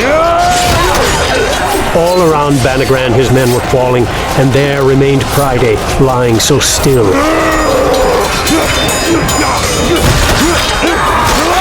He got hit hard in the ribs, but shrugged the pain away. As he spun again, his axe flying, his weapon came together with a dwarf's axe at an awkward angle, and it rode right up the shaft. Banagran managed to wrest the axe from the dwarf's hands, but he clipped his own hand on the sharp underside of the dwarf's weapon, the blade cutting through his leather gauntlet and gashing deep into his skin. Banagran ignored the angle of his pinky finger, obviously severed and hanging in the torn glove. He couldn't afford to feel that pain at that time. Despite the strength of his movements, Banagran saw the truth. The men of Pride could not hold back this force. Pride was doomed, he was doomed, and all of Pride's army was doomed. Ethelbert! The Laird of Ethelbert is come! Banagran took a moment to look back over his shoulder and regard the scene. Rolling through the rocky dale to the north came the forces of Ethelbert Holding, chasing the Powries before them. Hold strong, my liege! Our salvation is at hand! Laird Ethelbert has come! Fight on, men of Pride! The day is yet to be won! Powries swarmed Banagran then, and he went into a fit of battle rage.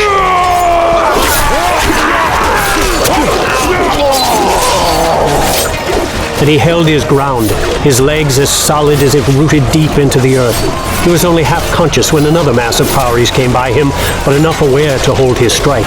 The men of Ethelbert Holding flowed past their Pride brethren, driving the dwarves away.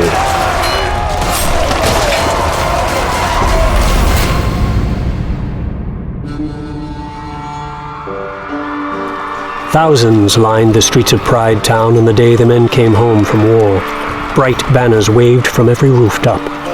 Prince Pride led the solemn procession of returning warriors. He sat astride a large roan stallion, riding somewhat gingerly but holding his shoulders proudly squared. Banagran, with a multitude of new scars, rode beside him, but other than those two, the procession consisted of footmen alone. Dirty and ragged footmen, men weary of war and dirt, ill-nourished and battered.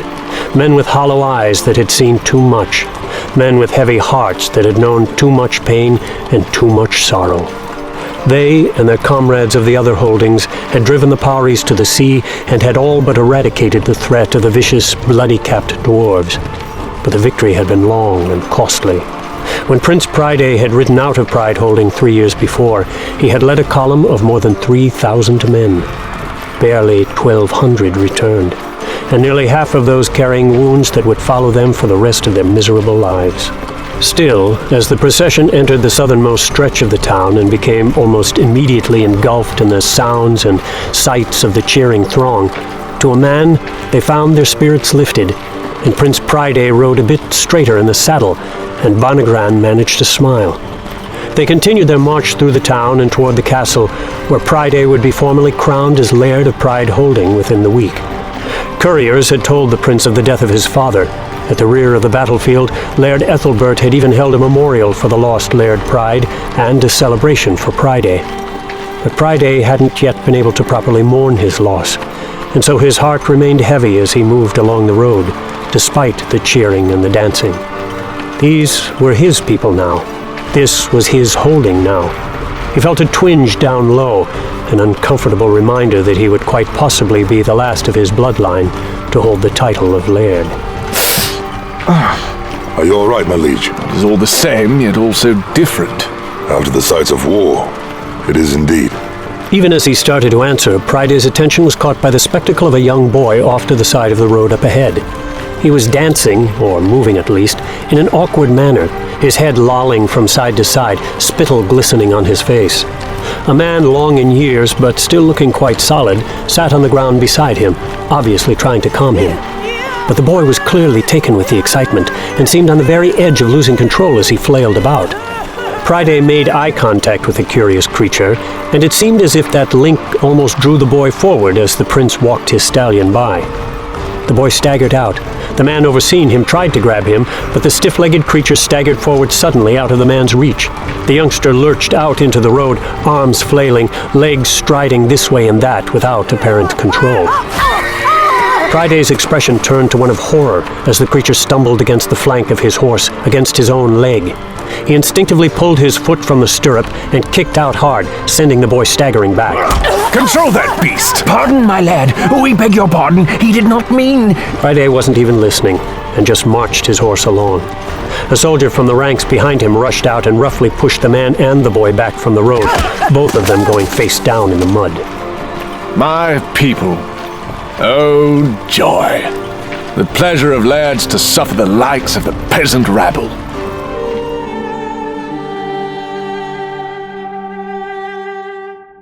Prince Priday wasn't surprised to see Father Jarek and Brother Bathalace waiting for him inside the castle. Renark, lean and sharp as ever, sat at the front of the throne room in a seat set just to the side of the throne, as was the custom. And Bernivagar, yet another remnant of a past age, stood nearby, tall and straight as always. My prince, heavy are our hearts with grief at the loss of your father. Old men die. It is the way of things. We are glad that you have returned to us, warrior prince. Greater is Pride Holding now that the line of pride is restored. The line of pride, Brother Bathalace? How eternal shall that line be, pray tell? They knew, Priday reasoned. Of course they did. For the monks at the front lines would have spread word far and wide of the battlefield casualty, that the gelded prince of Pride would likely sire no children. All eyes turned to Bernivagar. To put your faith in the trickery of the upstarts is to invite disaster. Our brethren have saved many lives at the front. Prince Priday's among them. Limited miracles then. An interesting concept. And what shall the Sam Hastes offer Prince Priday beyond your clever insults? We shall see.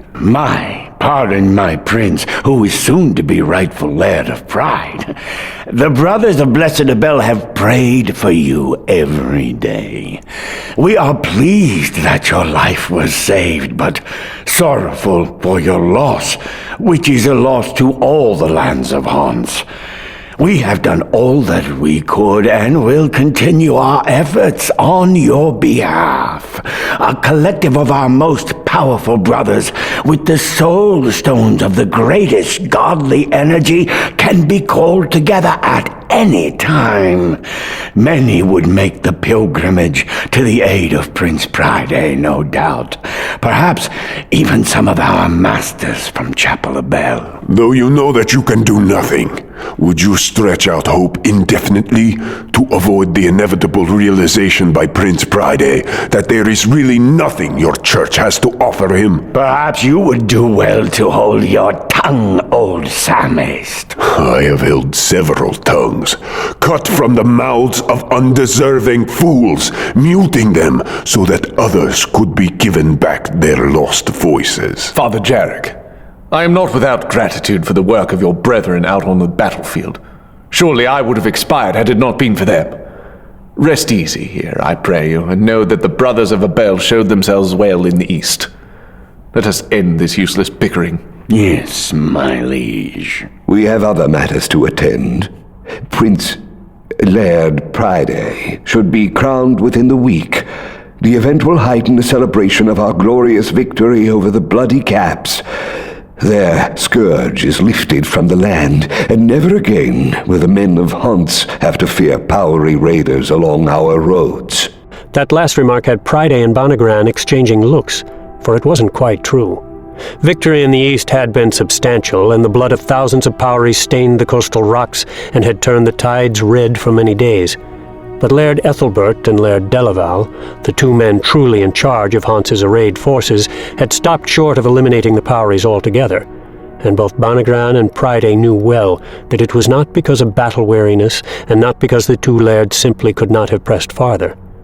No, the decision to allow the Poweries some escape had been a calculated one, as almost all the lairds at the front had learned. The Powery threat had to be kept at a minimum to allow for trade and for the coming consolidations the two great lairds planned. But at the same time, the Powery threat had to remain at the edges of awareness, so that all the lairds of the land could keep their people properly afraid of the world beyond their borders. With tales of Poweries and goblins lurking in the forests, the peasants would not question the demands of their protector lairds. You may leave us, but Nivigar, you stay a bit longer. It is good that the brothers of Blessed Abel were able to save your life, good prince. An empty place would be Pride holding without the proud son of Laird Pride. Pride didn't respond to Father Jarek other than to offer a quick nod. We have much to attend to, my lad in waiting. Pride turned away from the old laird guest to focus on Bernivigar. You speak of the sacrifice of a tongue to restore the voice of another. Indeed, it has been done. Other sacrifices have not been so successful, of course. To what does this apply? To anything. If the sacrifice is appealing to the Ancient Ones, I have seen men slaughtered so that others could rise up from their graves. I have seen eyes plucked out to make worthy men see. As for your infirmity, you fear that you are the end of the line of Pride. There is little left to dissuade me from that conclusion. Castrating another might bring relief, depending upon the extent of your injuries, and depending upon the whims of the Ancient Ones. The whims? That is the way of the gods, my laird. Among men you stand tall. Among the folk of Pride holding you are practically a god yourself. But among the Ancient Ones, we are all rather small. What would you have me do? Find a sacrifice, of course. What requirements? That he has testicles, my laird. Any man will do, though I would not recommend an old and shriveled specimen. There is a rather odd boy about the town. Not that stork creature. Why that one was ever allowed to continue to draw breath, I do not know. The Ancient Ones surely show no favor to a creature so inferior and damaged as he. The boy on the road? The one who staggers with every step and has a face full of snot and drool? A wonderful specimen, is he not? Perhaps when I am finished with him, with your permission, of course, my laird, I can mercifully put an end to his thoroughly wretched existence. Pride licked his lips nervously, then turned to Renark. Do we know where this creature lives? Garabon watched as the woman he believed to be Callan Duarne, who had stubbornly called herself Ada Whalen, and her young daughter walked away from his house on the lake. They had come back to his home after having helped he and Branson after their rough treatment at the hands of the soldiers. Garabon hadn't recognized the woman at first, and the truth of her identity hadn't even registered to him during their walk out to his house or during the short visit of the woman and her daughter. It wasn't until she was leaving, actually walking away, when she had uttered the words. A good deed repaid. Watching her now, though her back was to him, the man understood the truth beyond any doubt. That was her, Callan. Garabon was glad to learn that she was still alive, that she had gotten through her ordeal and had even managed, apparently, to remain in Pride Holding. In Gorham's Hill, on the far western edge of the town proper, she had told him. Somehow, seeing her alive bolstered Garabon's spirits, even beyond his simple sympathy and empathy toward her. Somehow, the fact that she had gone on, had even given birth to a beautiful daughter, made the sacrifices of Senwi and now poor Branson somewhat more tolerable. She's my friend. What a beautiful little friend you've got there, Branson. I'm going to marry her. Garabon's smile nearly took in his ears, and he squeezed Branson up close to his side and continued to watch the departing pair. He knew that such a thing could never be, of course. She'll be a fine wife to you. Why would he deprive Branson of his dreams, after all? What else could the poor boy possibly have? When he looked at Branson then, his thought was only reinforced, for rarely had Garabon seen Branson smile so widely. And Branson didn't look back at him, didn't even seem to feel the weight of Garabon's gaze. No, he kept staring out the window at Kaydale, and he kept smiling. Well, I must get myself cleaned up and get some dinner to cooking. As he stood there stirring the pot, Garabon wondered about the boy's smile. Glad he was to see it after their humiliation in the town. How horrible that had been. But more horrible for him than for Branson, Garabon understood, if for no other reason than the fact that the boy was quite used to such humiliation. He second-guessed himself for all those occasions he had allowed Branson to journey into the town on an errand. True, Branson was always eager to go, and often begging to go, but had there been a single occasion in the last 2 or 3 years when the boy had gone to Pride Town and had returned without mud on his clothing or blood somewhere? Given the experience today, Garabon realized more fully that many of those falls were far from accidental. He thought of Denard and Senwi as he stood there cooking. He watched the swirl of the stew, the thick liquid rolling back over to flatten the wake caused by the passing spoon, and that motion invited him to look more deeply into himself and his life. Garabon the hermit, he supposed, and he thought back to all the disappointments that had led him to this place.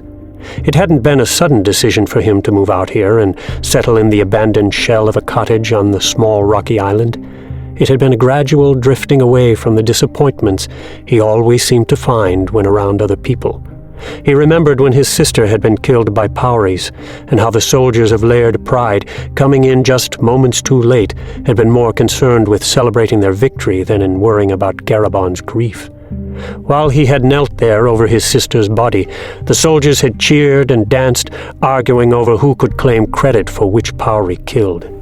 The moment of self-pity passed quickly, as it always did with Garabon, and he turned his thoughts to the good things he had known, to Denard again and Senwi, who had touched him deeply in so short a time, and of course, to Branson, that awkward and fragile little boy.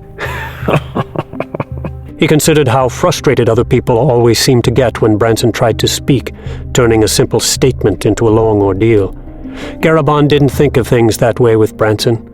To him, the boy's stuttering only lengthened the moment of revelation, like having a hooked fish put up a good and long fight, or watching a refreshing spring storm roll in from far away.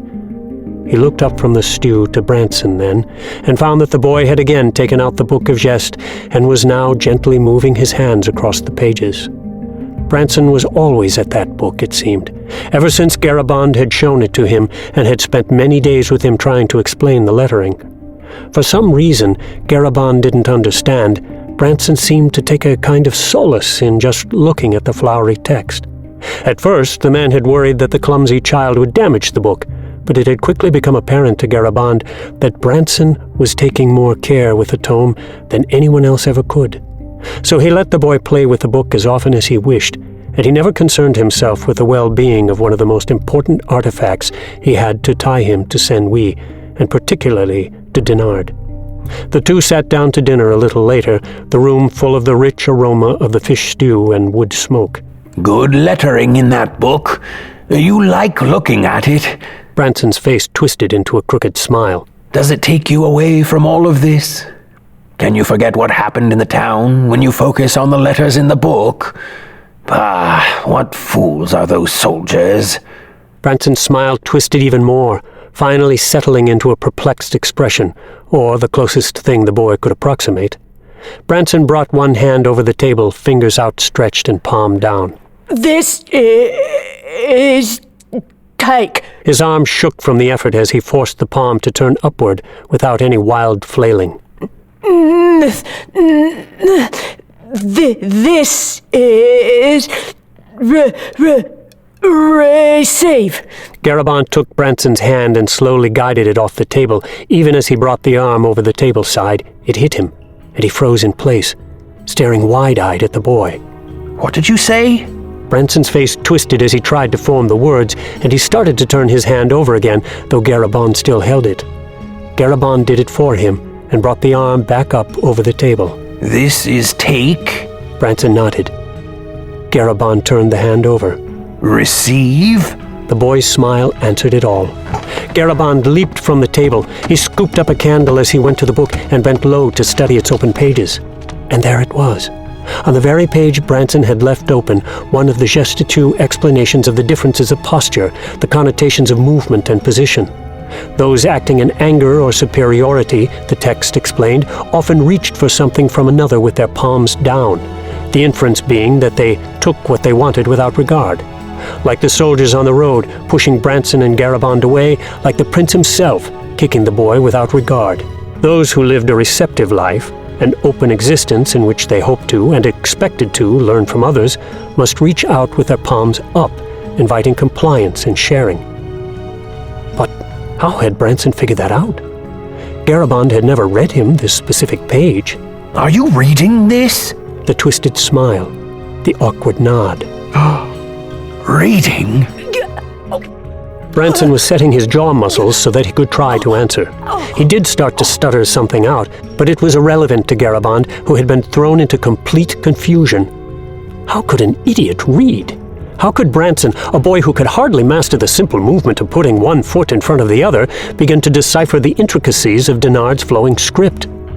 He shook his head in denial, then gathered up the book and moved over to the table. He surprised and frightened Branson as he swept the bowls from in front of him.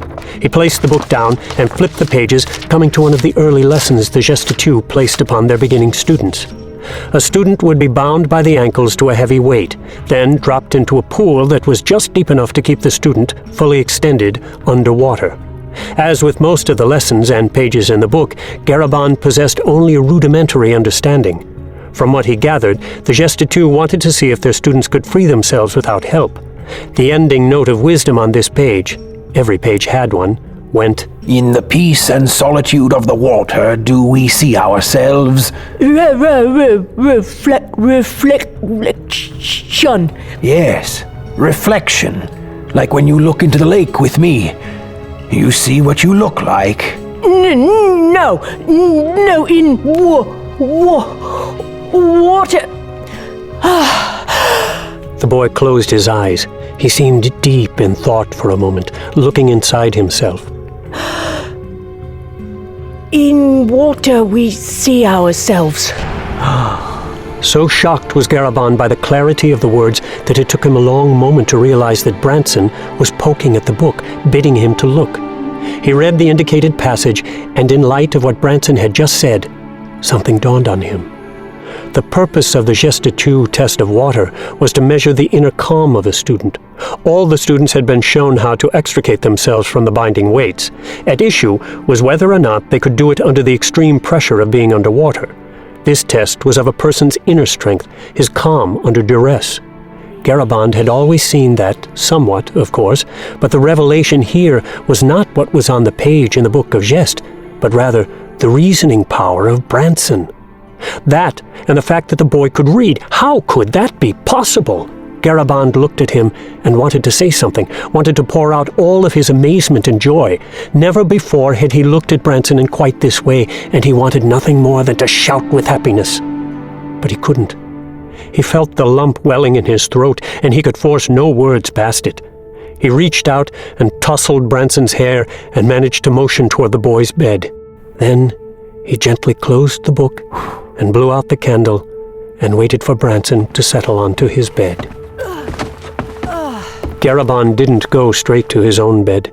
He went to the window and stared up at the sky, which was caught in the last moments of twilight. In a patch where some of the clouds had cleared, he could see the first twinkling stars framed by the rolling dark edges of the overcast. It was a long, long time before Garaband managed to get to bed, and the room was beginning to brighten in pre-dawn glow before he finally managed to fall asleep.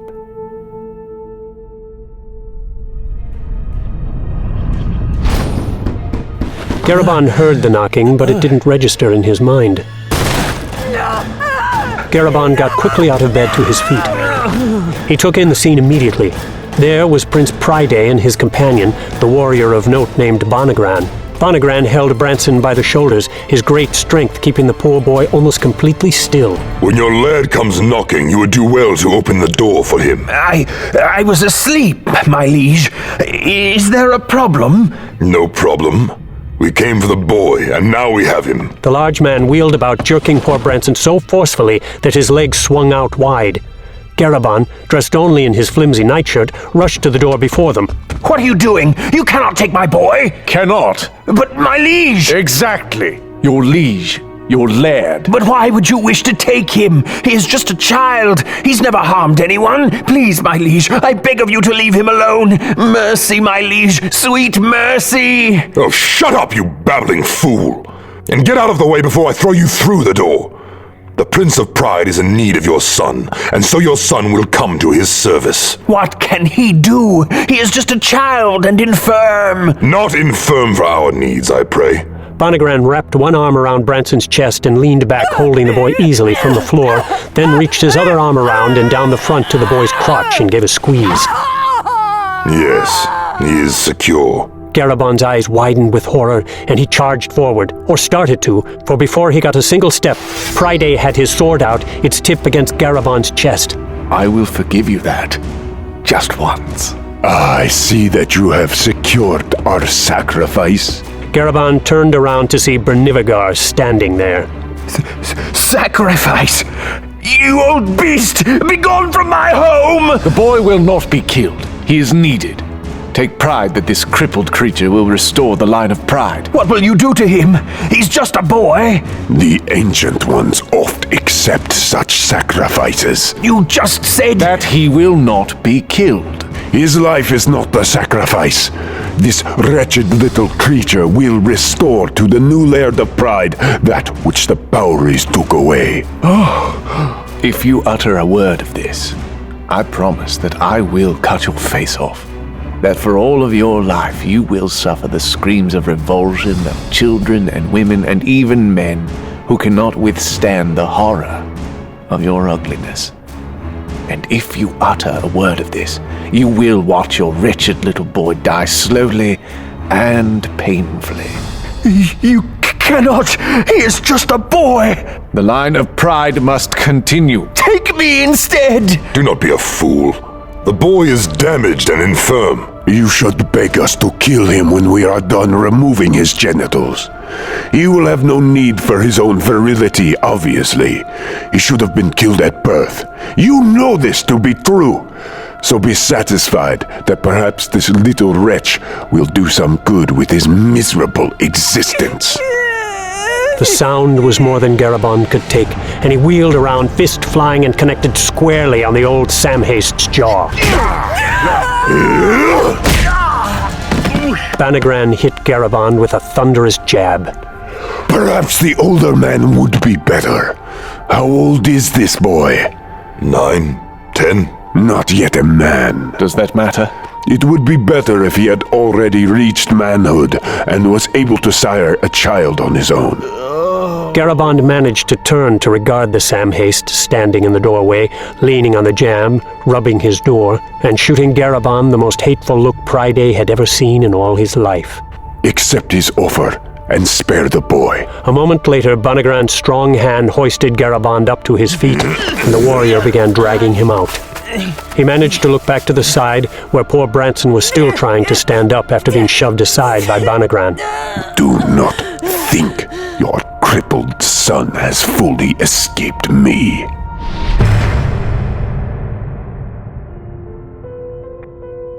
Branson spent all the day at the eastern window of the small house.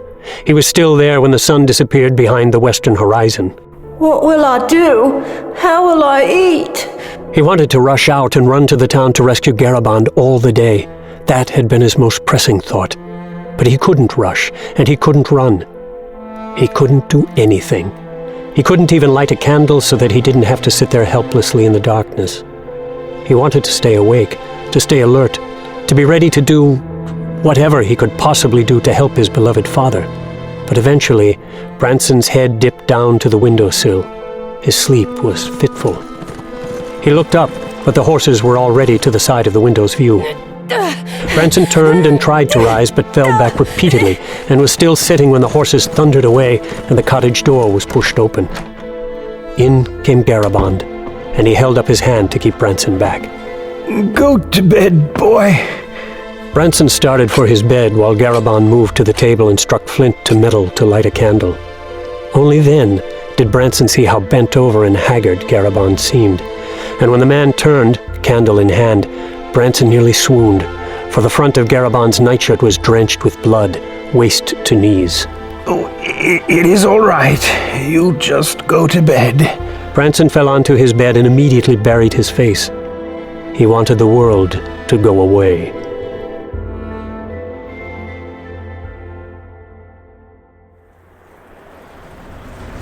The rain splashed down all about him, spraying on the rocks and making the lake hiss in frothy protest. The drenching didn't bother Garaband, but only because he couldn't remember a time over the last few weeks when he had felt anything but miserable. His wound had healed, or at least had scabbed over, but that was just on the outside. Benivagar's brutal work had left him sick inside as well, and he felt as if the festering sore were worming its way deeper into his body every day. The near-constant rain of the last days had added to his misery and had made his daily chores more difficult. The lake was up several inches, so that Garaband and Branson had to abandon the lower house for the time being. Garaband knew that his situation was growing more dire.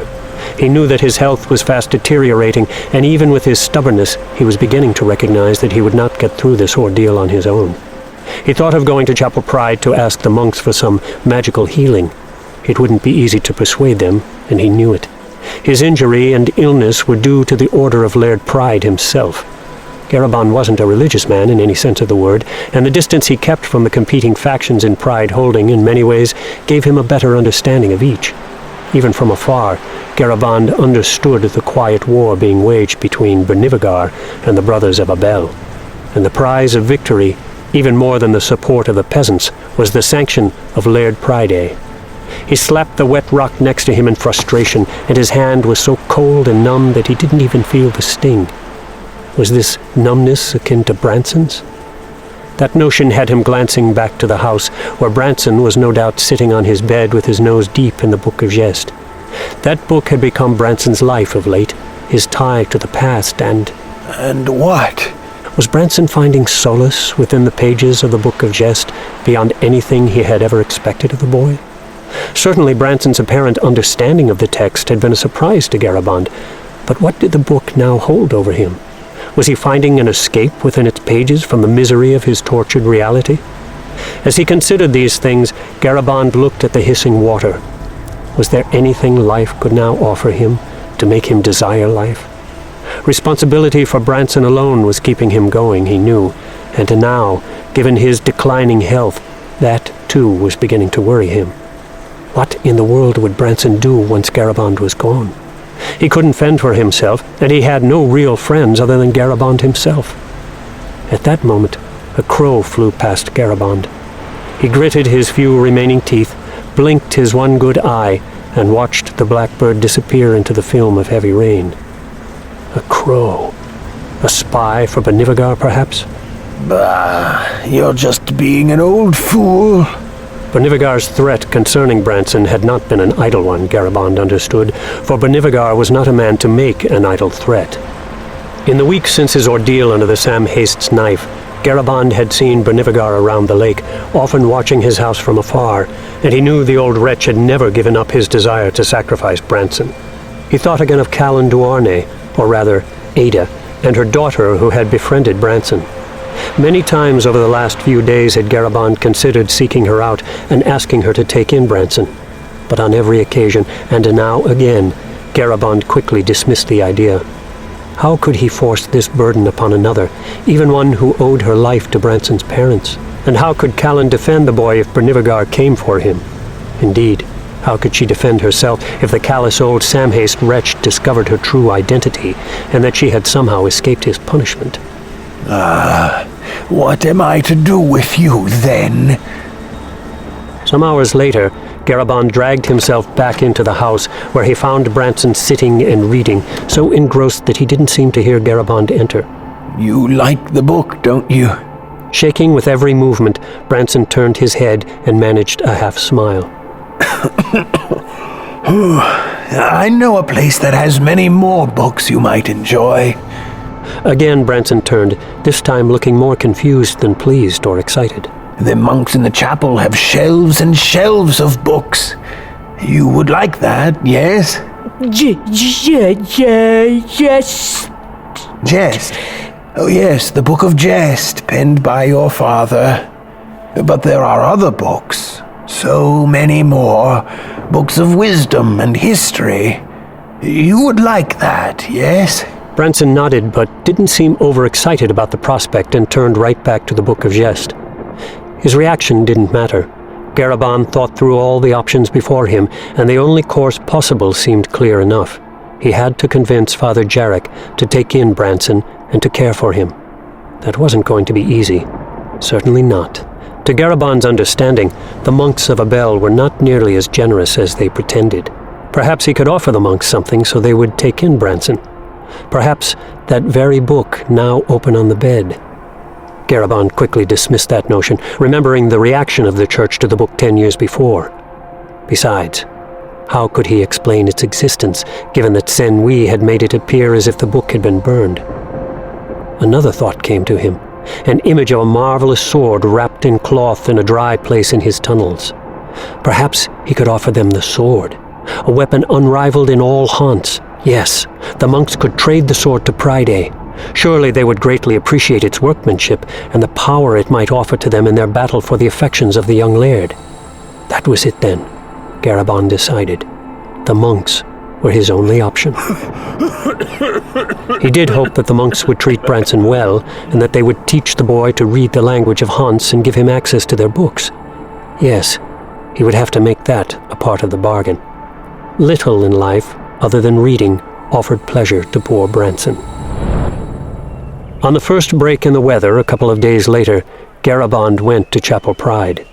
My greetings, brother. And to you. I have no time to hear your woes. I fear I must be straightway back to Chapel Pride. I know you. The monk paused long enough to look over the man carefully. I'm afraid that your recognition is one-sided, friend. I was a friend of Brother Brandon Ard's. Again the monk stopped and studied Garabond, his gaze soon dropping to the man's waist area, which told Garabond that he had been recognized. You are the one the Samhaeus took for Laird Pride. Aye. And that's a reputation to put forth, is it not? I am sorry, friend, that you fell victim to that brutish old man. There is nothing I can do to alleviate... I'm not here about that, Brother... Riandu. Brother Riandu. Ah, yes. I remember our meeting after my friend Brother Denard left for the north. Has there been any word at all? Brother Denard is believed to have been murdered on the road. That, or he rejoined the Baronese woman and fled the land of Hans, as many brothers believe. He did not, for she did not survive. What do you know of it? I know that she is dead, long dead, to the loss of the world. And yet you ask me of Brother Denard? Of him I know nothing, beyond that he departed from your chapel 10 years ago. Nor do any of us, Master... Garabond. Master Garabond. I feel for your loss, for your friend, and for... well, your ill treatment by Benivagar. I need the help of the church. Not for me and my ailments, those I accept well enough. But for my son... You know of him, no doubt. He is unique and difficult to miss. The damaged one? The one they called Stork? Yes, for him. If we believed that there was ever anything our soul stones might do for one so damaged, we would have undertaken the task years ago, brother. You cannot heal his maladies, of course. Then what? He is a lot of work, of course.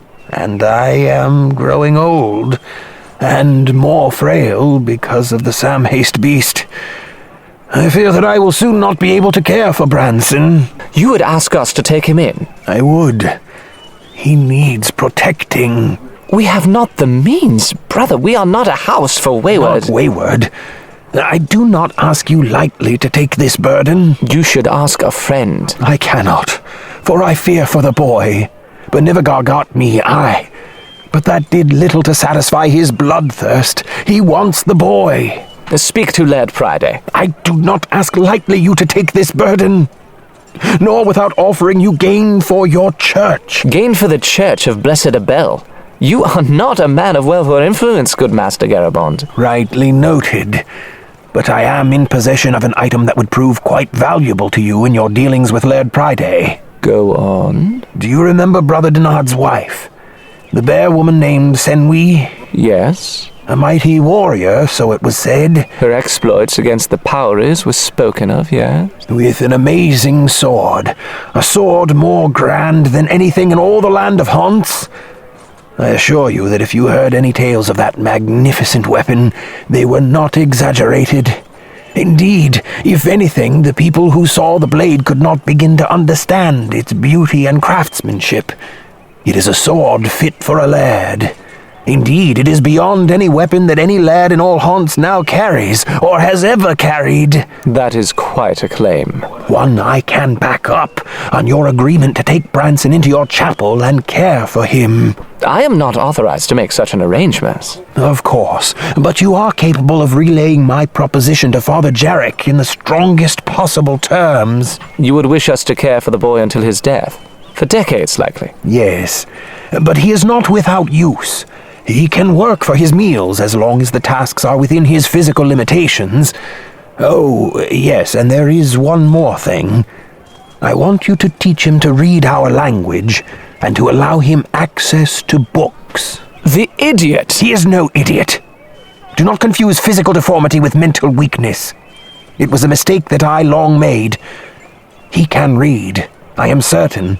It is a skill that will allow him to transcend the limitations of his flesh. I will take this matter to Father Jarek and Brother Bathales. Garabond could ask for nothing more. He nodded and rushed away, hoping that Benivagar had not learned in the meantime that Branson was all alone.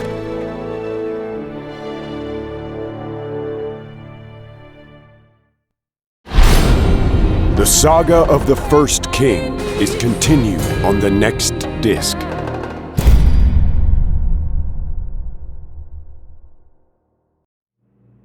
He has a sword. Brother Bathales stared out the window of Father Jarek's audience chamber, overlooking the windy courtyard inside the chapel's outer front wall. We are to take in this creature and care for him? Are we to throw wide our door to all with maladies, then? This is an exceptional matter, and an exceptional malady, perhaps. And Garabond has assured me that the boy can do menial tasks, and needs little care.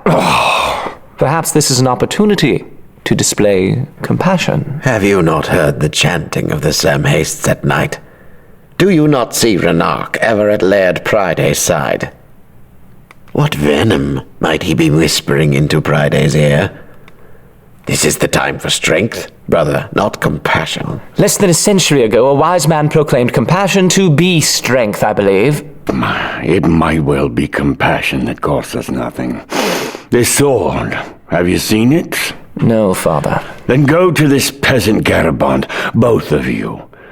Bid him to show it to you, and if you judge this sword as valuable as we believe, agree to his terms. I know this young Priday, and if we are in possession of a weapon that will elevate his warrior status, it will prove a marvelous incentive to help us move the Samhaste from his side. This boy, this creature, slobbers.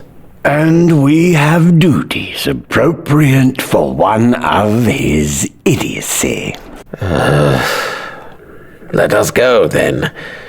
I pray the sword will be naught but a line of rust, but we shall see. Garabond held the package up before him and slowly unwrapped the cloth, holding the fabulous sword of Senwi. And as he pulled the layers of cloth from the weapon, he saw the layers of doubt melt away from Brother Bathalace's face. It has no equal north of the mountains, not in all of Hants. It seems thin. Because the metal is stronger than bronze, and stronger than iron. Garabond pulled the sword from its scabbard, and he rolled it over in his hands and presented it hilt first to Bathalace. The monk took the extraordinary weapon and moved it around slowly, marveling at its light weight and balance.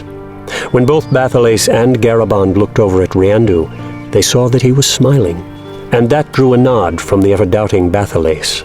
Do we have an agreement? You take Branson in and you keep him safe from Bernivagar. He'll work for you, and without complaint, you give him a chance.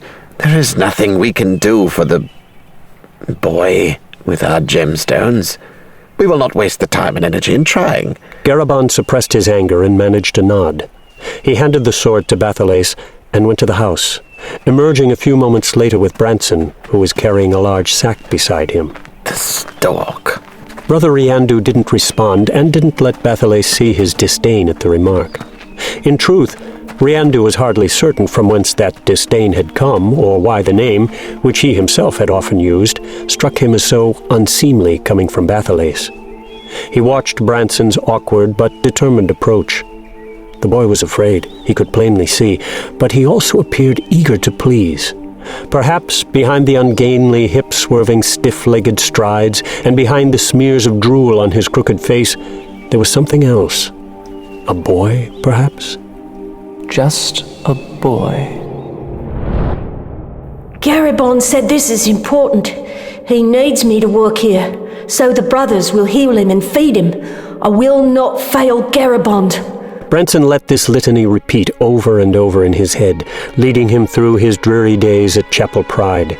He had come there full of hope and excited at the prospect of having so many people around him who, Garabond had assured him, would not push him to the ground or laugh at him. They hadn't done anything like that, and that was good.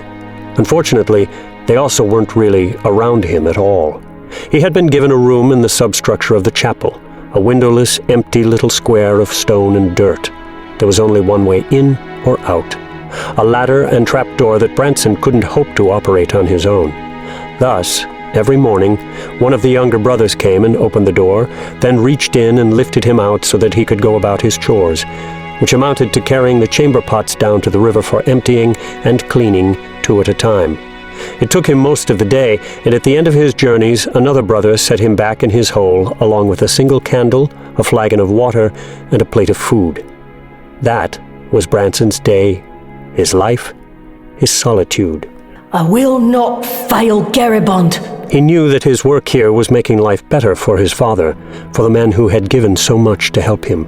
I will not fail Garabond. Branson brought his mother's black outfit with him and used it as a pillow. The soft silk smelled of her, he decided, and that gave him comfort. And it was comfort he needed, despite his resolve that he wouldn't fail Garaband, because as much as he missed the company of his father, he missed the company of his real father's work and of his mother's philosophy. He didn't have the Book of Geste. He didn't have any books. He often tried to broach the subject with one of the brothers or another, but these men had no patience for his stuttering and never let him get the request out. In fact, they never really listened to anything he tried to say. Every night as he lay there, every day as he made his uneven and awkward forays to the river, Branson thought of that wonderful book and pictured its many pages. In his mind, he saw again the flowing script so meticulously copied by his father. In his mind, he recited the text, beginning to end, over and over again. He feared that he didn't have it perfect, but in the end, this was all he had. As the days became weeks and the recital more rote, Branson began to do something that had never before occurred to him. He began to roll the words in his thoughts and apply them to himself. He considered the source of Geste power in the context of his own broken body and searched for his chi. He thought he found that line of power, or what was supposed to be a line of power. For him, there were just inner flashes of energy, dispersing to his sides and his limbs, but no discernible focusing line. He thought that he must be doing something wrong in his inner search. Perhaps he was recalling the words of the book incorrectly. If only he could see it again, to compare his memory to its pages. Several times Branson considered walking along the riverbank to the little bridge that would lead him east to Garaband's house. But suppose he angered the monks and they refused to help Garaband? Did he dare do such a thing? If only they would listen to him long enough so that he could explain. From a narrow window along the back wall of Chapel Pride, Brother Riandu watched the boy stumble out through the mud, a pot sloshing and splashing at the end of each skinny arm. Riandu wished that it could be different for this poor creature. He wished that he could gather up a soul stone and give the boy a more normal existence. That task was far beyond him, he knew. Far beyond any of them. But I will see to it that you are cleaned at least. He made a silent vow that he would begin assigning various brothers to take the last trip of the day to the river with Branson, that they could scrub him clean before putting him back in his miserable little hole. He would have to get permission from Brother Bathalace, of course.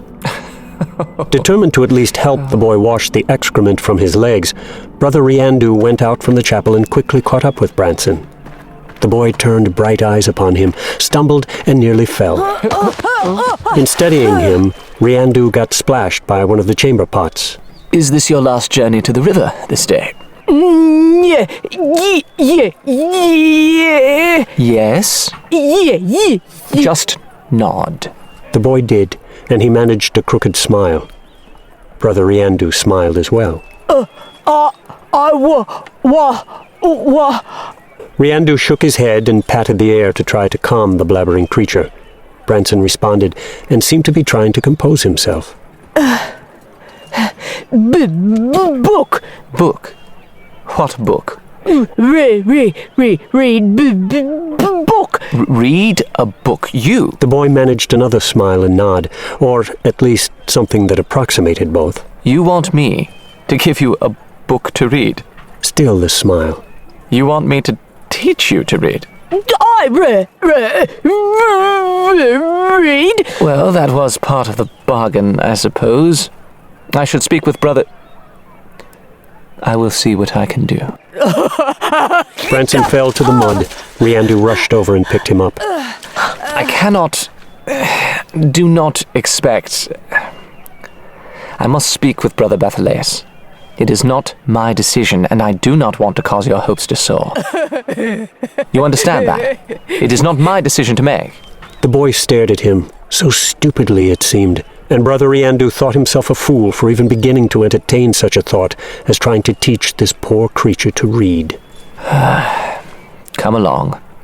The hour grows late, and the river is still some distance. Branson was surprised, even frightened, when his overhead door opened unexpectedly late that night. A smile widened on the startled boy's face when he saw the face of Brother Riandu behind the glare of the candle. No books, Branson. Brother Bathalace will not be persuaded on this. You must understand, my boy, that our books are our greatest treasures. If you were to drool on them or dirty them... No! Even handling them causes damage. Please understand that it is not possible. Perhaps I can find some parchments on which a brother has spilled ink or otherwise damaged them. They might have words upon them. But you cannot read, of course. Teach. Yes, Garibond wanted me to teach you to read. But it would not be possible. I am sorry, boy. I wish that things could be different for you.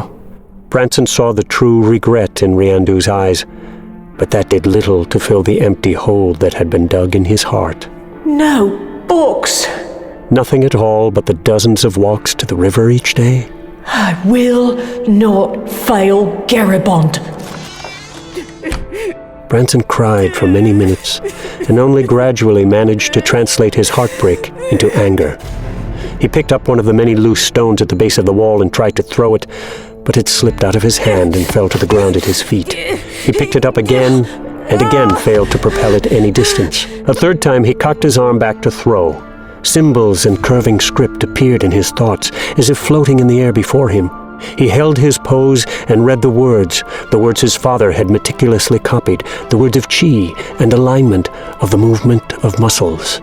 For one brief moment, it all came together for Branson.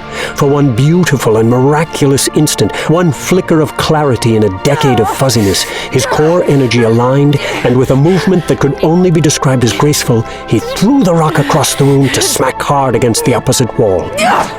Branson stood in shock, staring into the darkness of the far end of the chamber. Branson shifted back to the wall and fell to his knees, then into an awkward half-sitting, half-kneeling position.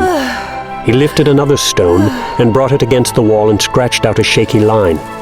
No, that would not do, he realized as he studied the scratch. Branson concentrated more deeply. He remembered the writing in the book, the opening sequences. He could see them clearly in his mind, and his hand followed that guidance as he scratched out another line.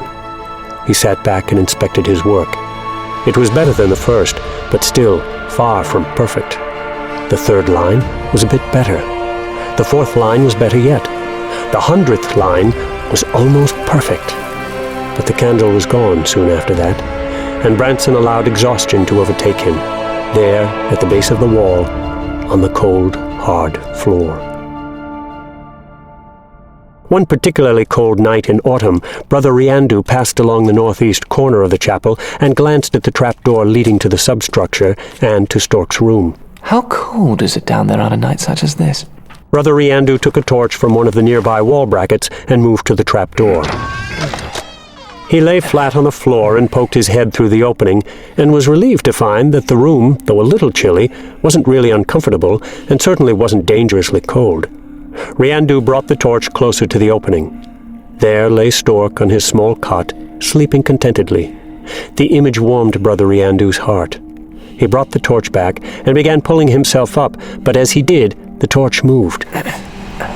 Brother Riandu froze in place. His attention grabbed by the scratches. 100 scratches, 1,000 scratches, 10,000 scratches on the wall. The monk blinked many times as the writing, it had to be writing, became more clear, as the staggering scope of it began to be apparent. Now, too curious to consider the boy's slumber, Brother Riandu climbed down into the underground chamber. He moved to the end of the wall nearest the boy's cot and found what had to be the beginning of this work. A large scratch, a squiggle, and nothing that made any sense to Riandu. Amazing. Riandu's smile disappeared, and he turned to consider the sleeping boy. Then he looked back at the wall, then back at the boy, then back at the wall again. Even the first letter of the work was larger than all the others, a definitive beginning point. How had Stork possibly known to do that? Riandu slipped out of the room and went right to the door of Brother Bathalace. He knew at once, as soon as Bathalace had squeezed into the cramped chamber beside him, that the older brother wasn't nearly as delighted. Bathalace stood there, staring at the markings, squinting and chewing his lip. He motioned for Riandu to follow, and they went back out of the hole. We will return in the morning, when we can study this without the fear of disturbing the boy. We should ask him about it. In time. I have little patience for listening to storks stutter through some incomprehensible and ridiculous response.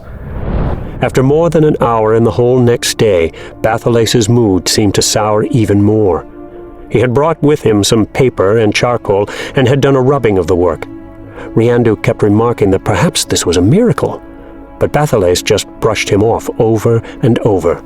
The boy has obviously seen a book. But to do such intricate work reveals unintelligence. There are birds in Bear that can mimic human speech, brother. Should we kneel before them? Brother Riandu quickly realized that he would be better off remaining quiet as Brother Bathalace took over the investigation. He had little choice in any event. He wasn't even invited to go along with Bathalace when he took the paper to Father Jarek later that day, and he only began to comprehend the level of Bathalace's disdain when the brother walked out of Father Jarek's room. Damnable Denard! There were two!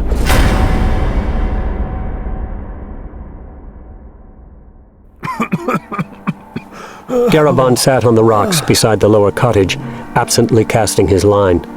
He thought about Branson. He was always thinking about Branson, and he could hardly believe how lonely and empty his days had become since the boy had gone off with the monks. When Garabon glanced to the side, he saw 3 monks and 2 soldiers galloping to his front door. Garabon hurried to set his pole down and meet them. He recognized 2 of the monks and 1 large soldier that he knew to be Bonagran, the close friend of Laird Pryday. Greetings to you, Brother Bathalace. Where is it? It. Apparently, Brother Denard kept another secret, did he not? Oh. You would be wise to speak openly and truthfully, for your sake and the sake of the boy. He is Bran Denard's son. Bran Denard.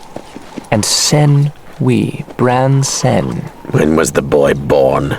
Soon after Denard departed? Or soon before. And so the mother was here, all the while. When all the holding was searching for the outlaw Sen Wee, she was kept safe through her pregnancy in the home of Garabond Womack. She was no outlaw. Save yourself more trouble and more for the boy. Do not doubt. Tell us where it is. Sen Wee is dead. Not the creature of Bear. The heretical book that Brother Denard scribed. We know that there were 2. 2?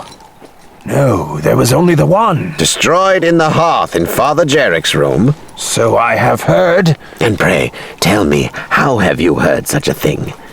Certainly few even in Chapel Pride know of the destruction, for few even know of the work. How could Garabond Womack, who lives out here on the edge of the wilderness, know of such a thing as that? Word spreads quickly. Not that word. Tear out every stone of the walls if you must. I will have that book. Make it easy, Master Womack. Your trouble has only just begun, and it will end soon, I assure you. But if you make it easy, then I will make your passing easy. There it was. Bathalace had just branded him a heretic, and from that, there could be no appeal. For the sake of the boy, then. The weakness was gone, replaced by a wall of anger. Garabon tried to respond with a barrage of insult and accusation, tried to scream out that this church of Blessed Abel was a sham under the leadership of Father Jarek, and that Bran Denard was the finest man he had ever known, and that Sen Wee the finest woman, that all of the monks' pretense could not hide the awful truth. He wanted to say all that, but all that came out was a wad of spit aimed at Brother Bathalace's face. The monk didn't flinch, and he slowly brought up his arm to wipe his face. He stared at Garabond hatefully all the while.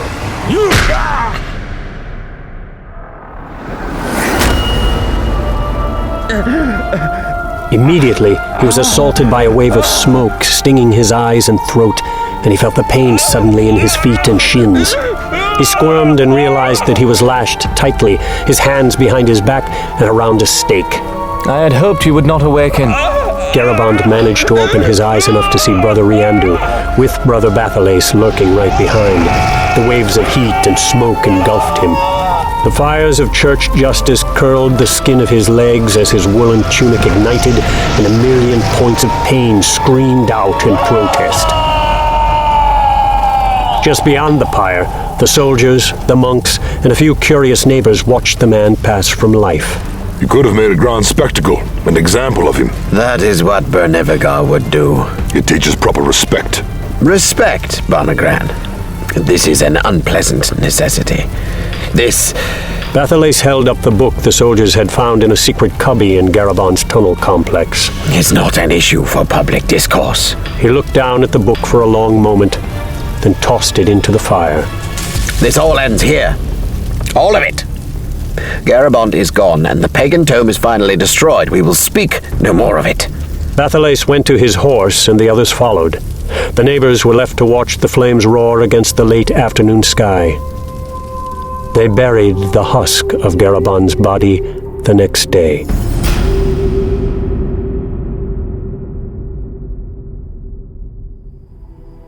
Branson stood in the growing darkness outside Chapel Pride. At just under 5.5 feet, he was smaller than most men, and since he could not stand straight, he seemed even shorter. His battered, bony frame barely topped 120 pounds. His hair hung long and black, and his beard was scraggly, unkempt whiskers dotting his chin and cheeks, along with splotches of angry-looking hives. The unique and purplish birthmark on his right arm had not diminished, yet another mar on a body so full of imperfection. His teeth were straight and white, his best feature, but they were rarely seen, for Branson didn't smile often. Every day of every week led him on the same journey through Chapel Pride to the river. Every night found him in his underground chamber, whose walls were smooth and unmarked, as the monks had moved him to another room and regularly inspected his walls. Only 3 things sustained Branson: his memories of the Book of Jest, those words he recited in his mind every day as he went about his chores, the conversations and lessons of the brothers in the room above him, particularly when they used the formal speech of ancient times as they read stories of legendary heroism and valiant deeds, and finally, the few scraps of mostly illegible parchment that Brother Riandu had generously obtained for him, pages ripped from old and decrepit tomes and errant works produced by tired brothers.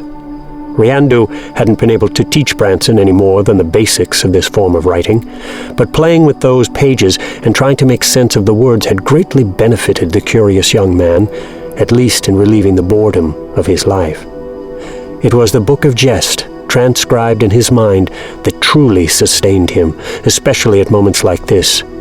These few minutes each day after his last trip to the river afforded Branson the privacy and opportunity to further explore those words of wisdom implanted in his mind. Very slowly, Branson visualized his chi, starting at his forehead. He moved his internal eye down the line, collecting all the scattered flashes of life energy as he went. His lips stopped quivering, the drool held back. His head stopped lolling and settled in balance. His shoulders straightened and his arms stopped twitching and flailing. He couldn't see it, but the red splotches that so marred his face disappeared, although the birthmark on his right upper arm did not. Branson stood perfectly straight.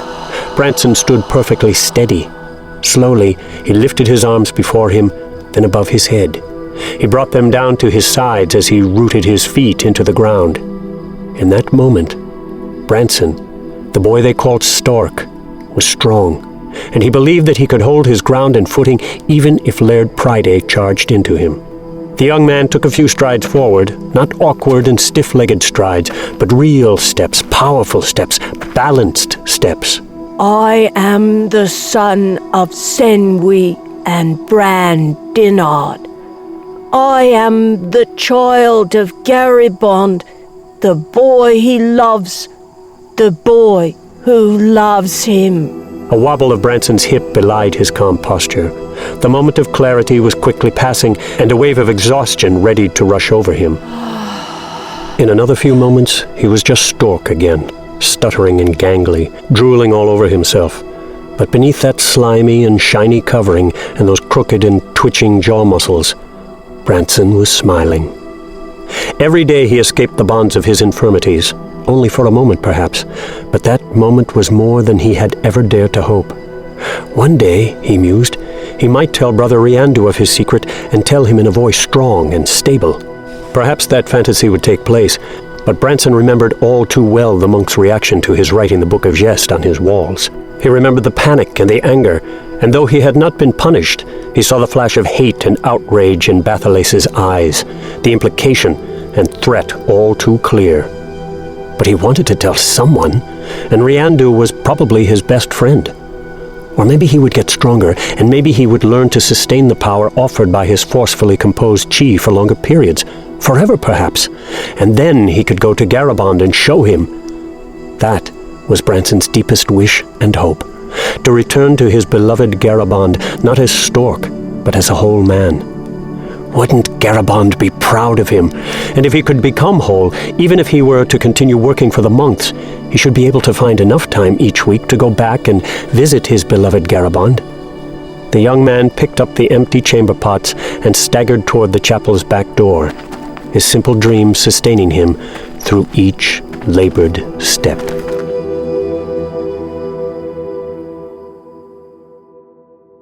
Has he spoken at all today, Brother Riandu? No, Master Bathalace. Father Jarek sits staring into emptiness. It is almost as if he is looking at the past. He is, and seeing events as if they are only now unfolding. Last week, he demanded that I go to Laird Pride and insist that he ease the burdens of those working on the road. The road? Laird Pride? It is an argument 20 years old. It is good the masters of Chapel Abel saw fit to convey the powers and title of master upon you, dear brother. If we were at the discretion of Father Jarek now... Father Jarek has no discretion. I say that with great sadness, brother. Long have I considered Father Jarek my friend, more than my friend.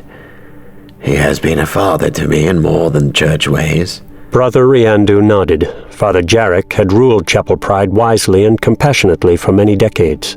You will need to formally announce your position as presiding father of Chapel Pride very soon. Our superiors offered you this at your discretion. You ask me to unseat my beloved friend. Will Chapel Pride survive the weeks, months, even years we may have to wait for him to go and sit with Blessed Abel? Master, Renark whispers in Laird Pride's ear in favor of Benevagar even as the people shout the same all the more loudly every day. The Samhaste had more than 1,000 people gathered at the bonfire last night. The people are angry. How many men are dying in the south? How little have they to eat? Unless now that Laird Pride has been forced to pay taxes to Laird Delaval. We are not responsible for the policies of Laird Pride. But neither are we fulfilling our promises to the people of Pride. We cannot heal their illnesses when so many of our resources are caught up in the greater issues of the holding.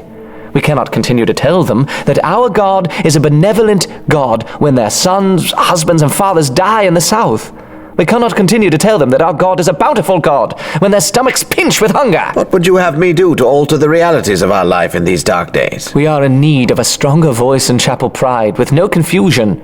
Retire Father Jarek with all honor and respect, and speak out with a voice bold and full of conviction. And what will this voice say? Speak out against the policies of Laird Pride, against the conscription and the taxes, against the suffering of the common folk. Benevagar embraces that suffering and says it will make the people more prepared for their ultimate fate.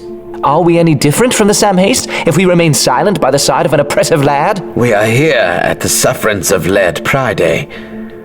Pride understands that if Laird Delaval is not successful in his campaign against Laird Ethelbert, then Ethelbert will annex Pride Holding. And Laird Delaval will do the same if he wins.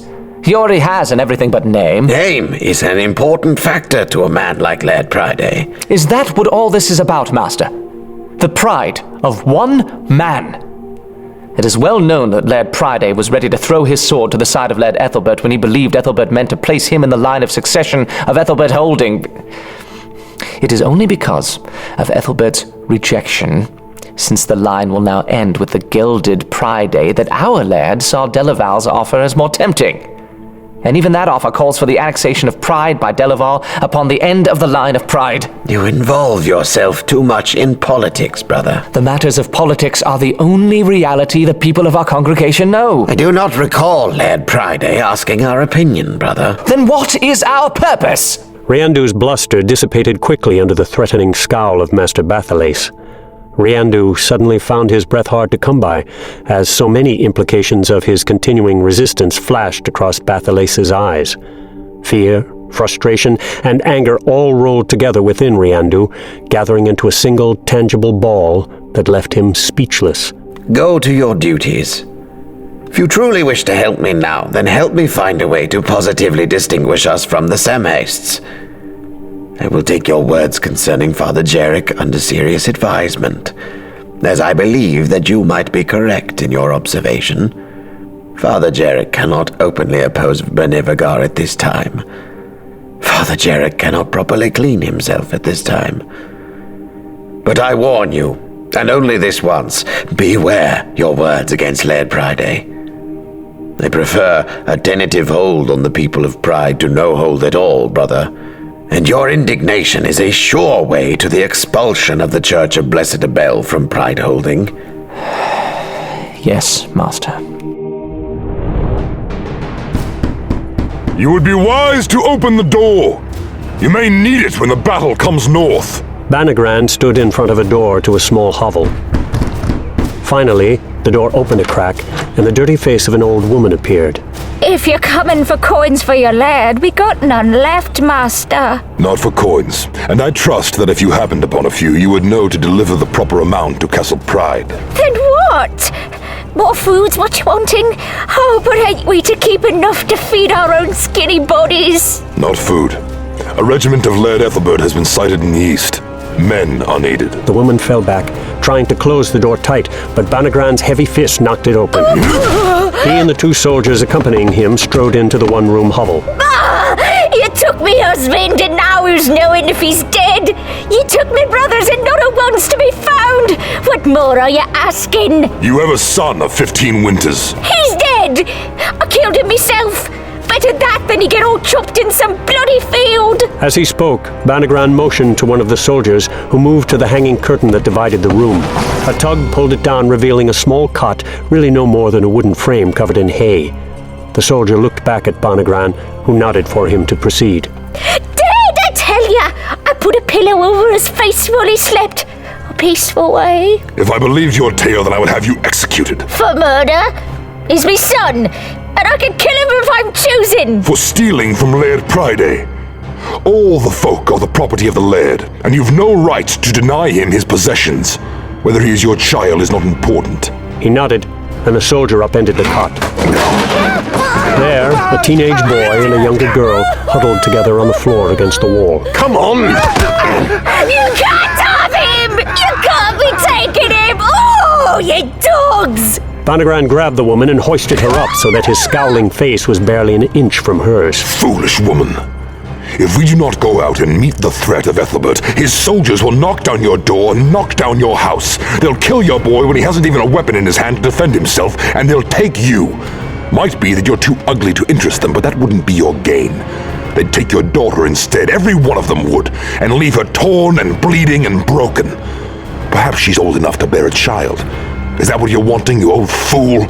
Do you wish upon your daughter a bastard child whose father you'll never know? Banagran released her and shoved her back, then followed the two soldiers who were flanking the subdued boy out of the house. That makes 12. Enough for this group, then. Get him to the castle and fit him with leather armor and a weapon. A spear for him. He couldn't hit anything hard enough to make a difference with a sword. Banagran quickly climbed onto his horse and turned the mount away, not wanting the others to see his continuing scowl. He found this duty distasteful, and he was quite weary of pulling men, and now boys, from their families. He rode away from the others and moved closer to Pride Town, trying to ignore the haunted stares of the many people in the streets. Not a family had escaped the last 6 months of the war unscathed. Banagran wondered if Pride Holding would survive this wave of battle. An entire generation of menfolk could be wiped out if Laird Ethelbert persisted in his designs for conquest. Already, more than 300 of Pride's menfolk were known dead, 150 alone in the Battle of Barraglen's Cove.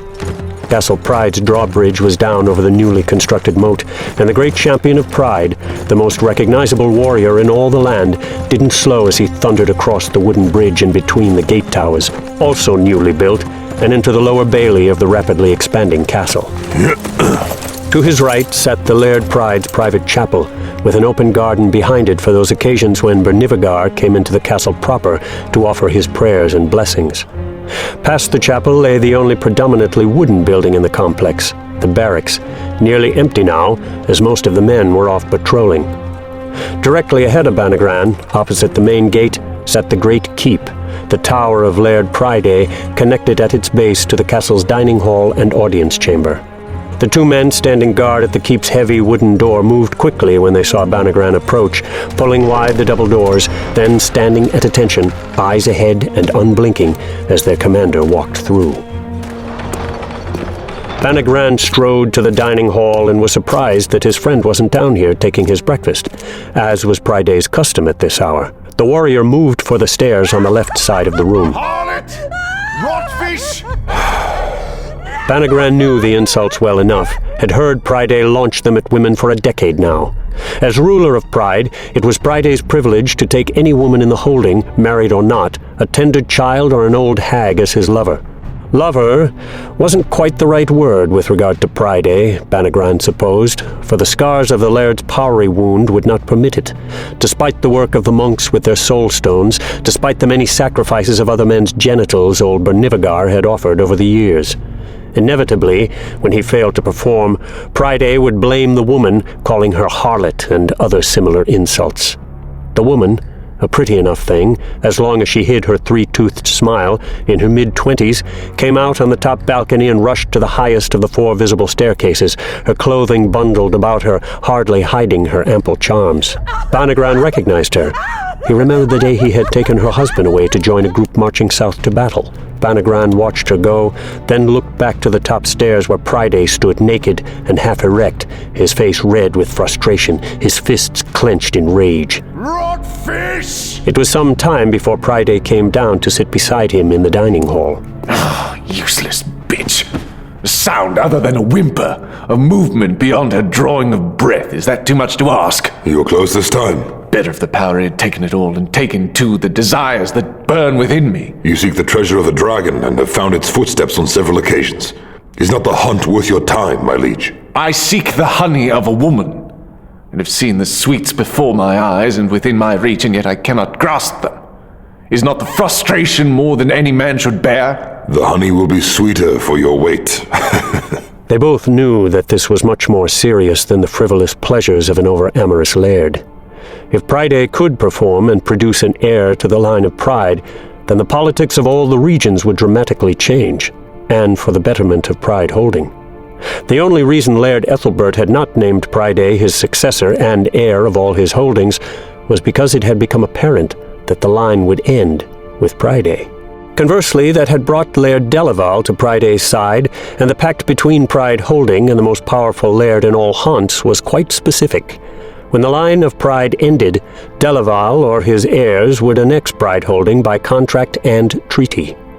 A son to Laird Pryday would change the dynamics all across southern Hunts, and positively, on every account, for Pride Holding. How much less would the frustration be if the coals below weren't showing signs of fiery life? So close. Prince Yeselnik is fighting in the south. His banners have shown on the field. Word has it that he is leading charge after charge. Your voice says that you do not think this likely. Prince Yeselnik is no warrior. Likely his champions are riding forth in his stead while he sits in the comfort of his carriage far behind.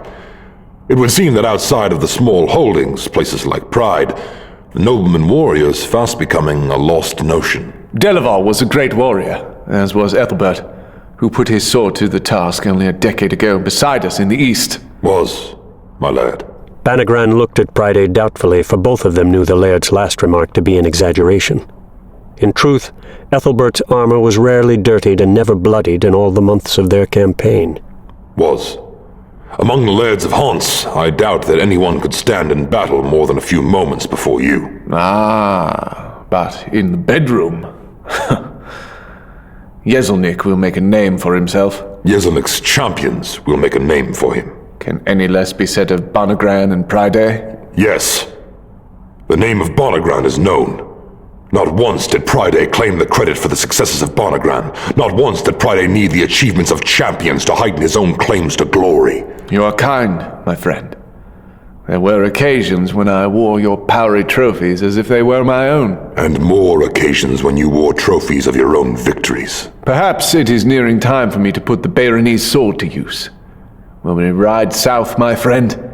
2 warriors side by side to help drive back the hordes of Laird Ethelbert? We will have all that we can handle should Ethelbert turn a portion of his force north and strike at us from the east. The work on Castle Pride is not yet completed, and 5,000 men would press us hard, even behind our walls. Laird Ethelbert has twice that to spare. True enough. You will find the opportunity to bloody the silver blade of your sword, I suspect, and fear. Battle rages across the width and breadth of Hants. All the land was in chaos. The roads had been built with the promise of greater trade and a greater ability to rid the land of the Pauris and the goblins. And, at first, that promise had been realized, with the Pauris thinned to irrelevance and pushed to the sea, and the goblins all but eradicated throughout the land east of the Mesa Delaval and south of the Great Gulf of Corona. But now, the holdings were warring. Now Delaval and Ethelbert fought for dominance on a wide scale, while minor holdings battled over small pieces of valuable land. Even the Pauris had returned, or were beginning to, as reports of Bloody Cap murders seemed to increase daily throughout the land. Banagran drained his goblet. He didn't mind battle, didn't mind killing Pauris or slaughtering goblins. But killing other men was something quite different, something that left him sour and empty. It was a day like any other day. The same routines and chores, the same time for waking and eating and collecting the refuse from the previous night. A light rain fell through the humid early summer air, making the dirt clump about Branson's sandaled feet as he staggered out from Chapel Pride toward the river, a chamber pot in each hand. He hardly felt the weight of the 2 buckets, though they were nearly full, for his grip had grown strong and sure. That much of his muscles Branson could control. As for the rest, he stumbled and had to realign himself continually after each awkward step, certainly living up to his nickname. He didn't notice a figure moving silently up behind him, or the foot that went out in front of him. Branson fumbled and finally managed to come up to one elbow and lift his head. Then he froze, seeing 4 legs, strong legs, the legs of young men, planted before him. Oh, you thought you fell down hard that time. The voice was that of Tarkus Breen, who had been away at the war, so Branson had thought. Now he was back, apparently. Take care, Tarkus. You'll bury Stalk where he lies and only make it all stink worse. The other speaker was Hedgemon Noylan. Oh, all right then. I'll pick him up. Oops. Branson had barely hit the ground when a boot came in hard against his back, jolting him. Hey, you nearly tripped me with the dolt. The third of the group was a younger boy of about 15, Hedgemon's little brother, Rulio. He gave another kick. The kick set off an explosion of pain in Branson's shoulder. Branson grabbed at the wound and tried to cover up, but his inability to curl onto his belly made him roll back before Rulio in a vulnerable position. Then he was up again suddenly, hoisted by Tarkus. Oh, you hurt him. Rulio caught him roughly, turned him and shoved him back. Branson tripped as he started to head toward Tarkus, and he toppled forward, crashing hard against Tarkus's waist. Tarkus punched Branson even harder in the face, then hauled him back up. Before Branson realized that he was standing again, Tarkus slapped one hand between his legs and grabbed him by the front of his tunic with the other. A twist and heave had Branson horizontal and in the air. Only then did Branson realize that the commotion had brought a crowd of onlookers, men, women, and children. Tarkus's foot stamped on Branson's stomach. Hey, we're not done with you. Hey, stop it! You leave him be! A woman crashed hard into him and Tarkus. Then Tarkus shoved the woman down. Kadale pulled herself up from the mud and came right back in, or tried to, before Hedgemon and Rulio intercepted her and held her off. You leave him be! He's done nothing to you! He's just a... Branson saw that something had caught her attention and had caught the notice of both men holding her. He followed her gaze back to Tarkus and saw him looking back over his shoulder, and Branson realized that the crowd had gone silent. When Branson finally managed to turn his head to see what the others were looking at, he understood. For there stood Benivigar. The Samhaste towered over Tarkus and all the others, making them all seem insignificant. He stared hard at Branson mostly, and there was no mercy in his awful glower. Out of the corner of his eye, Branson noticed the transfixed expressions on the faces of the 3 bullies and noted that Kadale had apparently shaken off the trance. She twisted suddenly, pulling free of Hedgemon. Oh, but you'll have paid dearly for that, witch. A moment of clarity in the form of outrage surged through Branson. No! The laughter didn't slow him. He felt Tarkus's grip tighten on the front of his tunic and knew the man was regaining his composure and balance, but that didn't stop him. But then his face exploded in pain, spraying blood. No! Let him go! Master Bathalace extended his hand and opened it, showing the gray graphite stones. Tarkus didn't immediately respond.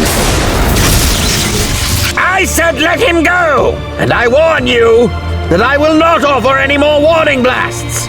Other monks scrambled behind Master Bathalace, several of them, including Brother Riandu, showing gemstones of their own.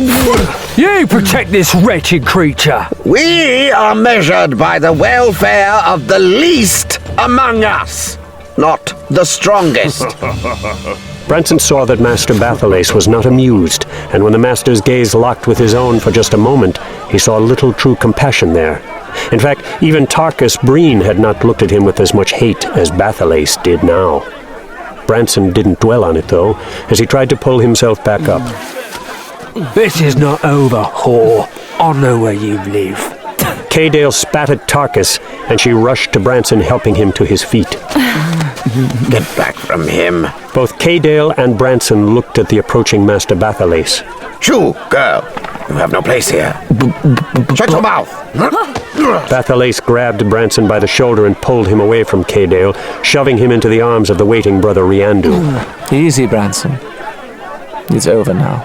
Branson managed to turn to face Kaydale, and she smiled at him. Then she motioned to indicate that Branson should go along with the monks. Oh, be silent! Get him inside before I lose my compassionate humor and give him to the anger of the crowd. Clearly, Master Bathalace was not pleased. So, now we are using gemstones to threaten the populace away from this abomination! Master, we are brothers of Blessed Abel. Blessed because of our capacity for compassion. When we took him in, we discussed this very matter. We took him in to secure the sword, that we might strengthen our position with Laird Pride, eh? Never forget that! Branson froze in place. The sword? My mother's sword? He is our charge. Then keep him inside from this day forth! Have him collect the pots and put them out by the wall where a younger brother can take them to the river. Do you justify the actions of the three ruffians? Can you blame them? In these times, they go off and fight and die while he stays here and what, Brother Riandu? While he stays here and eats the food for which others toil in the fields or hunt in the forest. Master! Branson dared to peek into the room. Bathalace stood there before one of two chairs set in front of a desk. Once, I vowed never to use the magic of a gemstone in anger, unless it was against a Powery or a goblin. You hurt no one. But I scared them. I scared them all. That has always been the difference between us of the Church of Blessed Abel and Bernivagar and the Samhastes. They held power through fear, but we...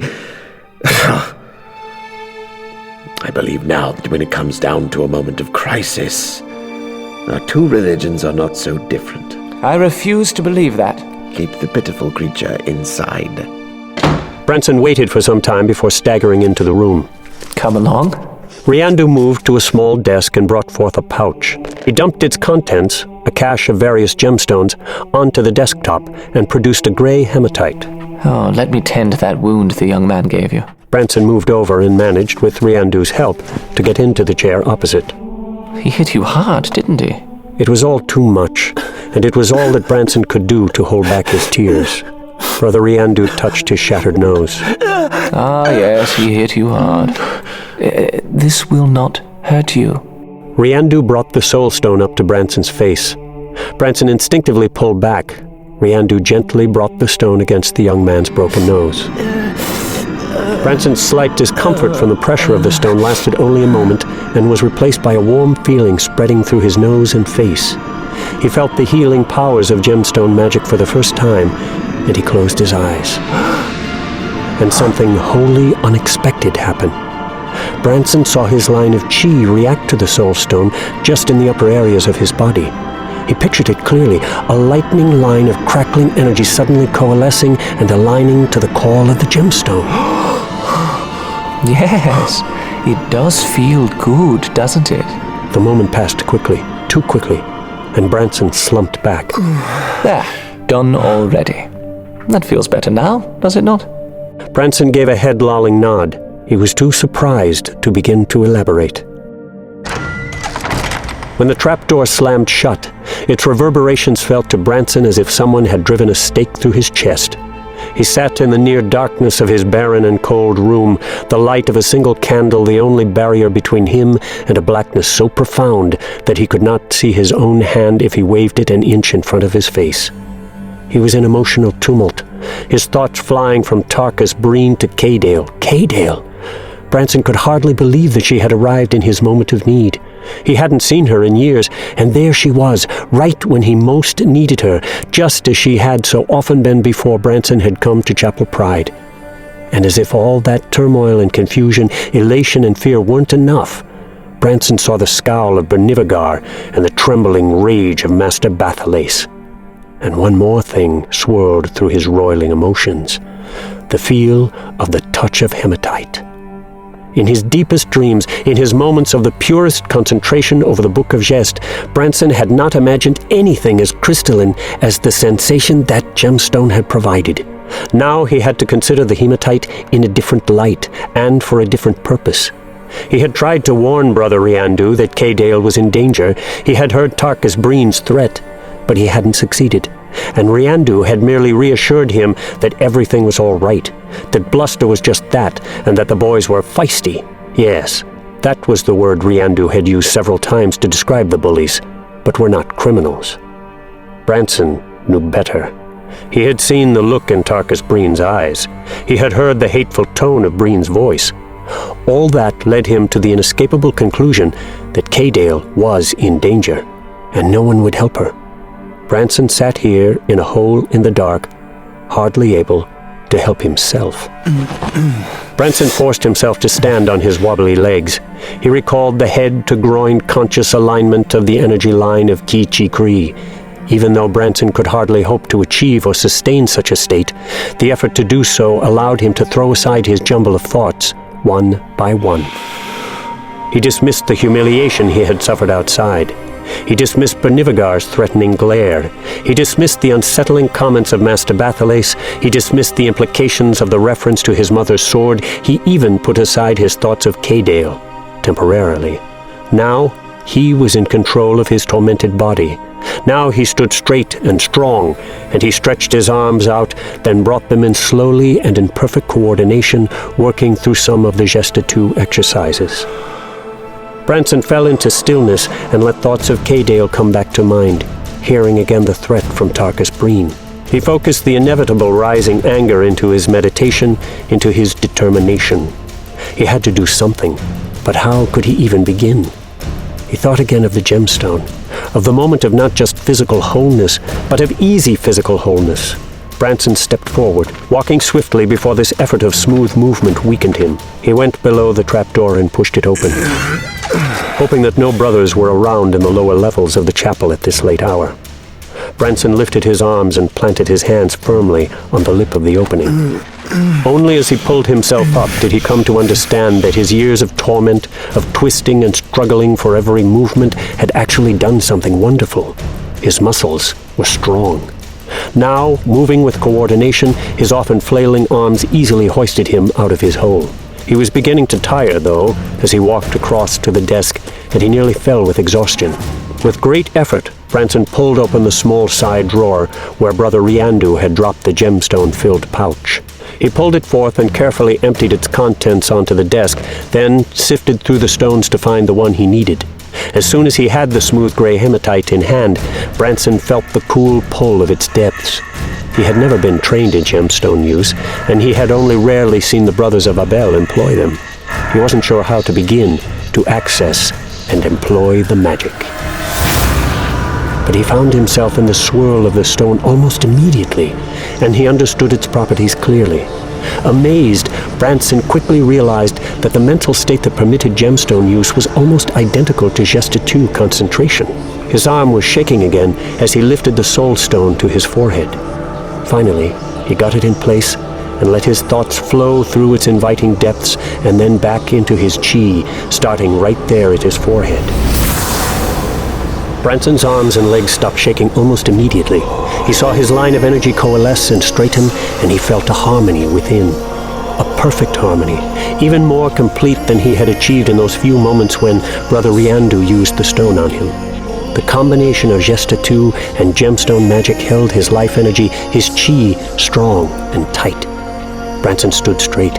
He wanted to move through some of the Gesta 2 exercises, for all weariness had suddenly flown, but he couldn't bring his arm down. He wanted to revel in this feeling of freedom, this feeling that all healthy people took for granted. He wanted to stand there and bask in the moment, or to jump for joy in an impromptu dance. Could K-Dale wait for him to calm down? He began replacing the other stones in the pouch. With each one he handled, he felt its magical energy, and its knowledge of its various properties flitted through his mind. He felt the tingling of the lightning-inspiring graphite and the weightlessness afforded by malachite. He felt the inner heat of ruby, the protective shield of serpentine, and the warmth and light of diamond. The stone seemed strangely familiar to him. He couldn't dwell on it now, though. He put the pouch away and returned to his chamber. He fumbled with his bedding and pulled forth the black silk suit. It was still in amazing condition, but a seam at the right shoulder had begun to open. Branson knelt on the main part of the black shirt and with his free hand pulled the right sleeve off. Then he wrapped it around his head, using it to secure the hematite in place. Gingerly, Branson tied the ends together and brought his hands down to his sides. The gemstone effect was continuing, even without his hand holding the stone. The connection remained, and it was strong. Branson smiled as he considered the expressions he might elicit if he walked out of his hole into Master Bathalace's private quarters. What would Bernivagard think of him now?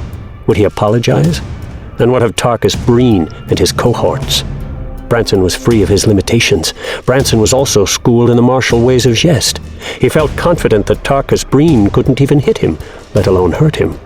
Indeed, what might the world think of the stork now? Branson's smile disappeared and a wave of fear nearly buckled his legs, every hopeful possibility fast replaced by dread. With that in mind, he removed his bandana. Working carefully, one hand holding the gemstone, the other manipulating the material, he brought the fabric over the candle and held it there, once and then a second time. When he put the bandana back on his head to hold the gemstone, he spread it over his face so that it covered his nose and all the way to his upper lip. An adjustment showed him that he had burned the eye holes correctly. K-Dale. He quickly pulled off his tunic and began donning the black silk suit. He recognized one error almost immediately, though, for he had removed the right sleeve, showing his bare arm and the unique birthmark. Thinking quickly, Branson removed his bandana and tore a narrow strip off it. He put his mask back in place, then tied the strip around his right arm, hiding the mark. When he put on the soft shoes, he felt as if he could leap to the stars or run faster than any deer. He was complete, dressed in his mother's outfit of station and blessed by the powers of both Gest and the Abel gemstone. He blew out the candle and scrambled out of his hole, closing the trapdoor behind him. And he quietly crossed out of the chapel, across the courtyard, and out into the night. The saga of the first king is continued on the next disc.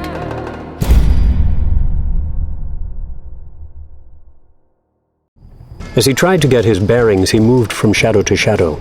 K-Dale lived at the western end of town, he remembered from long ago, or at least she had lived out there. His legs moved swiftly and he didn't have to throw them by jerking his hips forward. His legs strode in balance, his feet planting firmly with each long running stride. He almost felt as if he were flying, and to him, this ability to run was almost as much of a leap as true flight would have been to a normal man. So rapt was he that he nearly forgot his purpose, and he had gone quite a long way before remembering K-Dale and the possible danger. He slowed, oriented himself, and realized that he had no idea where he was, for never in his life had he been west of Castle Pride. The farther he got from the castle, the more sparse lay the houses, scattered about small fields, clusters of simple houses separated by walls of piled rocks. All the structures looked the same, 1 or 2 room hovels of plain stone with thatched roofs. A few had small gardens under their windows, flowers and vegetables with colors dull in the pale moonlight. Some of the houses had candles burning inside, and whenever he noted the lights, Branson slipped to the window and peeked in, hoping every time that he had at last found K-Dale's house. He walked for hours, all the lights going down, even the moon setting in the west, so that he was alone in the quiet dark. He went farther out than he had intended, out to where the houses were even more widely spaced, out where fields and forests dominated. Branson had no idea that Pride Town was this big, for there were certainly more houses here in the west than in the east, where he had grown up, where Garabon lived quietly with few and widespread neighbors around the small lake. Given the scope of the town, the young man only then realized the magnitude of the task before him in even finding K-Dale, let alone protecting her. Frustrated, but with the eastern sky beginning to brighten with the first light of dawn, Branson sprinted back along the roads toward Castle Pride, whose massive dark outline could be clearly seen even from this distance. The light was growing by the minute, and Branson realized that he might have erred. He understood clearly that he did not want to reveal his new secret. He did not want the monks or anyone else to know that there was another side to the stork. Each stride became more desperate as Branson realized that he wouldn't make it back to the chapel before the brothers had begun to stir. How would he explain himself?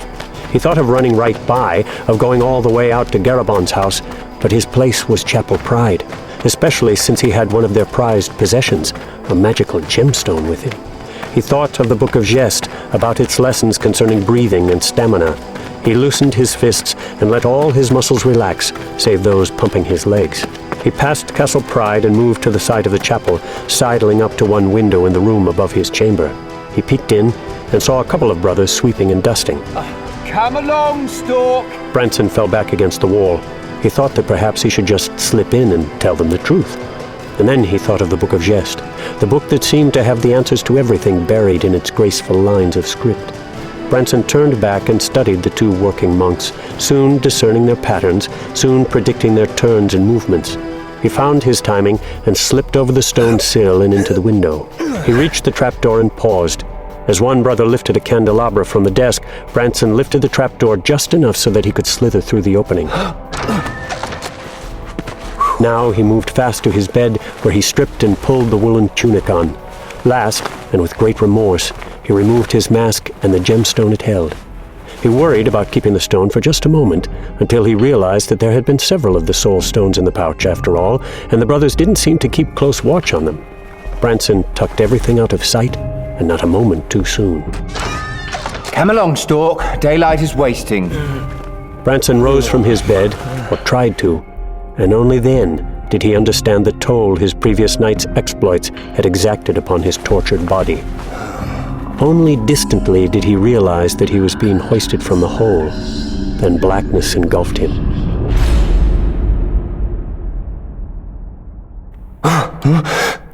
He awoke much, much later, with darkness again settling on the land.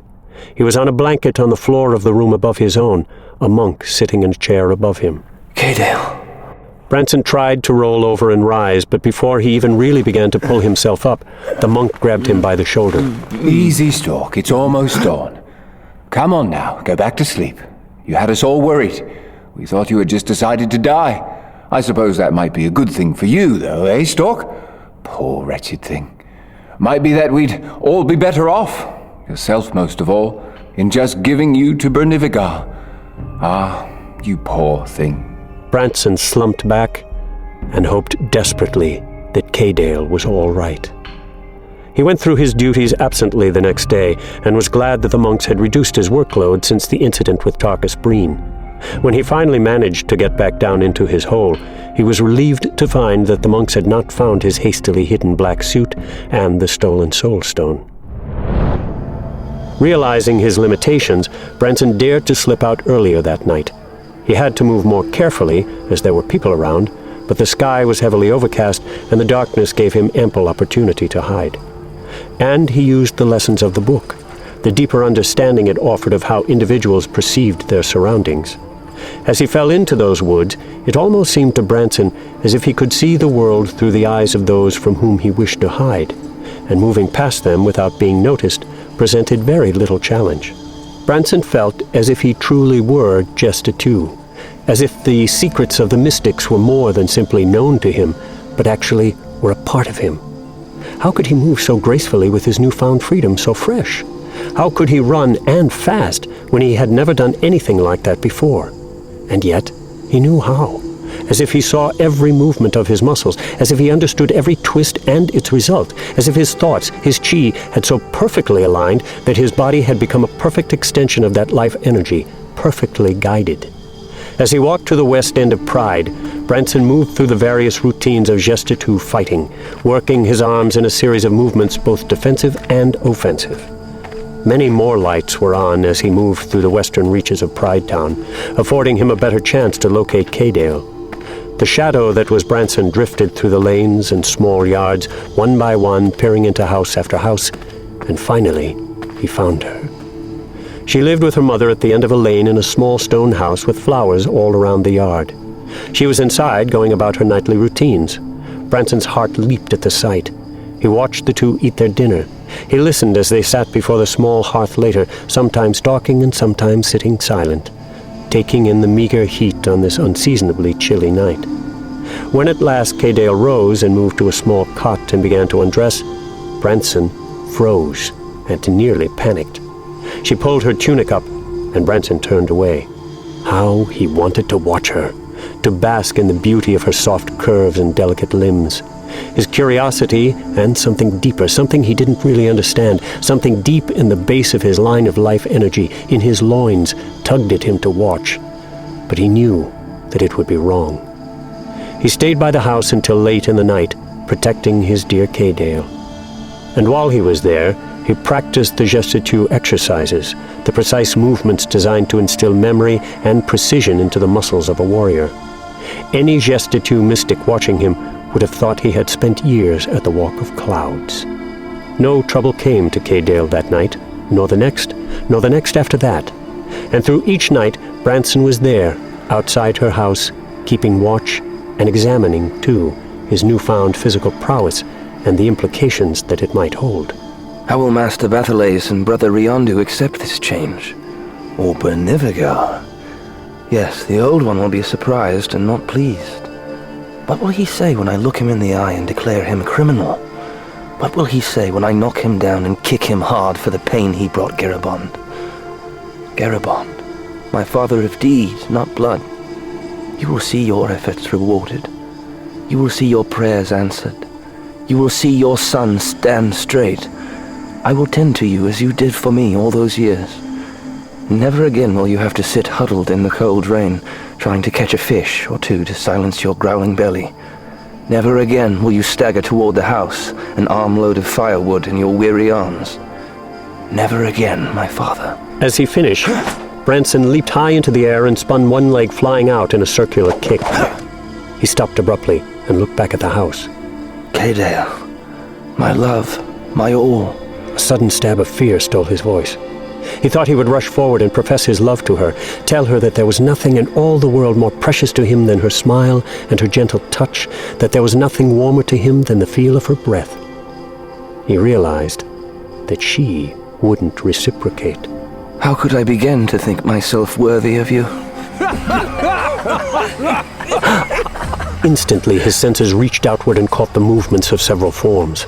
Branson ducked into the shadows of a tree a dozen yards to the side of K-Dale's house. He stared back to the east, back down the lane, and noted the approach of 5 dark forms. He couldn't make out any details from this distance, but he knew at once that it was Tarkus Breen and his friends. This is why you came out here. He caught a flash, a reflection of glass in the starlight, as the bottle soared and smashed against K-Dale's door. The 3 walked right past, taking no notice of him. K-Dale! Come on out and play, girl! I've got a weapon too long sheathed! The group strode right up to the house, one going left, another right, to ensure that no one got out. Everything seemed to move before Branson so slowly and yet very quickly, as if his mind couldn't properly take in the unfolding scene. He saw candlelight inside the house. He watched a large man walk up to the door. What are you doing? Get out of my house! Tarkus Breen and 2 others went in. He heard a scuffle, saw the 2 other men coming back around the house. What are you doing? Get out of here! Oh! K-Dale appeared at the door wearing only a white nightshirt. She started to run out, but Tarkus himself caught her by her thick hair and tugged her back. Branson shook violently. He silently cursed his cowardice. How could he watch this and not go to her? How could he stand here ready to pee in his pants? Leave us alone! Shut up, you old hag, and be glad you're too ugly to feel the sting of our weapons! K-Dale crawled out and started to rise, but Tarkus's foot planted on her back and sent her sprawling to the ground. In a moment, 4 of the 5 were around her, while the 5th remained inside with her mother. You should know your place, girl. You interfere where you're not wanted. You defend that creature. Do you understand who we are, what we've done for you? Huh? We fight in the south and we die. We defend you, whore, and you side with that creature over us. No! You should welcome us with your legs wide. You should be honoured that we think you're worthy of our seed. Take her! K-Dale's tears, lines of wetness glistening in the starlight, crystallized Branson's thoughts. All his personal emotions fell aside in the face of that sight, of dear and wonderful K-Dale crying and broken, the surrender of the woman who had been one of the pillars of strength in his life. Branson slid to one knee as he came up on one of the men. Without breaking his momentum, he drove the heel of his right hand hard into the big man's groin. Branson leaped forward to land before Tarkus Breen. Breen's arm flashed out, a knife in his hand, but to Branson he almost seemed to be moving underwater. Branson snapped out his leg into the kneecap of the other attacker. Another of the men came forward, launching 2 clumsy punches. The 3rd man went to the ground and Branson was already spinning. Around he went, sending his free leg into a circle kick. It was too high and cut the air above Tarkus Breen's head as he ducked and charged ahead, arm extended. But Branson's kick had been too high on purpose, in accordance with the movements taught in the Book of Jest. As Breen ducked, Branson launched his intended attack, his other foot snapping straight up into Breen's face. Who are you? What do you want? I am... But what was he to say? He recalled some of the brothers at the chapel complaining that the roads were becoming unsafe again, with Powries and Highwaymen. He recalled pieces of their stories of older times and great deeds. He seized on that without even thinking. I am the Highwayman. Tarkus Breen wasn't listening, Branson then realized, but had used the pause only so that he could gather himself for another attack. He came forward hard, slashing his knife back and forth, but Branson, though he had regained his awareness of himself, was no longer afraid. Branson caught Breen's wrist with his left hand. He lifted Breen's arm and went under it, turning it and forcing the bully to come up straight.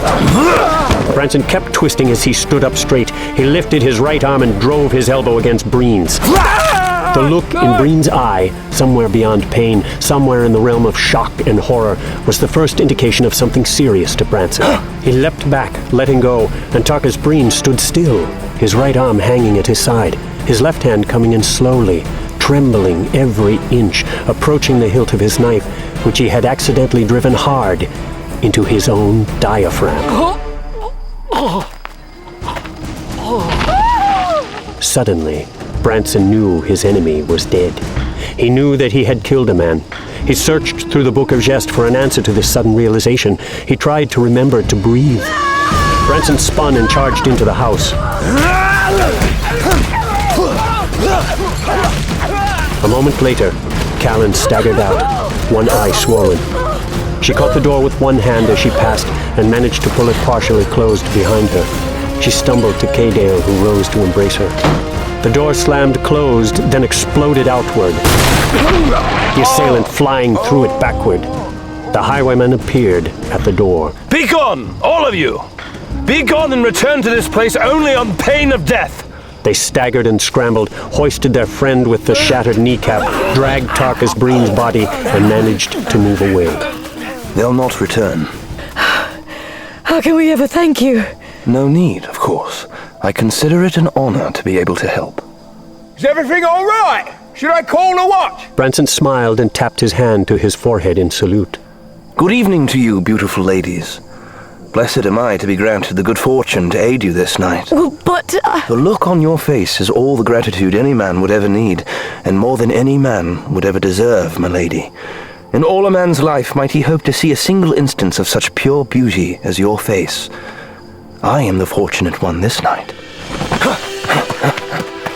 The road back to the chapel was a long one for Branson. So many truths assailed him from every side, so many conflicting emotions. He had performed brilliantly. He had saved Cadale and her mother, had beaten the bullies. He had killed a man. Out behind the castle, in the darker pre-dawn shadows within a copse of trees, Branson Garabond, the self-proclaimed highwayman, fell to his knees and threw up.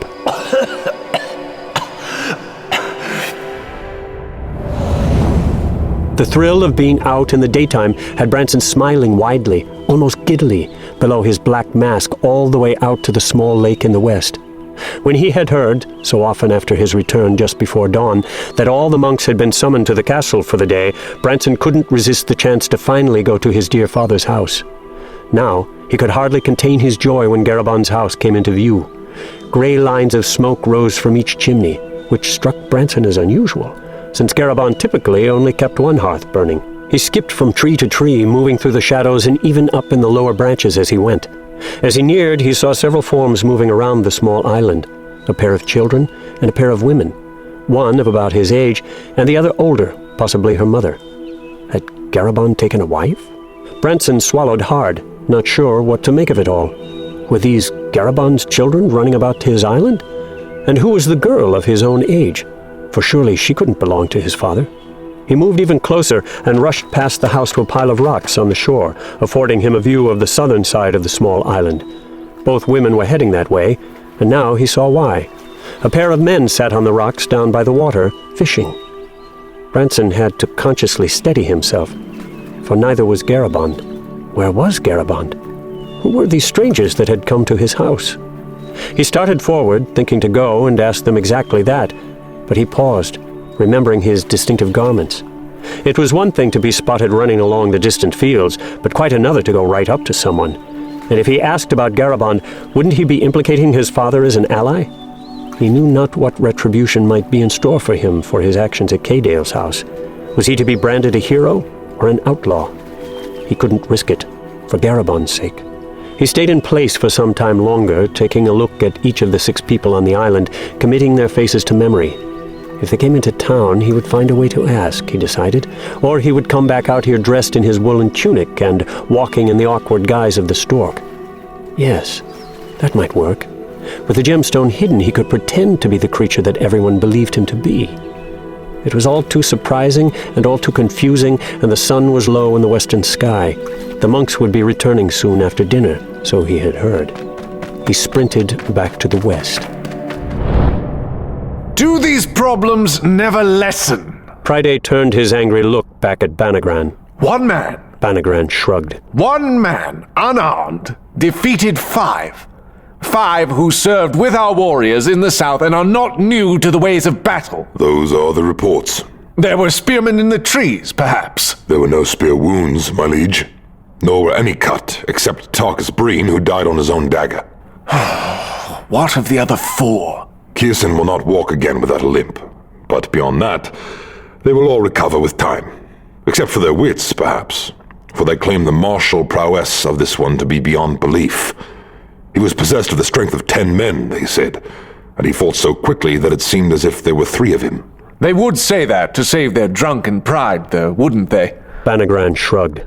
Who was it? He called himself the Highwayman. Wonderful. He is one man. Who defeated 5 unarmed when they were not. 5 staggering drunks. Our guests are waiting. We should not linger. I doubt that Father Jarek will be able to remain much longer. Does he even know where he is? Doubtful. And if we don't get him out of here, it is likely he will shit himself soon enough. Lead on. Suddenly, Priday reached out and grabbed Banagran's shoulder, stopping him. We should go out in full splendor in the morning. It has been too long since I worked my chariot team. A show of strength to assure the people. And to warn this highwayman.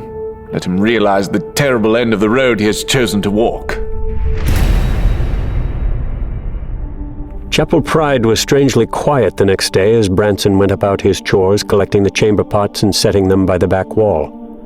Not a monk seemed to be anywhere except the one who served as attendant to Father Jarek, and the old man himself, apparently worn out from the excursion of the previous day. Branson wasn't using the soul stone, though he missed it dreadfully. He had noticed, however, that even without the soul stone firmly secured against his forehead, he was finding a bit more control of his movements with every day. In gestitude terms, and using gestitude technique, Branson was finding more and more solidity to his line of chi. With his meditation and focus, he could form that line and hold it, albeit for only short periods, but even when he was not consciously engaged in such gestitude disciplines, he found that his line of life energy wasn't dispersing quite as widely and wildly as before. Given that, Branson found himself in the strange position of consciously exaggerating his stork-like movements. He wasn't quite sure why he should not reveal the changes he was experiencing, but he had a feeling that his cover as a helpless creature would serve him well for the time being. On his fourth trip to the back wall, Branson found the 6 previous pots still sitting there untended and unemptied. He put the 2 new additions down and looked about curiously. Where was his helper? Branson moved back into the main areas of the chapel's first floor and was struck again by how empty the place seemed. Not a brother was to be seen or heard. He staggered through all the main rooms, finding them unoccupied. He went to the front door of the chapel, which was opened wide, and glanced out into the courtyard with its twin trees left and right of the cobblestone path.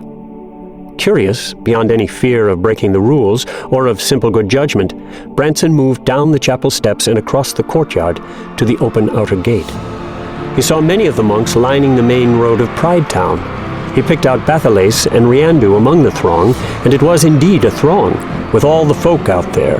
The stork made his awkward way to Riandu. Stork! What are you doing out here? No. Never mind. Perhaps it is better that you came out. You should see the glory of Laird Pride revealed. First came the soldiers of Pride in their full regalia, bronze armor dully shining in the sunlight. They carried long spears holding them vertical, gleaming tips up high and in perfect alignment with one another. Behind the common soldiers came 3 horsemen, including one Branson knew well enough in the center. Banagran seemed even more huge and more imposing on his armored mount, and clearly the legendary warrior commanded the attention of all the onlookers. That is, until the man behind him appeared. In a chariot more grand than the one he had lost in the war all those years earlier, and with a team of 2 large and strong horses, Laird Pride seemed the most splendid of all. He wore a new breastplate, replacing the many-nicked one that had gone off to the Powery War. This one, again of bronze, and again emblazoned with the running wolves, was studded with jewels that caught the sunlight in bursts of radiance. He wore an open-faced helmet with a horsetail-like plume dyed red, but armor, helm, and chariot seemed not to matter much when he drew forth his shining steel sword. That sword could cut through a plate of bronze armor, so it was rumored, and it could fell a small tree with a single powerful stroke. That sword would keep the Poweries at bay and make any imperialistic-minded laird tremble at the mere thought of warring with Pride holding. That sword was the sword of Branson's mother. The emotions sweeping through Branson as he watched the procession and the proud laird were very different from those of the people around him. They saw inspiration. They showed awe. But for Branson, there was only the sudden realization that this sword did not belong with the Laird of Pride. This sword, his mother's sword, was his own to claim. And so he would, he determined, and that very night. When the chapel monks had all settled into their beds, the Highwayman, dressed in black, a soul stone pressed against his forehead by his tight mask, slipped out of Chapel Pride and moved through the shadows to the wall of the great castle itself. Branson watched the wall top for signs of sentries, trying to spot their dark silhouettes against the moonlit sky. All seemed quiet.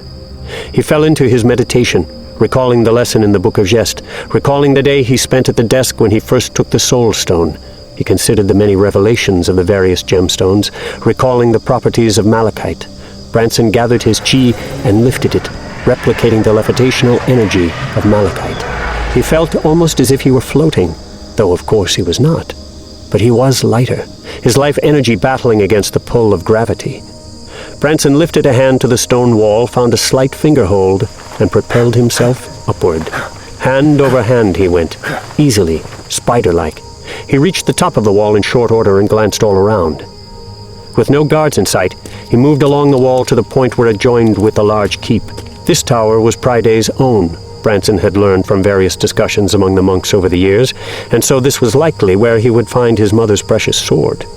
Again, he fell inside of himself and lifted his energy skyward, walking up the wall. A fine show, my liege. Every now and then they need to be reminded. Branson recognized the speaker as none other than Bernivigar. Perhaps it is a reminder that I need as well. It struck Branson that the laird's voice was quite somber. I do not miss the sound and smell of battle. Yet I cannot dismiss the thrill that courses my body when I drive my chariot and draw my sword. It gives hope to the people. You are their protector. And their laird, with all the privileges that entails. The woman you chose along the parade route awaits you in your chambers, my liege. Use her well. My blood is hot with the sound of trumpets and cheers. Perhaps this, at long last, will be the night for the consummation. Branson held his position and glanced all around and down. Still, he saw no guards walking sentry. After a few more moments of silence, he slipped into the room. He moved away from the window, crouching in the darkness and allowing his eyes to adjust. Gradually, the distinctive shapes within the room came into clearer focus. The closed door across the way, the chairs before the hearth off to his left, the hearth itself, and something set on the wall above the hearth. Silent as a shadow, he slipped to the hearth and saw the outline on the wall. It was a sword, a long sword, too long for bronze or iron. Branson swung around to see a surprised Banagran standing just inside the door, torch in hand and wearing only a tunic and loose breeches. Was it the Ancient Ones of Samhaste, or the Blessed Abel that put you here in my grasp? The large man set the torch into the bracket beside the door. For truly such good fortune as this falls within the realm of divine miracle. Branson sprang over the chair behind him, putting more ground and now 2 chairs between himself and the charging warrior. The mighty warrior waded in. A couple of glancing blows clipped him, but only at first, only while he was acting with his conscious mind instead of letting himself fall into the teachings of the Book of Gest. Now, Branson dared to counter, getting his hands up inside Banagran's punch, deflecting it, and launching one of his own. Banagran pressed on, and as he stepped forward, he dropped his right shoulder and launched a roundhouse punch that seemed to come from his ankle, his heavy right hand swooping in for the side of the Highwayman's head. It was a perfectly executed block, a detailed maneuver in the Book of Gest, but neither that book nor the Highwayman had taken into account the strength difference between the diminutive Branson and the giant and powerful Banagran. He launched a wide flying right hook. Branson ducked it, dropping so low that his butt nearly touched the ground. Up he sprang into the air, lashing out with his feet, one and then the other. The attacks barely phased the big man, and now he was altering the angles of his strikes, high and low, and seemed perfectly willing to accept Branson's stinging counters. A left jab snapped in, and Branson turned it, retracted his hand and started to counter. Then he saw the blood pouring from his fingers, and then he noticed that Banagran's hand was no longer empty. Branson leaped back, glancing from the cut to Banagran to the long knife that the man now held. Banagran charged ahead, stabbing hard, but Branson went around the outstretched arm in a quick roll, then sprinted past the man for the wall. Banagran turned to pursue, then watched in amazement as the Highwayman seemed to run right up the wall, springing directly over him in a twisting somersault. The Highwayman landed lightly, and a second leap brought him to the top of an overturned chair. He sprang away again, gathering momentum in a great leap that sent him flying across the room. He landed right before the hearth, grabbed the magnificent sword by the pommel, and turned to face Banagran. You drew first. I was content to embarrass you with an open hand. Now it seems I must kill you. Which will you pray to, mighty Banagran? The Ancient Ones or Blessed Abel? The Highwayman took a fast step forward, thrusting the blade, but Banagran leaped back, caught a chair by the arm and whipped it across the block. Then, with strength beyond anything Branson had ever seen, the big man stopped his swinging arm suddenly and threw the chair. Banagran hadn't pursued. He had run back to the open door. Guards! Get in here now! Branson ran to the window, turned to salute the big man. We two will fight again, sword to sword or fist to fist. Like a spider, the Highwayman moved to the side of the window and then up. He reached the top and pulled himself over. The head of a guardsman poked out the window below and began looking all around at the ground. Did he fall? Branson put his back against the crenellated tower top and lifted the gleaming sword before his eyes. He felt the smooth steel and the keen edge and marveled at the beauty of the etchings running the length of the blade. This was the work of his mother as surely as the copy of the Book of Geste had been created by his father. He understood completely that this was no ordinary weapon, and from more than the exotic feel of the materials. The balance, the delicate work along the pommel, the light yet solid feel of the blade all hinted to him of the marvels within and of the discipline required to create this. He knew that his mother had made it, for he could feel her residual energy within the blade. The Book of Geste had referred to weapons such as this and spoke about the bonding between the craftsman and the weapon. But only now could Branson truly come to appreciate that truth. For in holding this magnificent sword, Branson felt as if he were touching the mother he had never known. A weight of responsibility fell upon Branson then. His mother was a Gestitue mystic, an accomplished warrior and philosopher. He had much to live up to. As he continued to hold and contemplate the sword, he felt a warm, clear sensation that his mother was pleased, that she was looking down on him now and was glad that her sword was in the hands of her son, the child for whom she had willingly offered her own life force.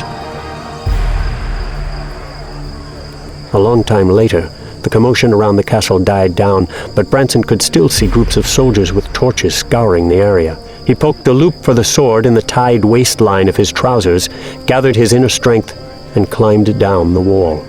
Moving from shadow to shadow, the highwayman was soon back in the chapel, and soon back in his little room, and now he had one more thing he knew he must keep hidden. The lines were not as intricate and flowing, but the patterns of the words were much the same. Branson focused hard to keep his head from lolling about so that he could study those patterns and try to make some sense of them. It wasn't often that Branson got any opportunity to view the writings of the monks. On those occasions when he was the highwayman, he spent very little time in the chapel, only enough to get in and out along a direct route from his trapdoor to the window and back again. So this morning, going about his rounds, when he saw the parchment unrolled and weighted down on the desk, Branson quickly moved to inspect it. He stood there for a long time, staring down at the script and wondering if he might somehow teach himself. Take care with that. Taking respite from your work? No, I... Still intrigued by words? Branson nodded. Please do not drool on this, my little friend.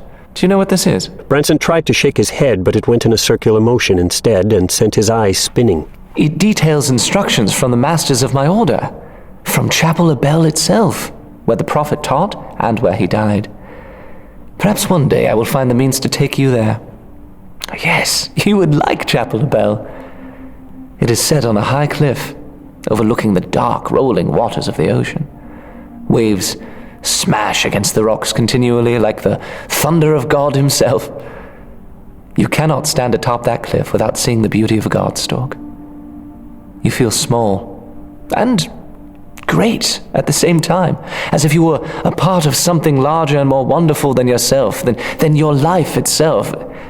The thunder of the waves pounds like the heartbeat of God, I tell you. You would like to see that place, wouldn't you? Branson nodded eagerly and grinned from ear to ear, but the smile went away almost immediately as he came to consider what any journey away from Chapel Pride might do. How could he take his clothing, the sword, and the stolen gemstone with him? How could he keep his secret, or find the hours of freedom in the guise of the highwayman? He caught himself in those thoughts and glanced anxiously at Riandu, who, thankfully, had not noticed his changing mood. Quickly, Branson shifted the focus and the conversation by pointing emphatically at the parchment. An order from Chapel Abel. Oh.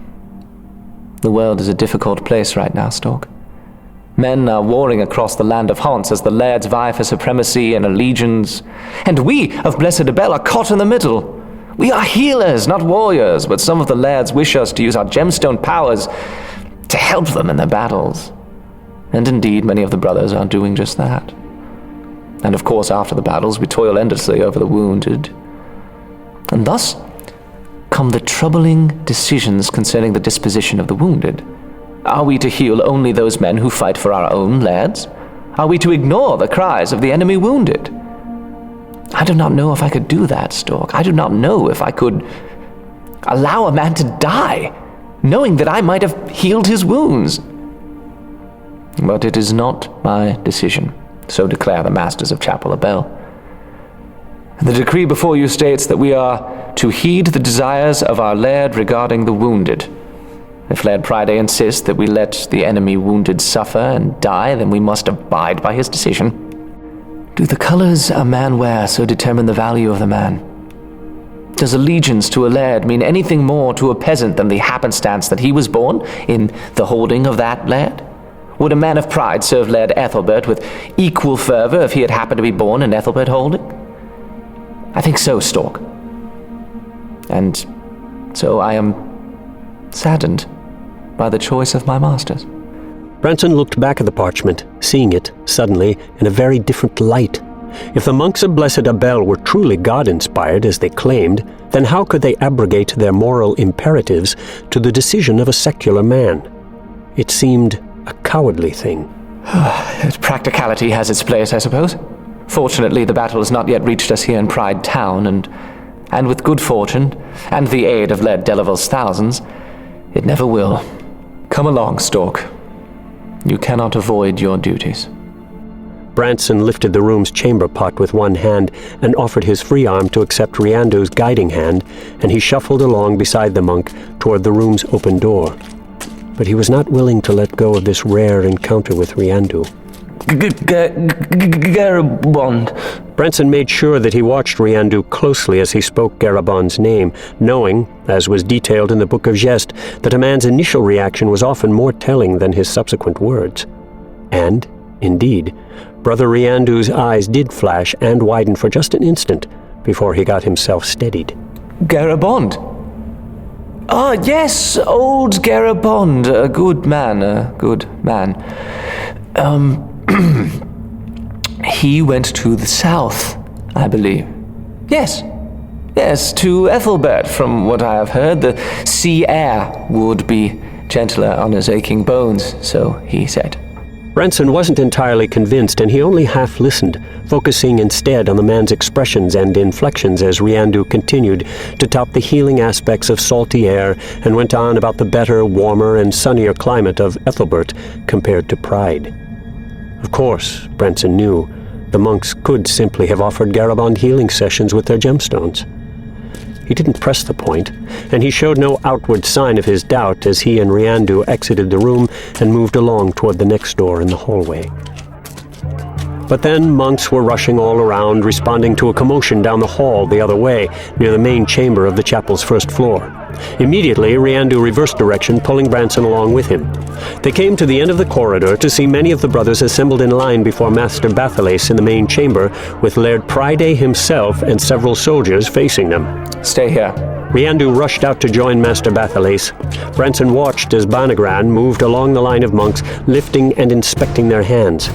The young man's eyes widened as he realized what was transpiring there, and he lurched over, placing the chamber pot down hard, then dipping his hand into its brown contents. He came back up fast as he could, holding the pot once more in his filthy, shit-covered fingers. Fingers that had been cut by Banagran's knife the night before. How glad was Branson that Brother Riandu had not apparently noticed the scar, the cut healed by the stolen soulstone and the meditation of Geste, but still visible. Banagran finished with the monks then, and noticed Branson as he turned back to his liege. He paused and studied the damaged young man. He thinks I am the right size. Banagran started to approach, and Branson fought hard to remain calm. He wished that he had his soulstone with him, that he could become the Highwayman if need be, and flee this place. He thought he was surely trapped. But Banagran stopped suddenly and looked down at Branson's hand in the chamber pot.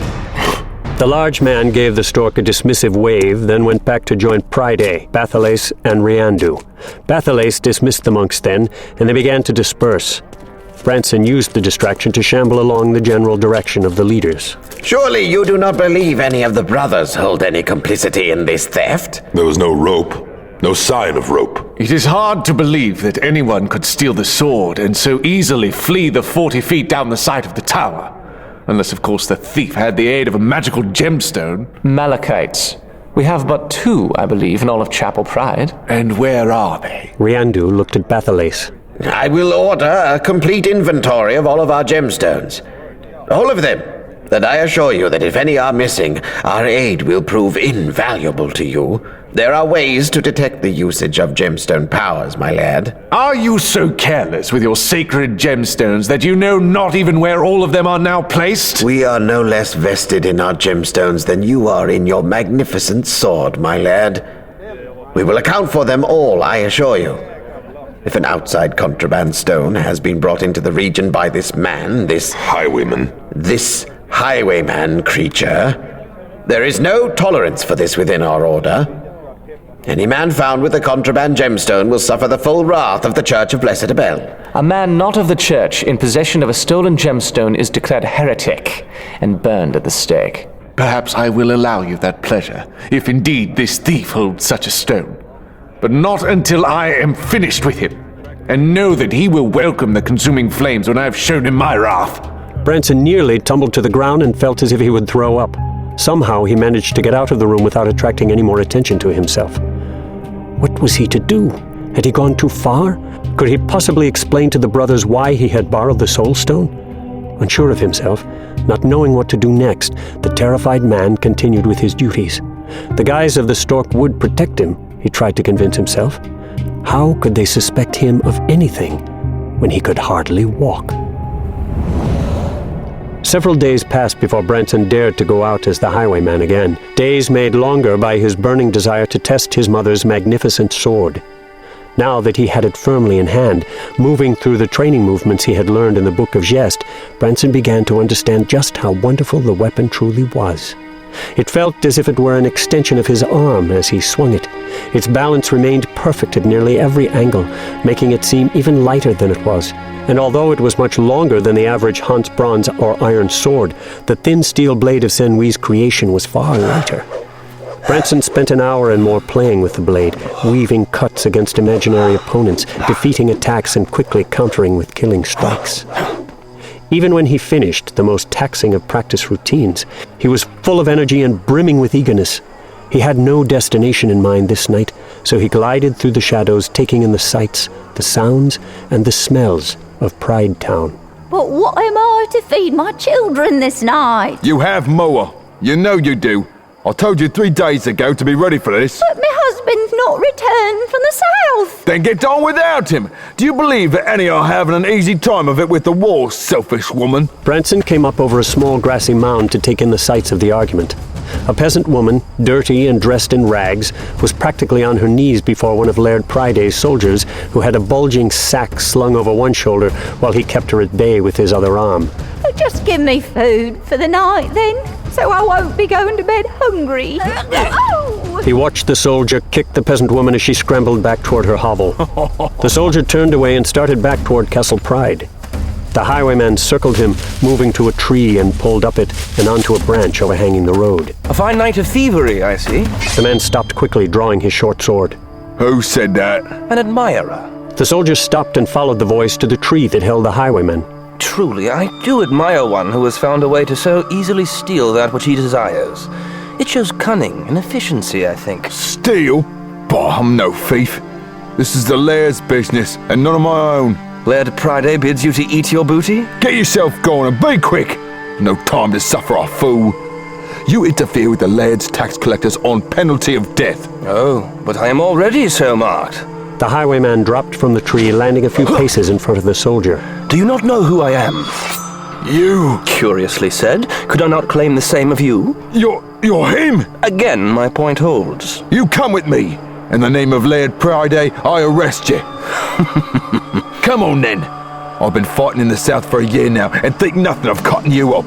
The Highwayman glanced around as if he meant to run away. The soldier, predictably, rushed ahead, the tip of his sword barely inches from the Highwayman's chest. Now! Last chance to surrender before I run you through. The Highwayman feigned fright and presented his sword horizontally before him. When the soldier reached for the offered blade, the Highwayman tossed it up into the air. What? The highwayman caught his blade as it fell and leaped forward in a spin, whacking the soldier's feebly presented sword cross. Then he rolled behind the blade and up the man's arm, timing his turn perfectly so that he could drive his left elbow into the side of the man's face. I will hear your sword hit the ground, or I will hear the last breath of your life.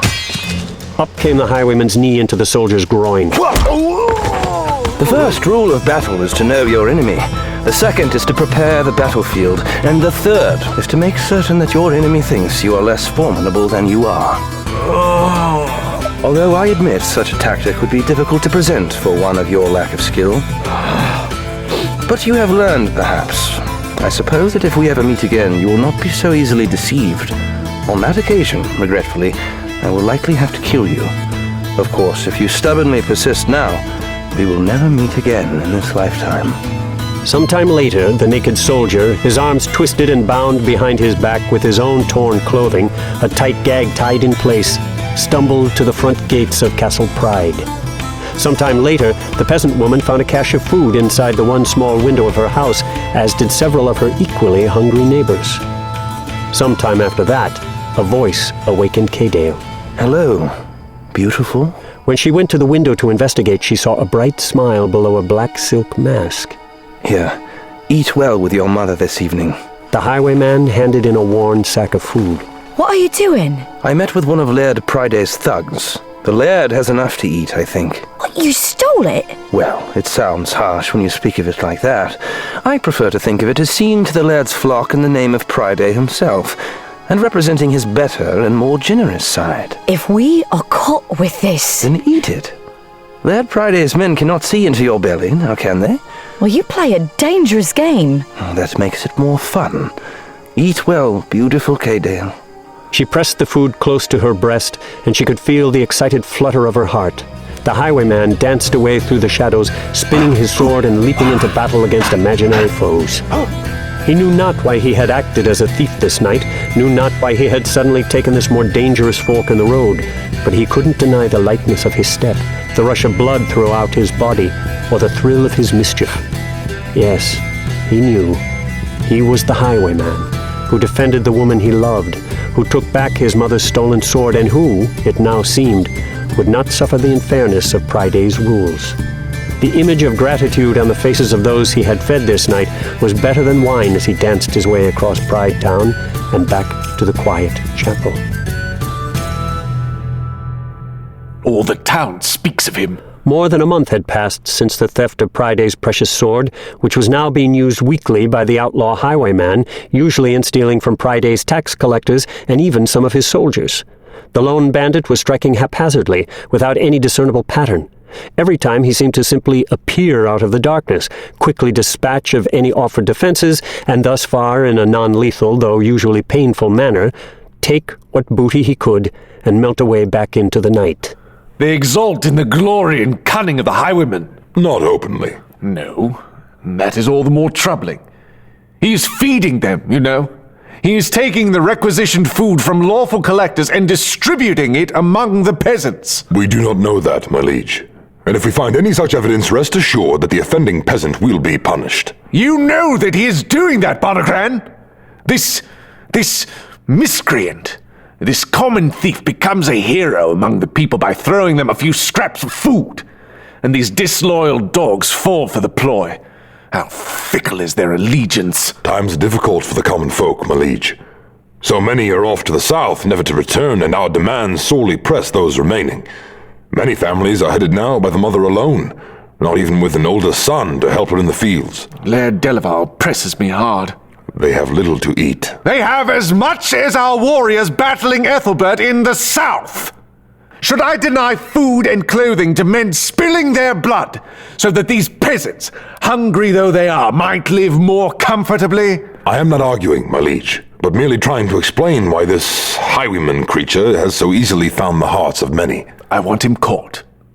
I want him dragged to the castle and burned alive. The people will frown upon you. Upon me? Nay. The execution of this one will fall to our Abel brothers, or to Bernivagar, if not them. Either way, he will die. Deservedly so. Prince Yeselnik, favoured nephew of Laird Delaval, is on his way. Double the scouts upon the road and send patrols of the castle guard out to the ends of Pridetown each night.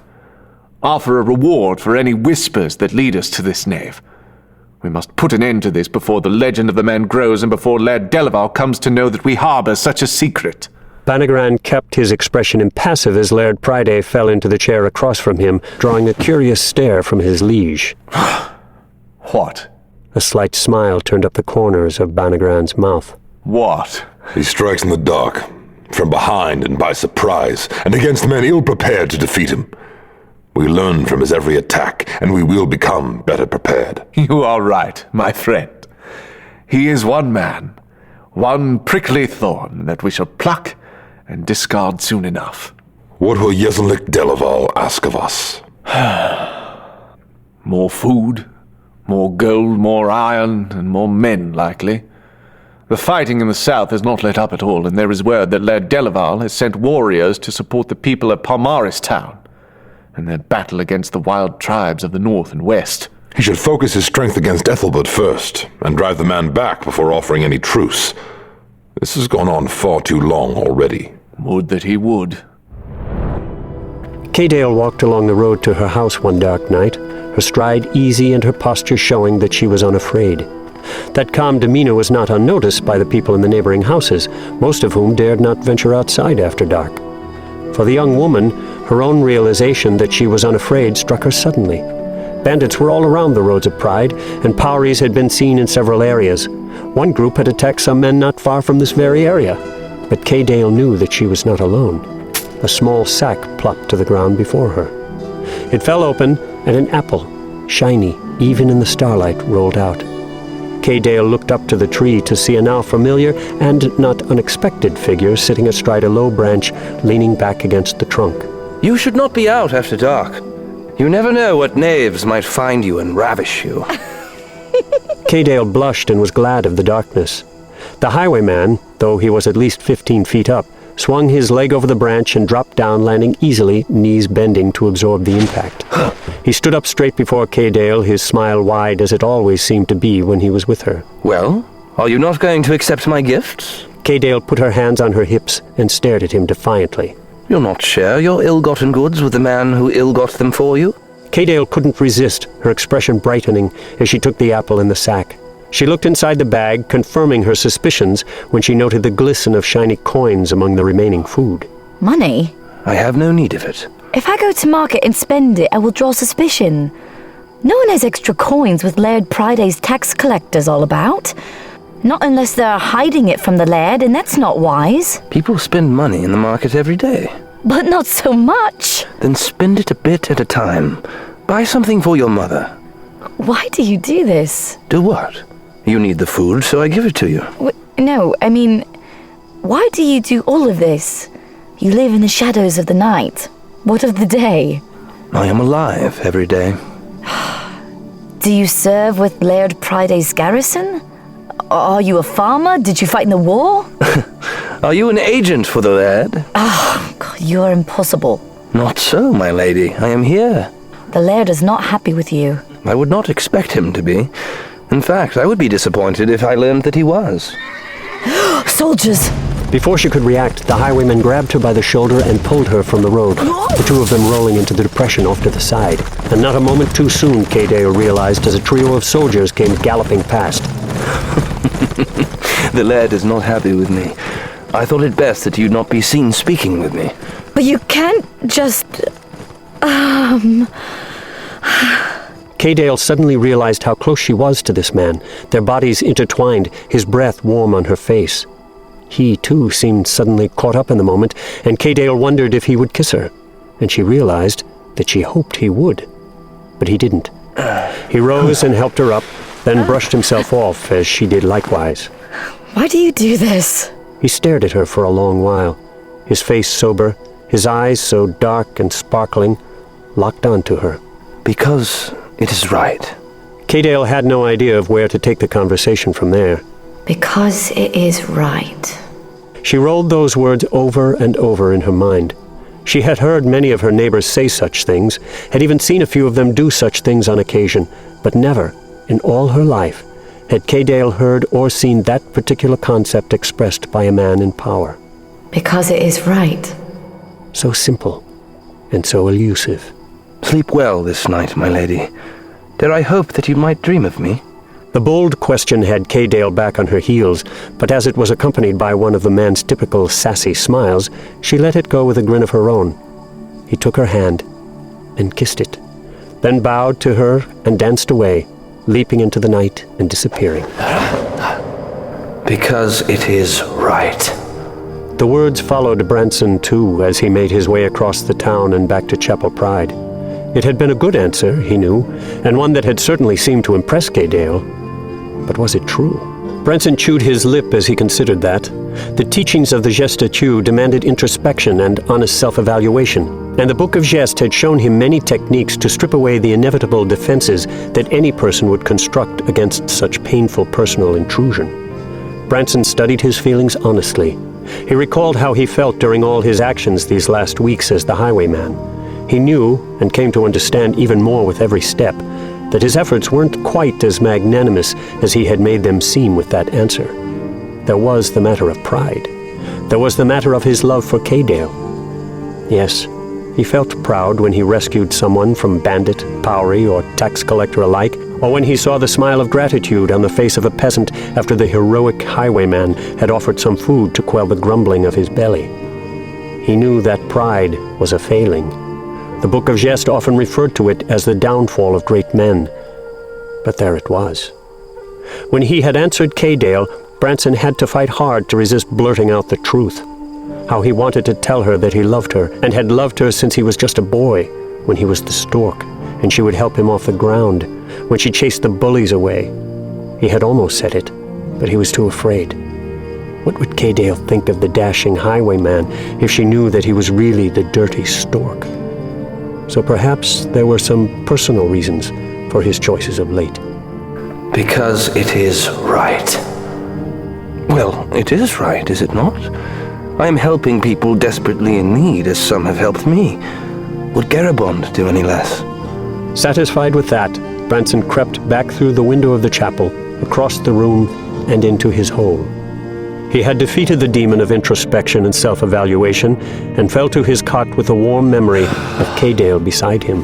He hadn't reached for the deeper self-evaluation, however, hadn't gone to the dark place in his heart where festered his frustration and anger, memories of his years of torment, thoughts of the missing Garibond and the horrible Bernivigar who had once mutilated the man, and resentment at his continuing ill treatment by the brothers who had taken him in and would not teach him to read. It all sat there, buried within, quietly waiting.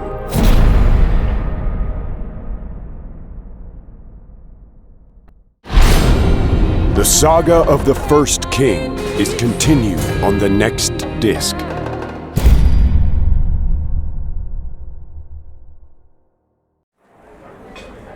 An impressive turnout.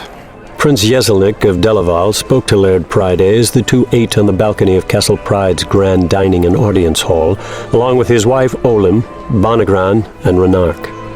The prince from the huge city at the mouth of the great river, the Mesur Delaval, was in Pride's estimation a fine example of Haunt's nobility. Tall and lean, physically fit, and deceptively strong, young Yeselnik sat with perfect posture and was perfectly groomed head to toe. His blonde hair was trimmed in the fashionable bowl cut, halfway over his ears, and he kept his light beard and goatee trimmed close. His clothing, of course, was of the finest cut, and the rich hues of expensive dyes, and he wore rings, bracelets, and a necklace of glittering precious metal and gems. It did not escape Pride's notice that among the 4 rings Yeselnik wore, 3 were sparkling gemstones of obvious value, but the 4th was set with a dull gray soul stone. Likely it was an enchanted item, one of the sacred stones that had escaped the Church of Blessed Abel, and probably as a gift from the brothers. Had they used this item to gain the favor of Laird Delaval? Certainly a soul stone ring, with its healing powers, would be a valuable asset to a nobleman. Pride made a mental note to speak with Master Bathalace about that. Below the foursome, the dining hall brimmed with activity. All the brothers were in attendance, as well as the many substantial landowners within Pride Holding. Notably absent was Barnivigar, who had, not surprisingly, refused the invitation. The old Samhaste would not bend to secular leaders, and he had not been invited to sit on the balcony with the laird and prince. Pryday wasn't sure how he viewed that. Was it principle or mere pride that guided the old wretch? In any case, it wasn't practical. The Samhastes had dominated the ways of haunts for centuries, and still held great power over the ever-fearful peasants. The only reason the Church of Blessed Abel had leaped so greatly in stature among the lairds was their monks' accommodating attitude toward the nobility, the true power among the folk. That, and the gifts they could bestow, like the ring Jeselnik wore, and the sword. The mere thought of his missing sword made Pryday wince, and he quickly covered it up by raising a goblet of wine to his lips. And I was pleased by the roadside reception, Laird Pryday. I see that your people understand the role Laird Delaval played in securing their freedom from the grasp of greedy Laird Ethelbert. We are grateful that Laird Delaval has seen fit to side with us against the intrusions. Laird Delaval respects the sovereignty of the smaller holdings. Of course, Laird Delaval cannot settle all of the problems of haunts alone. More than half the men of Pride Holding over the age of 12 are dead or fighting in the south. There's more to fighting a war than soldiers. And we are, in every respect, thin, Prince of Delaval. Every belly in Pride growls with hunger, and many of the peasants growl with mounting anger. How you control your peasants is of no concern to Laird Delaval. Kill a few and the others will be quiet. Olam's remark surprised the other four at the table. Renark smiled. Forgive my wife, I pray you. For speaking that which we all know to be true, that which the Samhastes have understood for centuries. Yes. Well, my good prince, you must understand that our demands on the people of Pride Holding have pushed them to the very edge of despair. Then push them over. Ethelbert is a stubborn foe, and for every Prideman killed, Delaval has lost 2. The fact that Delaval Holding had a population more than 20 times that of Pride, plus a fishing fleet that easily kept its people fed, was yet another of those troubling details that Pryday thought it best to not mention. Bernivagar will keep the peasants in line, my liege. Our warriors die in the south for the sake of your holdings, Laird Pryday. Need I remind you of that? Men of Laird Delaval do battle with those of Laird Ethelbert for your good. Laird Delaval has sent me here because more is needed. More coin, more supplies. And we will expect you to keep your ranks well stocked with soldiers to replace those who fall. This is the critical moment in our struggles with Laird Ethelbert. His lines are near to breaking, and he has found more resistance to his plans of conquest and domination than he expected from the various lairds along the Mantis Arm. Pryday kept his face emotionless. He knew that the resistance Ethelbert was facing was simply due to the deep pockets of Laird Delaval, who had made many of the other lairds a better offer, as he had done with Pryday. He also understood that Jeselnik's estimation of Ethelbert's weakness was more than a bit exaggerated. Many of Hans's lairds understood the truth of Delaval's offers, that autonomy was such only under the continued willingness and the fluctuating interpretations of Laird Delaval himself. If Delaval proved victorious in the struggles with Ethelbert, then, yes, Pryday would retain his power in Pride Holding. Balnagran here will lead the tax collectors out at the break of morn. Your wagon will leave laden with supplies. With coin and other valuables? Your own wagons may deliver the mundane supplies to the south. I expect to remain another 3 days. Will that suffice for your collection? 3 days it is. Noticing that Jeselnik wasn't even looking at him as he replied, Pryday followed the prince's gaze to the man's wife, who sat there, seeming perfectly giddy and glowing. You will pardon me and my wife for a few moments, good Laird Pryday. We have something we must discuss at once. I expect there will be little conversation between them. Laird Delaval's forces do battle for the good of Laird Delaval, not for Pride Holding. It matters not at all. For whatever reason, the army of Laird Delaval serves our purposes in their struggle with Laird Ethelbert, and so we do well to support our friend. In the end, we all see to our own needs. Branson loved days like this, when all the brothers, with the exception of Father Jarek and one usually sleeping attendant, were away. He tied the soul stone onto his forehead and finished his duties in a matter of minutes, then took up a sack with his highwayman garb, removed the soul stone, and went out of the abbey in the guise of the stork. He made his way to the river, and there, when he was sure that he was alone, became his true self. The highwayman looked all around, feeling strange in this guise when the sun was still bright in the sky. He knew that he'd have to be careful every step of his way, but he couldn't deny the thrill he now felt, as intense and exciting as the night when he had gone to Caydale's rescue. Branson knew that he shouldn't be enjoying the danger so profoundly. The Book of Geste didn't allow for such thrills, but he didn't deny it. And the young man, whose life had been so empty for all these years, didn't push the excitement away. Courting disaster and basking in the glow of danger, the highwayman set out, circling the town to the north, the one region of pride holding he did not know. He kept imagining that he would find his true sire on the road, but of course, he did not. He kept thinking of Caydale as well, and he knew that his roundabout course would take him to her eventually. It always did. He crossed fields of grain and followed the aroma of a baked treat very near to the windows of one cottage. He glanced all around and approached.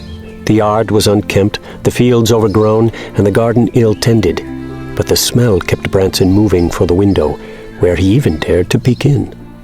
A peasant woman, perhaps 10 years older than he, went about her chores, a pair of young children at her feet. She wasn't particularly beautiful, but neither was she ugly, with the blonde hair and blue eyes so common among the folk of the region, and a body still relatively shapely despite the obvious difficult conditions around her. Branson studied her for a few moments, but then his nose drew his eyes to the middle of the room. On a small table sat a pie, steaming in the morning air, blueberry by the smell of it. The highwayman considered how he might get to that treat and take a slice, but it was just a mental exercise, for he had no desire to take anything from the peasants of Pride, who had next to nothing. He was still musing about the pie, glancing left and right and trying to figure out how he might get in the front door without being noticed, when he realized his error, for the woman turned around. Oh, please, ma'am, I mean you no harm. Oh, but you just scare us all to death. Oh, I think yourself to be a goblin or a powrie. Oh, and what's bringing yourself to me house, Mr. Highwayman? Oh, it was me pie, wasn't it? Come on in then. I'll cut you a good piece to fill your belly. Branson looked around to make sure that no one else was in the area, then, with a shrug, pulled himself through the window and took an offered seat at the table. I came to steal a cent of your pie, not to take food from your family. Bah, you've earned that and more. What do you know of me? I know that you kicked them beasties bothering poor Caydale. I know that them tax collectors, bestest ballsy bar take them all, keep looking over their shoulders for fear that you'll strip them naked and run them into town. What more am I needing to know than that? As she finished, she pulled out a knife, cut fully a quarter of the pie, and heaped it onto a wooden plate. Eat up, highwayman, and if you're still hungry, I'll chop you another slice. Branson couldn't deny the growling in his stomach, and so he did begin to munch on the wonderful berry pie. The woman rambled on and on as he ate the pie, and she gradually shifted the conversation to the subject of her missing husband, repeatedly saying that he'd been gone so long, so terribly long, you can't imagine how lonely I am. Naive, Branson didn't even catch on to her leading statements until he finished the pie and she moved to cut him another piece. Please, you must stay for another piece.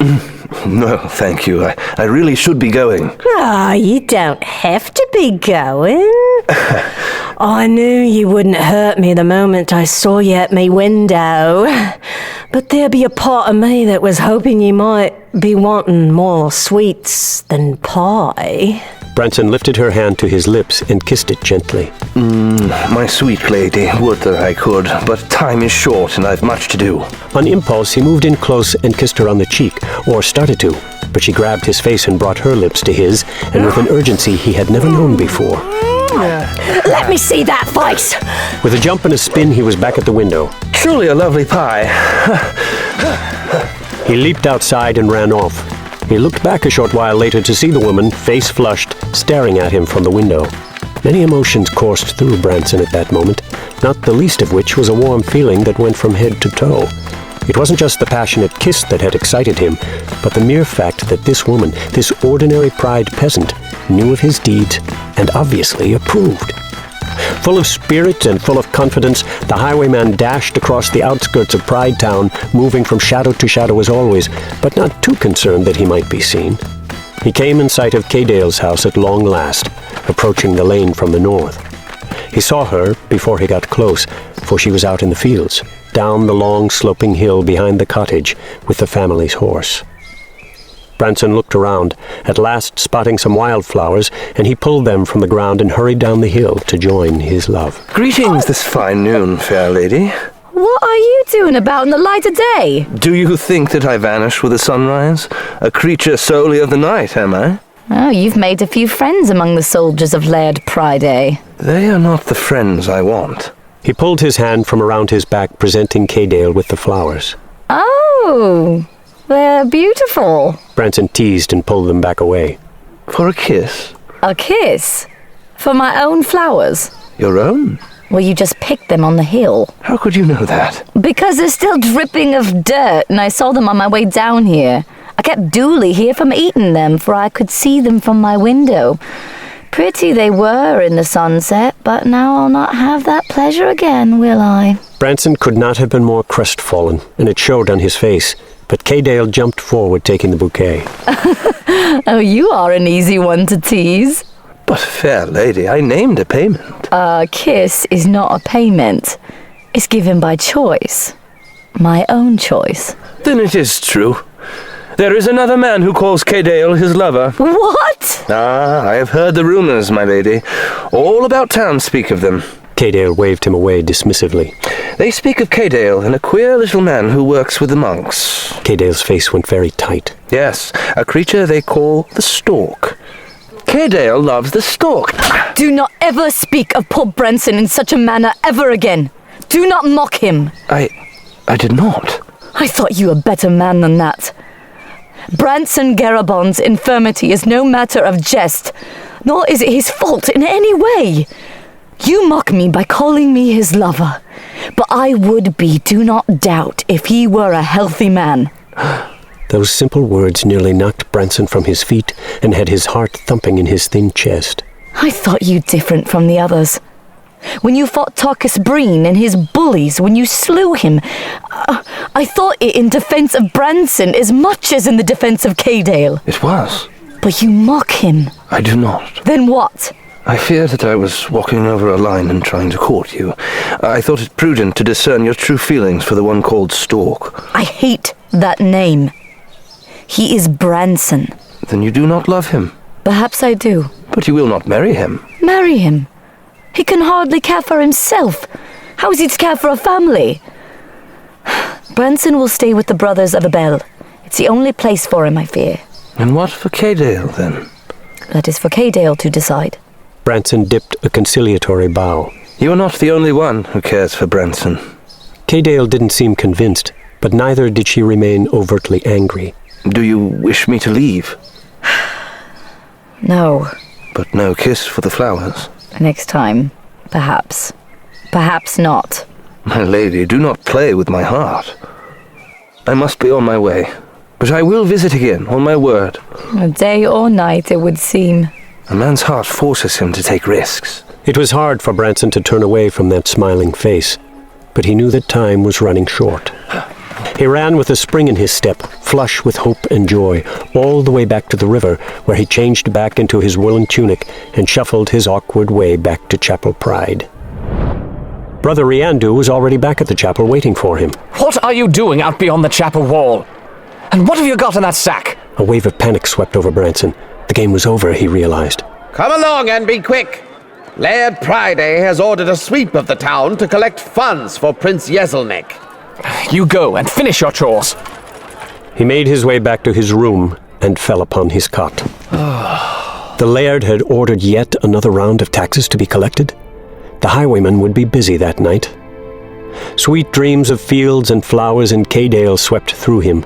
His body felt again the warmth of the peasant woman's kiss, but his mind substituted his love for the farm woman. Somewhere deep inside, the sleeping Branson knew that her kisses would be sweeter.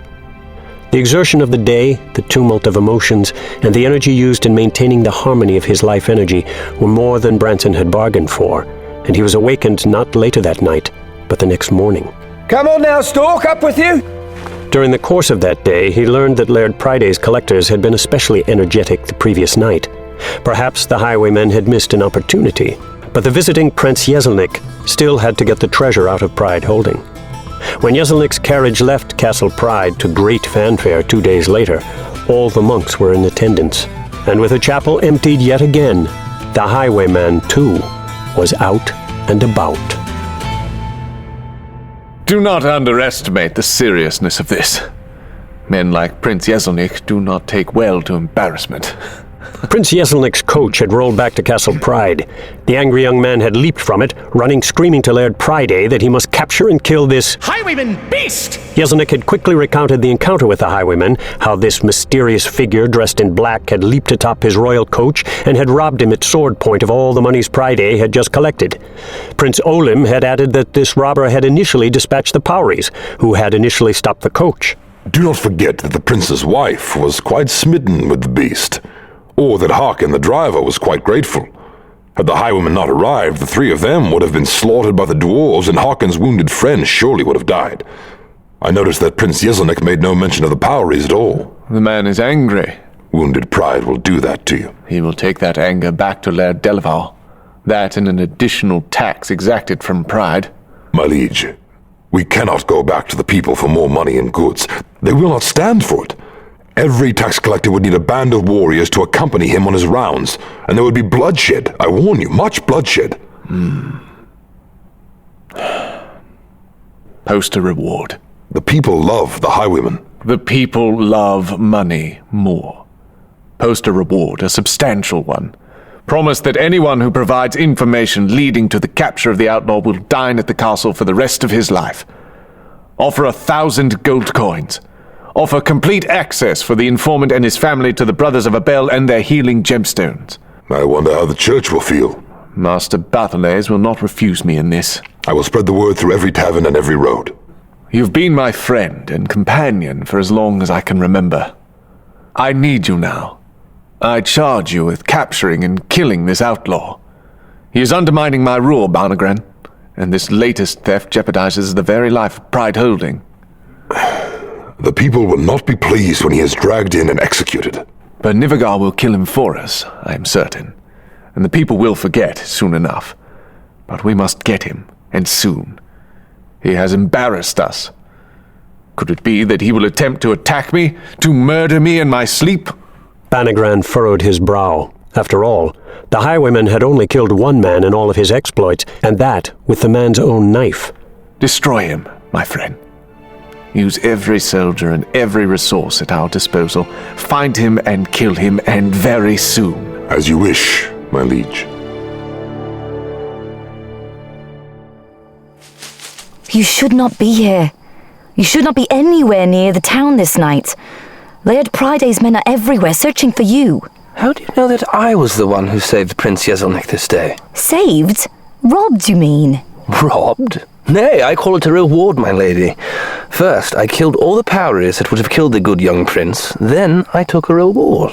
Oh, that's not what they are saying. Do you believe that any nobleman would be brave enough to admit that he was rescued? And by an outlaw highwayman? No. Prince Yeselnik's pride will not allow him to include that little detail in his recounting of the encounter. Kaydale managed to smile, but she glanced all around nervously, as if expecting Laird Priday's soldiers to leap upon her. Perhaps I should have let the Powries finish him and his wife before taking my reward.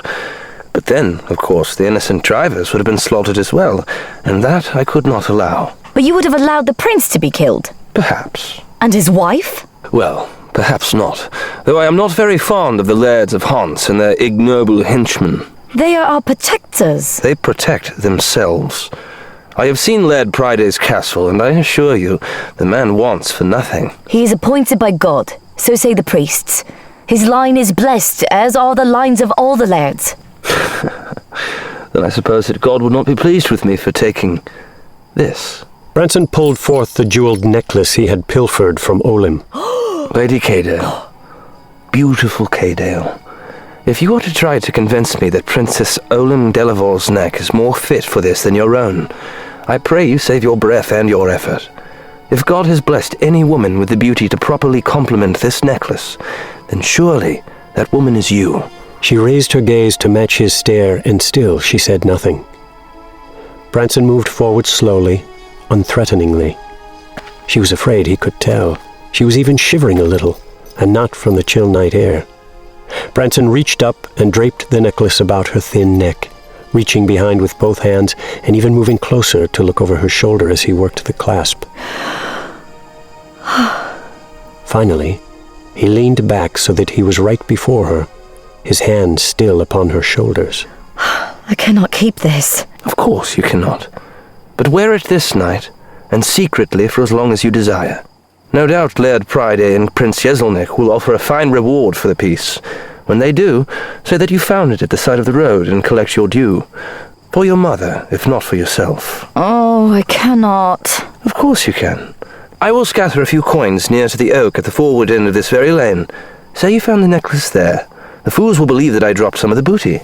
But... What else am I to do with it? I have no need of coin, am well fed and well housed. Then why do you steal? Because I know that I am among the few who can so make such a claim of health and comfort. Because I know that Laird Pryday and all the other noblemen live in luxury while the rest toil for their benefit, even die for their benefit. And because it's fun. And I do appreciate beautiful things. And truly, that necklace is a pale bauble beside the beauty I now see. Upon you, it shines so much the brighter. She blushed and couldn't hide her smile, and she started to look away. But Branson wouldn't let her. He brought his hand up beside her cheek and slowly turned her to face him directly. He couldn't resist her then. Her smell, her warm breath, her beauty in the starlight. And so he leaned forward and dared to press his lips against hers. To his amazement, she did not pull away from him, and her arms came up around his back, pulling him closer. For Branson, there had never been a moment as sweet. Cadale pulled back after a long and lingering moment. Oh, God, I should not have done that. Oh, but I want to do it again. But I do. Have you never kissed a woman before? One kissed me once. Only one? A rogue like you? And how many men has Cadale kissed? None before like that. One more kiss before I go? Just one, just a kiss. And then you must be on your way, Highwayman. Branson came forward in a rush, but Cadale held him back long enough to calm him. Then she kissed him, long and soft and sweet. The taste of her followed him all the way back to Chapel Pride, all the way back to his dark and dirty hole. Callan brought her hand to her mouth to hide her gasp, and she felt for a moment as if she would simply fall over. Never in her life had she ever seen any piece of jewelry as fabulous as the necklace Cadale was wearing. You saw him again? No, I found it by the side of the road, along with these. You didn't find anything. Under the tree, Mother. There might be more. You and I can go look in the morning's light. Cadale! You've not ever lied to me before.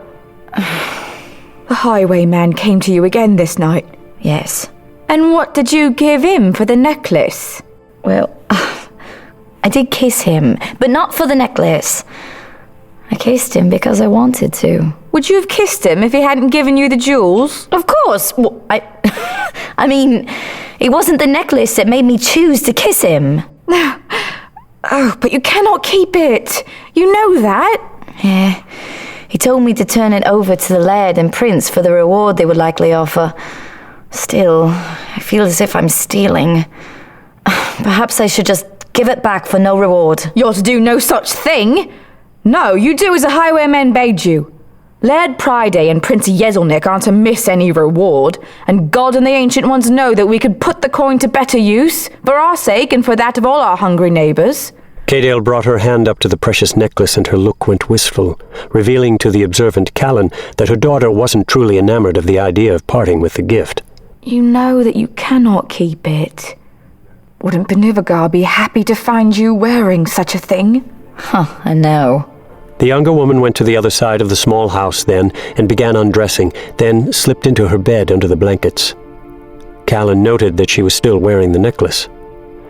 Callan just smiled about it, however, and was both glad that her daughter had apparently found love, and terribly afraid of this man who had become the object of Cadale's affections. Any feelings of levity Branson held about his exploits and the frustration he was causing to Laird Priday were lost the next day when, out in the courtyard of Chapel Pride, he saw the results of that frustration. Soldiers were everywhere, it seemed, moving about the streets and banging on the doors. The stork overheard one conversation along the roadside not far away. What do you know of him?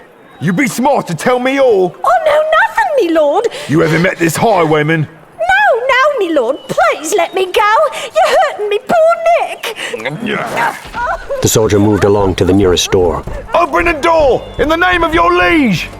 Anger welled inside Branson, and it was all he could do to suppress his urge to don his black outfit and have a word with that man and all the others. The stork bit his lip and forced himself to calm down. The laird was angry and his soldiers were bullying some folks, but it was nothing serious. A smile wound its way onto the stork's crooked face, and suddenly he found that he was thrilled that he was so troubling the powers of Pride Holding, and even those beyond. He used the recollection of Prince Yeselnik's face to block out the image of the frightened young woman. Yes, that was a pleasing memory. Branson vowed to himself that he would step up his pace, that he would infuriate Laird Priday beyond reason. How far could he push it? How long would he have to go to force the laird to make concessions to him? He fantasized about that, about being called to a meeting wherein Priday offered his surrender. Wouldn't he be a hero to the common folk then? And wouldn't Cadale love him all the more?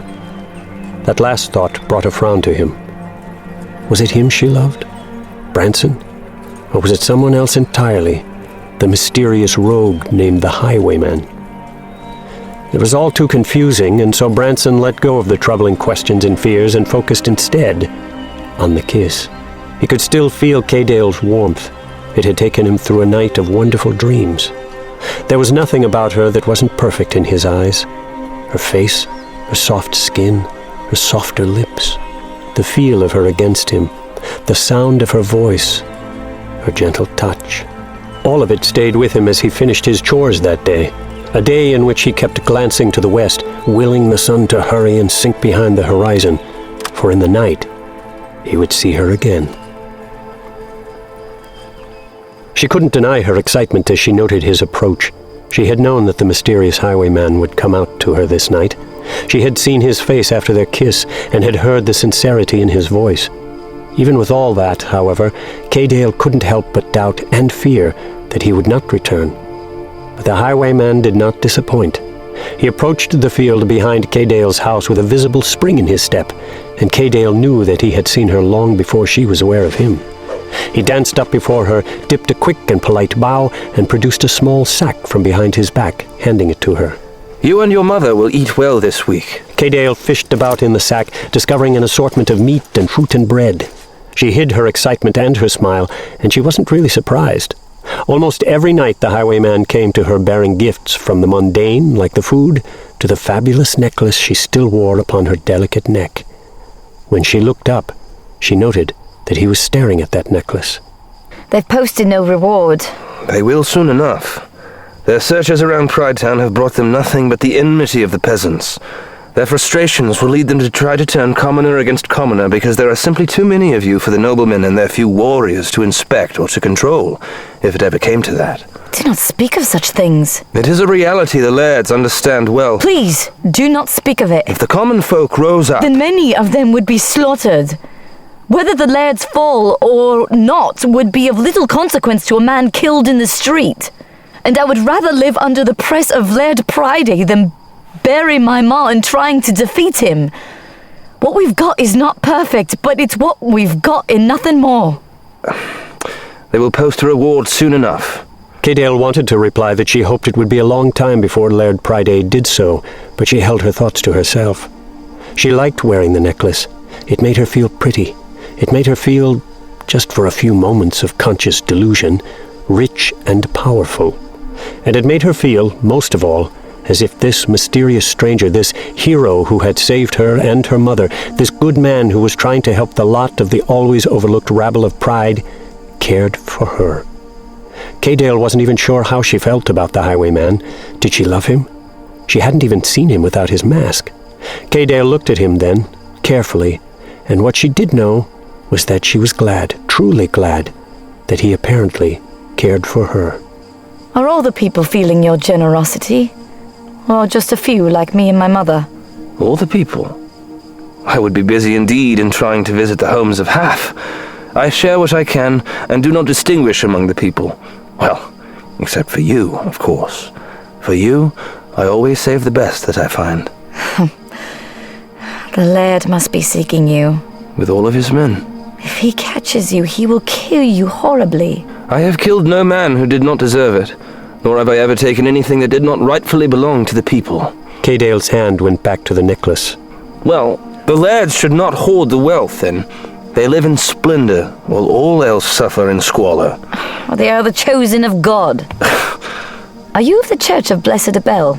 Well, no. A Samhaste? Never that. Then... Do not think me a godless man. I see good in much of what the Brothers of Abel attempt to accomplish, and many of their actions are wrought of generosity. But there is more to the world than they know, I am certain, and so I do not limit myself to the beliefs they present. You know better than the Church. The Highwayman shrugged in that confident way of his. Kaydale let it go at that. They talked some more about nothing in particular, and nothing of any real importance, and Kaydale soon began to understand that the Highwayman was just stalling, stretching out the conversation in the hope of... He was nervous. So was she. Kaydale, time for bed. I must be going. She came forward and offered him another kiss, thinking to make it just a quick peck, but he caught her and held them pressed together, and for a long and wonderful moment, Kaydale didn't try to wiggle away. Thoughts of Kaydale followed Branson as he made his way across Pride Town. Once again this night, many of Laird Pryde's soldiers were about, as well as tax collectors moving from house to house and pestering the peasants. Branson was in no mood for violence that night, no mood for catching one of those money grubbers in a dark corner and stripping him of his ill-gotten coin and foodstuffs. He did veer from his course at one point, however, when he noted firelight far to the east. He headed toward the campfire out of the main town, moving through a copse of trees and then across a small field to a second copse. Several men sat around the fire over which a pig roasted. They were vagabonds, Branson knew, dispossessed by the many battles and the weight of their disappointment. All had wild beards and all were incredibly dirty. These were the outcasts of Pride Holding, the forgotten men wandering the shadows at the edges of the civilized town. Branson had seen many such men, perhaps some of these very ones at Chapel Pride, coming in to beg for food or magical gemstone relief from their maladies. Ah! Good enough for Laird Pride, I say. Tired of fighting. Watch 3 of me friends fall to the swords of Ethelbert. 3's enough. 3's too many. Well, I'm not seeing how his highwayman's to help us from having that number go up. Nor am I seeing how he's to stop myself from going back to the south of Laird Pryde's bidding. But you're not for crying over Pryde's money losses now, are you? Laird Pryde can afford the losses. Without even thinking of it, the highwayman rose and stepped into the firelight. Hold, I pray you. I come not as any foe, but simply as another traveller this night. You're him! Branson shrugged. You're the one stealing everything! Not everything, and not for myself, of course. Laird Pryde has more than enough food and coin, I know, and so I am merely helping him to distribute his goods to those in need. Sit down, then. Take some food with us and tell us your tale. Branson did take a seat on one of the fallen logs that formed the seats in their camp, and he did take a chunk of the offered meat. He didn't tell them any tales, however, and he just answered their barrage of questions with grunts and shrugs.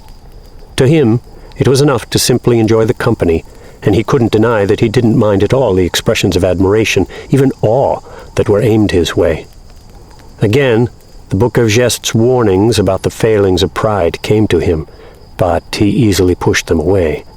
For it all seemed like an innocent encounter of little importance, and so what matter if he indulged himself a bit by basking in their admiration? Are you looking for high-ons then, Master Highwayman? Are you needing some strong men to help you with their work? Before he could explore the idea more with some questions of his hosts, he noted something else. He noted that one of the men was holding a skinning knife with a dull white bone handle. May I see your knife? What? What is? The man handed it over. An old one, and not much to see, but holding a fine edge, don't you doubt? Branson took the blade, thinking how much it resembled the one Garabond had always used back at the lake. That thought amused him, until he rolled the knife over and noted a stain on its handle just below the blade, and a nick in the blade itself. Branson froze, his eyes going wide. There could not be a second knife like this one, with such a similar stain and nick. Branson stared at it, remembering the many times he had seen this very blade, this exact knife, in Garabond's hand.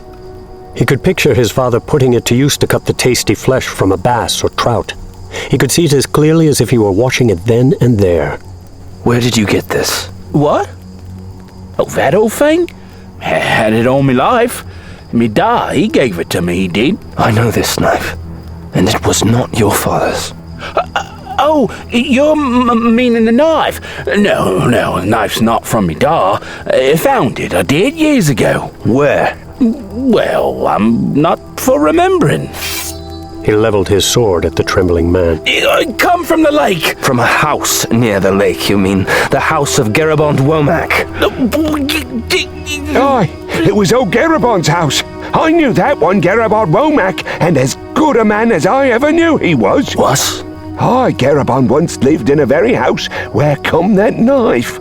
Where is he now? Garabond Womack, he's dead from all I heard, and so he must be. Many went to the house and took what was there. Branson's eyes flashed with sudden anger. Oh, that's the way of it. So many have so little. When one's dying, we're not to let their belongings go to waste. Garabond is not dead. Well, he's been gone a lot of years, and so it's the same. Branson shook his head. None of it made any sense to him. Garabond couldn't be dead. What had Brother Riandu said? That he had moved south. But Branson remembered, too, that Brother Riandu would not meet his eyes. And Branson thought of his last visit to the house on the lake, of the strangers he had seen there, fishing and going about their business as if that was their home. A fit of trembling began at the base of Branson's spine and worked its way steadily up. Garabond dead? The thought hammered at him, for never had he even considered such a thing. Garabond was the foundation of all his life, and for 10 years Branson had held fast the fantasy of going back to him, of showing him that his son was all right after all. What more do you know? I know that you're holding me knife. Garabond's knife. Branson noted the expressions coming at him from all the men, and most of those looks registered disappointment. They had invited him to dine with them, though they rarely had enough to eat, he knew. They had offered to join with him. They thought him a hero of the common folk. Branson tossed the knife down before the man.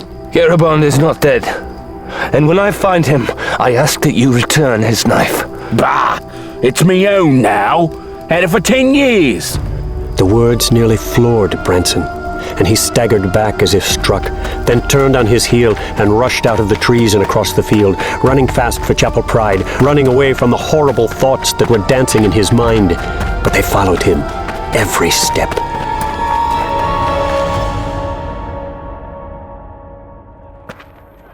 Banagran walked through the streets of Pride Town, remembering his last conversation with Laird Pryday. He had not often seen his friend so animated and agitated. The continuing war threat to Pride Holding had the Laird on the edge, and this Highwayman character was threatening to push him right over. Every day at breakfast, Pryday spoke of nothing else, feverishly working with Banagran and Renark to try to find some clues as to how they might apprehend the rogue. Every day they related the same stories over and over again. Pryday had even bade Renark to ask Benivagar for help, something the secular ruler had always been loath to do. Banagran tried a rational approach now, focusing on the patterns of the attacks, from the first sighting of the Highwayman to the last. His thoughts and instincts kept going back to the first incident, the only one in which anyone had been seriously hurt, other than one of Yeselnik's drivers in the Powery attack. As chance would have it, with those very thoughts in mind, he spotted Rulio Neuland, who had been among the 5 that the Highwaymen had defeated, walking along the road by the marketplace. I would speak with you, young Neuland. You were there that night when Tarkus Breen was murdered. Yes? I wish to hear the tale. I told it in full. We all did. And you will tell me again. The cringing Rulio recounted the tale of that fateful night, a story that seemed strained now to Banagran and not completely in line with what he had heard those weeks before. Banagran purposely doubted every word and searched for weaknesses in the logical chain of events. You and your friends were drunk. Aye, he could not have defeated us all if we were not. And this happened out on the West Road, out by Gorham's Hill? Aye, as we told you, way out there. Where did you come by the drink? Inkerby's. It was a well-known tavern in Pride Town, under the shadow of the castle, and often frequented by soldiers. Banagran tried to hide his smile as he caught on. Why would 5 drunken men, troublemakers all he knew, wander from Inkerby's, which was frequented by many of the local whores, all the way out to the western edge of Pride Town? To his knowledge, none of the 5 in question lived out that way. Well, we were drinking and needed to walk it off a bit. Me ma's not in favour of me. Gorham's Hill is a long walk from town. Just walking is all. To Gorham's Hill? From Inkerby's? Aye. 2 strides put them across the alley where Banagran slammed Rulio up against the wall. You tell me why you're out by Gorham's Hill. I just... My polite questioning fast approaches its end. Was the wench Cadale? Cadale? She lives out there. Nothing but trouble for us all. Teasing all the town men with the charms and protecting that ugly stalk beast who hides in the chapel. Banagran put him down and Rulio slumped back against the wall. What are you blabbering about, man? We just wanted to teach us some respect. Who? Cadale? Aye, the wench. I know not of her. She's living out by Gorham's Hill with her ma. Was Targus Breen's idea to pay him a visit. She fought him here in town, defending that ugly little stalk. And so you went out there to teach her a lesson? Someone had to. And did you? To teach her, I mean? We was going to. Did you find her? Aye, we knew where she lived, her and her ma. We had her ready to learn, but then the highwayman showed up and... He showed up and defended the women. Wasn't any of his business. And he beat up you and your brother? Aye, and he murdered Tarkus. Show me this house by Gorham's Hill. I would like to see this woman, this Cadale. Later that day, after sighting the house in Cadale, Banagran went back to Castle Pride and alerted his spies. He thought to go to Laird Priday with his hunch, but changed his mind. Perhaps Rulio's admission was important. Perhaps not. Gildeban Cobb rested back against the trunk of a tree, relaxed and quite pleased with himself. For months the slender soldier had worked hard to get in Banagran's favor, and now his efforts at last seemed to be paying dividends. All those who had fought in the ranks beside Gildeban were back in the south, warring with the savages from Ethelbert. But not Gildeban. Banagran hadn't sent him back, for he had given Banagran reason to keep him around. Any errand, asked or unasked, the man had jumped to complete. He had scouted out the most tempting ladies in all the taverns of Pride Holding, and even beyond Pride Holding, and had brought them to his commander. It was all in the details, Gildeban knew, and his attention to those little things had landed him this wonderful duty, watching the house of a pair of pretty women, mother and daughter, while his former comrades were off again at war.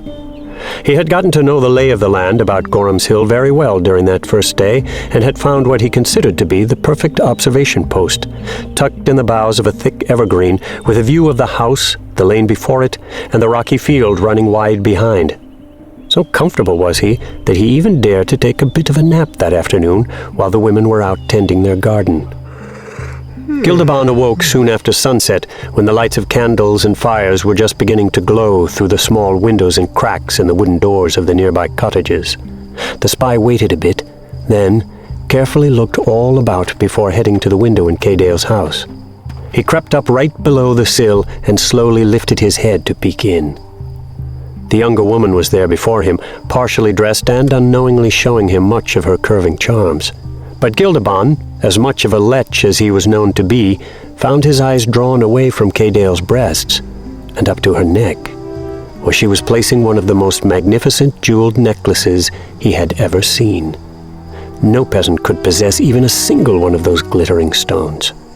Trembling, Gildeban finally managed to tear himself away from the amazing sight, and he lowered himself to the ground and slunk away.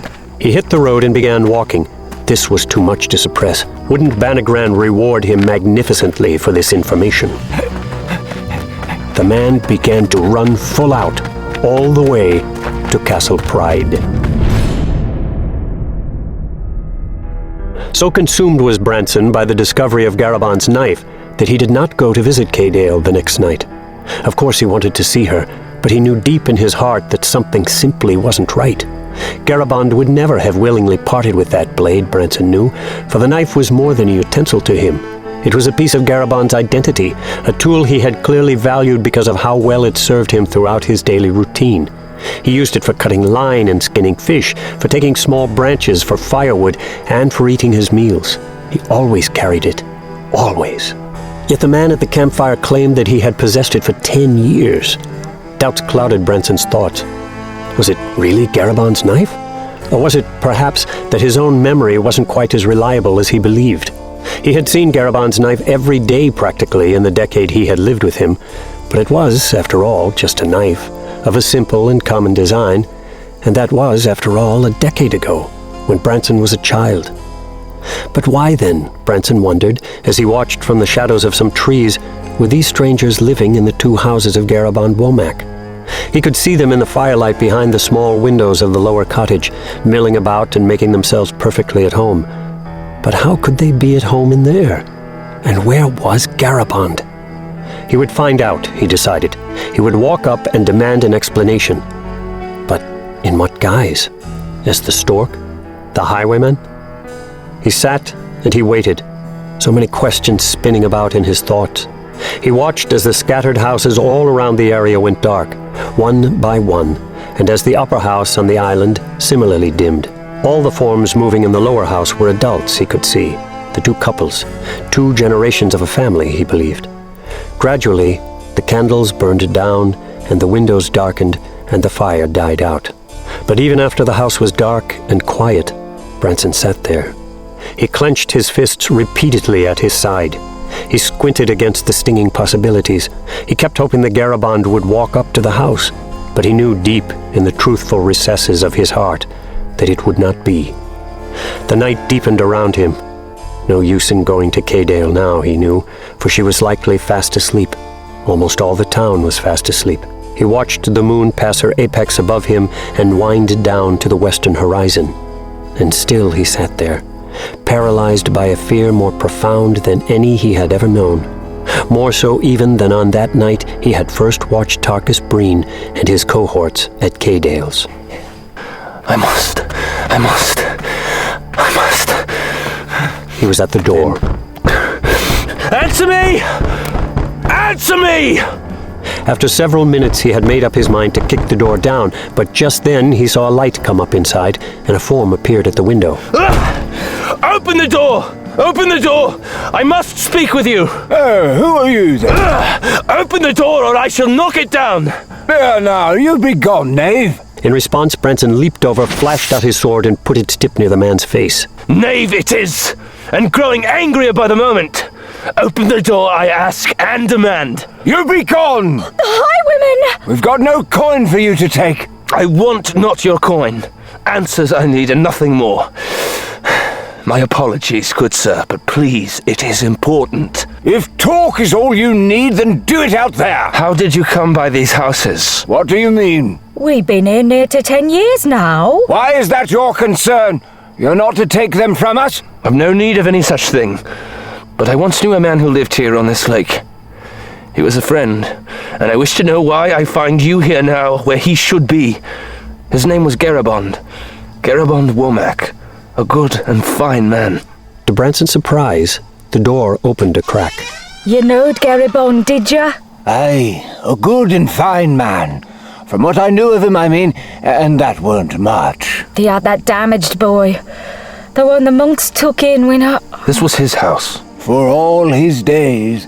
Branson started to nod, and then the words hit him hard as he came to understand their clear implication. 'Twas Taro there that buried him them 10 years ago. He must be mistaken. 10 years, you say? Aye, was 10 years. Garabond was dead when the monks came and took this damaged boy? Was a few weeks later that the monks returned for Garabond with the soldiers. Aye, I'm never to forget that day. They went all through this house, tearing it up, and then they took him. The woman stepped forward and pointed down the lakeshore to Branson's right. Right over there is where they did it. Did what? They burned him. Staked him up, branded him a heretic, and burned him alive. And them's the ones who's saying that theirs is the gentle way and the gentle God, and not like old Bernivigar. The monks. The monks from the chapel murdered Garabond. I, Master Bathalace, and the others, with the help of Laird Priday's soldiers, of course, and it weren't murder if Garabond was guilty of heresy, as they claimed, I'd say. Murder's murder. Branson felt his knees go weak, and he knew that he had to get out of there. His stomach began to churn. He half-turned. Highwayman, you've got quite The man's voice drifted off behind Branson as he staggered away back toward the trees. Master Bathalace and the others would never do such a thing. But Branson's inner denials rang hollow. He pictured again the knife held by the stranger at the campfire. He wondered suddenly why Garabond had never once come to Chapel Pride to visit him. Never before had he even considered that fact. But why had his beloved father stayed away for all these years? A sense of profound aimlessness washed over Branson, a complete unhinging of all his focus and purpose that manifested itself in his lifeline of chi. He staggered and stumbled and fell more than once as he made for the copse, finally leaning heavily on one tree.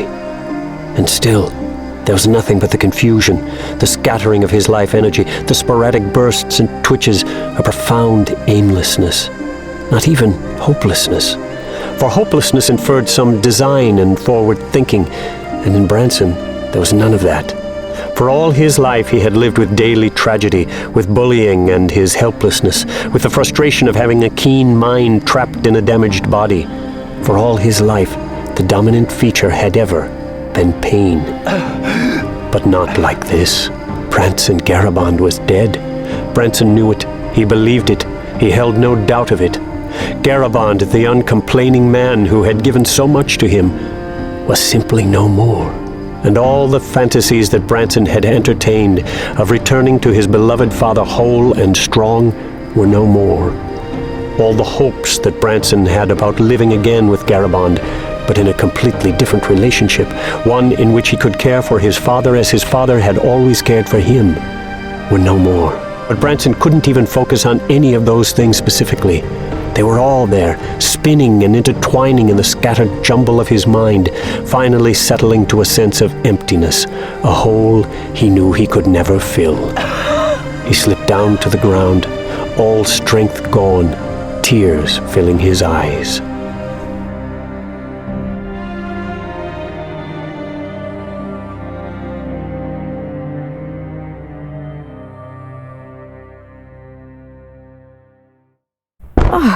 Who could it be right now?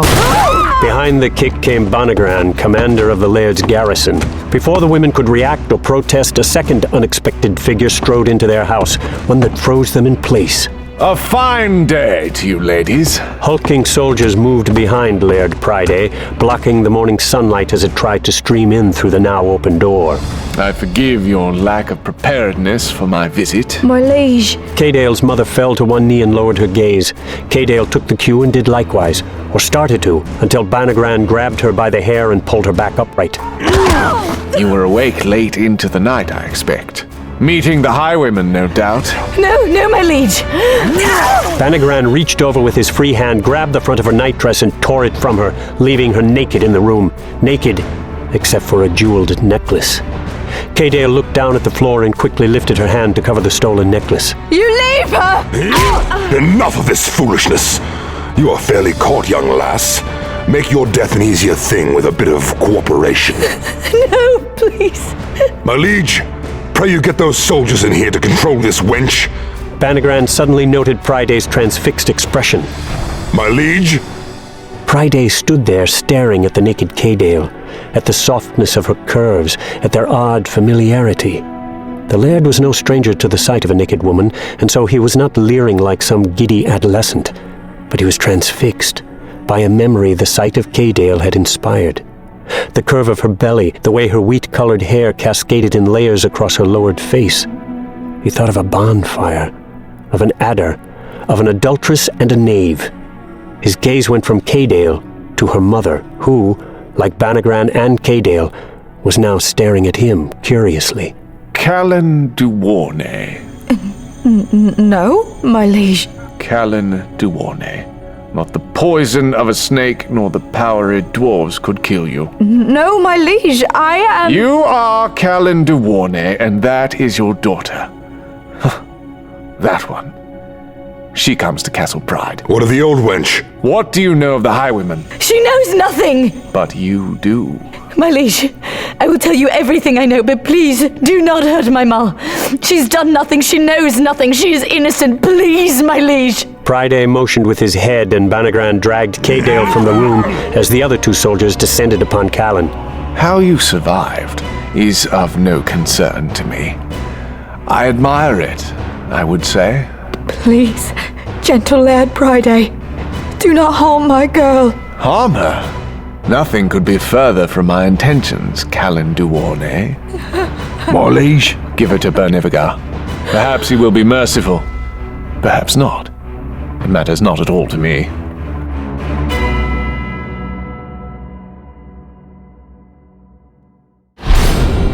The Saga of the First King is continued on the next disc.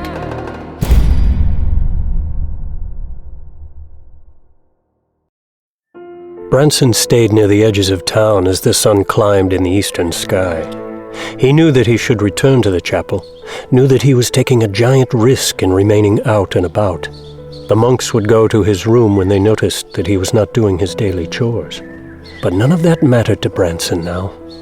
Nothing beyond the reality of Garabon's death mattered. He couldn't believe the tale those living in what had once been his home had told him. He couldn't imagine that Master Batholet, scowling as he often was, could be so despicably cruel as to have murdered a man as fine as Garabond. And what of Brother Riandu? Perhaps Riandu wasn't as powerful in the Order back then as he was now, but certainly he would have protested the execution. It made no sense to Branson as he wandered through the shadows under the many trees that marked the outskirts of Pride Town. And yet, he found that he could not deny that which was obvious. The man at the campfire had Garabon's knife. The people in his house were sincere, and why would they lie, given that such a lie might well mark their doom at the hands of this masked stranger who had come banging on their door? Branson knew that they couldn't be telling the truth, that Garabon couldn't be dead, and certainly not by the hands of the brothers who had been his protectors all these years. And yet he knew that they certainly were speaking honestly. He had seen it in their faces. At one cluster of trees, the weary young man plopped down in the shade and leaned back against a white birch. He tried to sort through every memory he had of every encounter even remotely related to Garabon these past 10 years.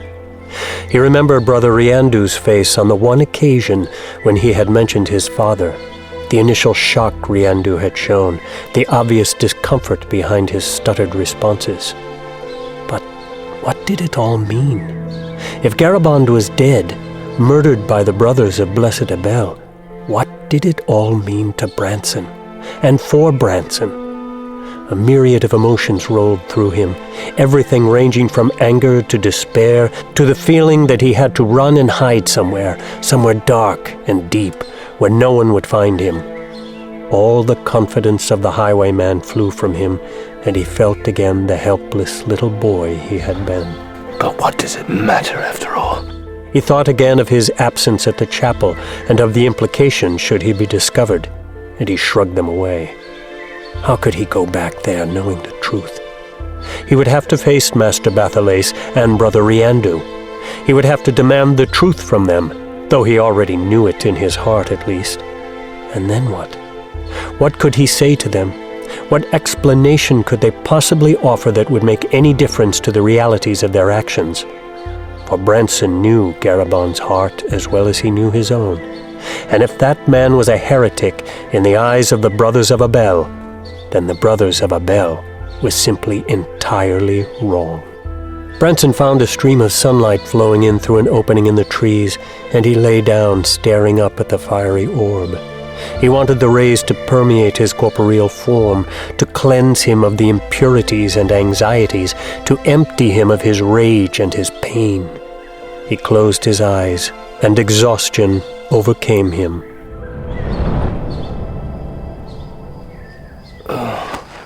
He knew at once when he awoke that the day was nearing its end, and that any hope he might hold of sneaking into the chapel unnoticed was long lost. Instinctively, he began concocting possible explanations and excuses to explain the absence of the stork. But then he stopped himself, coming to understand clearly that he truly had no intention of ever returning to the chapel as the stork, of serving the wretched brothers of Abel. He would go back, perhaps, but as the Highwayman, formidable and angry and demanding the entire truth of Garabon's fate. He wasn't ready to travel that mental course. No, not ready. Not yet. But what was he to do? Branson glanced to the west and the lowering sun, its rim just beginning to brush the horizon. The world seemed so huge to him, and so imposing, and he felt so small and so empty, without anywhere to go, without anyone on whom he could lean his weary frame. No, that wasn't true, he realized. And before he even sorted out the emotion, his feet were already moving, propelling him to the south and west, toward the house of the one person in all the world Branson felt he could still trust.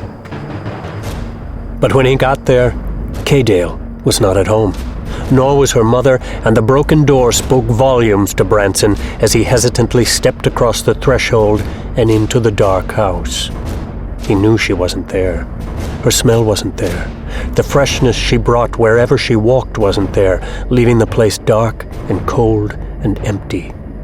His eyes adjusted to the dim light, and he slowly and deliberately scanned the room, afraid as his gaze roamed over every inch of space that he would find the body of his beloved. Nothing was amiss, save the broken door.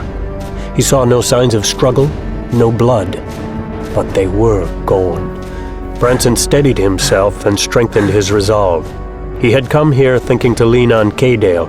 Now he began to understand that it was likely she who needed him. He would not, could not fail her. He turned and realized his error immediately as he found a pair of iron swords pointing at his throat. Easy now, Highwayman. The Highwayman noticed a third and then a fourth soldier moving around the sides of the small house. We knew you'd return, and now you're fairly caught. Laird Priday will be speaking with you. Indeed. His foot struck unerringly into the face of one, then the second. Before his flashing foot even came back to the ground, his other leg propelled him backward, putting some distance between them. With a sudden surge, the Highwayman slashed down diagonally, driving one soldier's sword low and wide. A reversal brought his elbow smashing into the man's face. Even as the man fell, the Highwayman came forward. The second soldier, obviously unsure, waved his sword around defensively. The enraged Highwayman plowed forward, pushing the man right over. The soldier hit the ground and rolled immediately, trying to get up, but the Highwayman crossed to the side and kicked him in the face. As the man flattened on the ground, the Highwayman stamped hard on the back of his neck. Then the Highwayman turned right, sword leading the way. He meant only to deflect the stabbing spear coming at him from the charging soldier, but his sword sheared the spear in half and scraped the man's breastplate, opening his throat as he came forward. The Highwayman had no time to concern himself with the man, not then, for he completed his circuit and fell into a crouch, facing the fourth and last attacker. The soldier skidded to a stop, clearly terrified. He threw his sword to the ground and lifted his hands in surrender. Where is she? I don't... Kaydale! The young woman who lives here. She was taken. You tell me where, or my sword will free your ugly head from your shoulders. I do not know. You lie! No, please do not kill me. A wife I have, and children. Please, I beg of you. Your family will bring your body to the Brothers of Abel to be put cold in the ground, or to the Samhace for burning. I'll not ask again. They took her and her mother. I know not where they took the girl, but the mother was given to Bonivagar. She will be tried and killed this night by the adder or the flames. The Highwayman moved his sword tip back and stepped away from the man, his thoughts spinning. He glanced to the west, where the sun was almost gone, then back to the east and south, toward where he knew Bernivagar held his audiences, his trials, and his murders. Branson moved fast to the soldier whose throat he had cut. He turned the man over, fearing the worst, and was relieved to see that he was not dead, and that the wound, though still bleeding, wasn't gushing forth blood any longer. Still, it was a vicious gash, one that would need tending. Branson brought one hand to the wound, the other to the soul stone set under his mask on his forehead. He recalled the lessons of the Book of Gest, the healing hands, and fell even deeper into the swirl of the gray gemstone. He felt warmth in his hands and was amazed to see the wound sealing. He stopped short, though, for he found that the effort was taking from his own control, from the solid line of his own chi. A wave of dizziness came over him, followed by a profound weariness, but he shook it away, reminding himself of K-Dale. A short while later, the highwayman ran off, leaving the 4 soldiers bound and gagged inside the house's dark walls. The spinning thoughts followed Branson away from K-Dale's house, but as he met every different emotion with the reality that K-Dale and her mother were in trouble, anything other than simple rage was pushed away. Step by step, one thought by one, Branson's mind became focused, crystalline clear, sharpening and narrowing his vision so much that it seemed to him as if he were looking down a long and straight tunnel. The tumult within his mind became something more like an internal buzzing, as if the top end of his life's line of energy was spitting jolts into his head. Moving with a singular focus and complete determination, the highwayman increased his pace, running purposefully, but without any clear idea where he was going. And then he arrived, his head thrumming, the edges of his vision limned in red. Hardly formulating any plans, hardly considering any move he might make, the highwayman looked out through a tangle of twigs and logs at the front of a tall, flat stone. The buzzing did not relent. Sometime later, he felt the heat growing around him, but it was as if the flames were not in proximity to him, but were distant. Without any conscious decision, the highwayman's mind went to the drawer in the desk in the room above his hole. His fingers began to wriggle as if he were rolling a small stone in his palm, but he wasn't even aware of the movement. He felt the power of the gemstone as if he were holding a serpentine in his hand, though of course he was not. But somewhere within the buzz of his mind, the lessons of the Book of Gest resonated, showing him the way to the same energy the magical stone provided, and he needed it. Though he wasn't even aware of the flames leaping all around him, devouring the twigs and logs. He sat there and stared out at the stone of judgment peering around the yellow sheets of fire that flared barely inches from his face. He knew the time drew near. He could see the flashes of movement through the red shield at the edges of his vision. All that mattered was the stone before him, and the man he knew would soon appear atop it. The sight of the great bonfire roaring to life elicited horrible memories in poor Callan, a clear reminder of that night so long ago, a night that she had hoped she would never recall. As if in a dream, she allowed the guards to shove her out to a spot halfway between the fire and the large flat stone, Bonivigar's stone. The snake handler had arrived with the sack and the snake, and Callan felt her knees go weak. Darkness filled her thoughts, memories of the confining sack and the slithering serpent crawling over her, sharp fangs hooking into her tender flesh and pumping in their deadly burning poison. Callan dismissed those recollections and divorced herself from her terror. This was not about her. She was not important, and so she would die this night, and for a crime that she had committed 2 decades before, a crime of passion and not cruelty, a misjudgment of her heart and nothing of malice. But so be it, because this wasn't about her. This was about her poor daughter. Nothing else mattered to Callan, not her pain, not the viper that would await her in the sack, not her own death. Were her previous crimes now visiting upon K-Dale? Callan knew that her daughter had played a dangerous game and had, in fact, brought this tragedy upon them both. But Callan couldn't so easily dismiss her own guilt. Had she passed more than her appearances to her daughter? Was there something in them that allowed for such mistakes of the heart? The irony of it all wasn't lost on Callan, because, indeed, Hadn't Cadale's foolishness with this outlaw highwayman been much the same thing as Callan's behavior when she had cuckolded her husband? Her contemplations fell away as a tall and straight figure walked out to the edge of the flat rock, towering over the gathering, seeming identical to the man he had been 20 years before, and certainly with as much and more power than he had then commanded. Bernivigar spent a moment surveying them, his cold gaze freezing with fear any it fell upon. He nodded to the side, and she heard the scramble as men behind her began to ready the sack and the viper. Callan Duorne, we gather to execute the sentence imposed 2 decades ago. You did not admit your guilt then. You were given your chance to speak, though you said nothing. Now, we will not ask you again.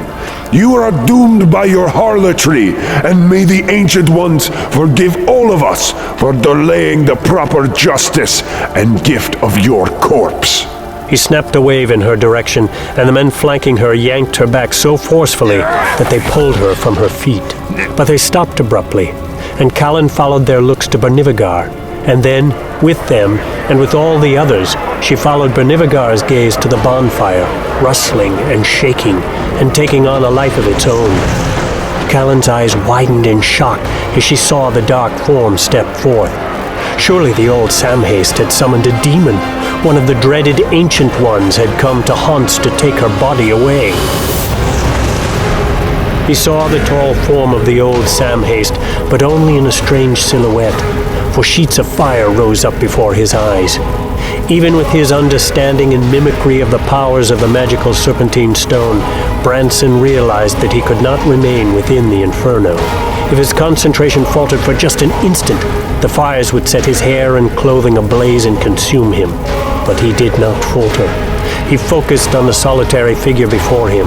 Branson stood up. He forced himself forward through the fire, ignoring the burning branches, ignoring the painful licks of flame. None of it mattered. None of his discomfort, his pain, his potential death mattered. All that mattered was that figure, now the focus of his ire, the symbol of all the injustices and all the hatred, of all the bullying and all the torture. There he stood before Branson, high on his rock. Branson crashed through the side of the bonfire. He stepped into the open in all his highwayman glory, right before Bernivigar, the Samhaste. You dare interrupt this sacred ceremony! You dare! Branson drew the sword from his rope belt, but even without the weapon, the murderous intent was very clear in his eyes. He strode toward the rock, and Bernivigar surprised him, for the old man did not back away, did not show fear. To challenge me is to challenge the Ancient Ones. Bergen es malak vetir, kulen vorses malnodak. Feel the fires of the Ancient Ones! The ground beneath the highwayman's feet began to slide and churn, and Branson looked down in terror, noting that what had seemed ordinary grass was now smoldering with swirling red lava.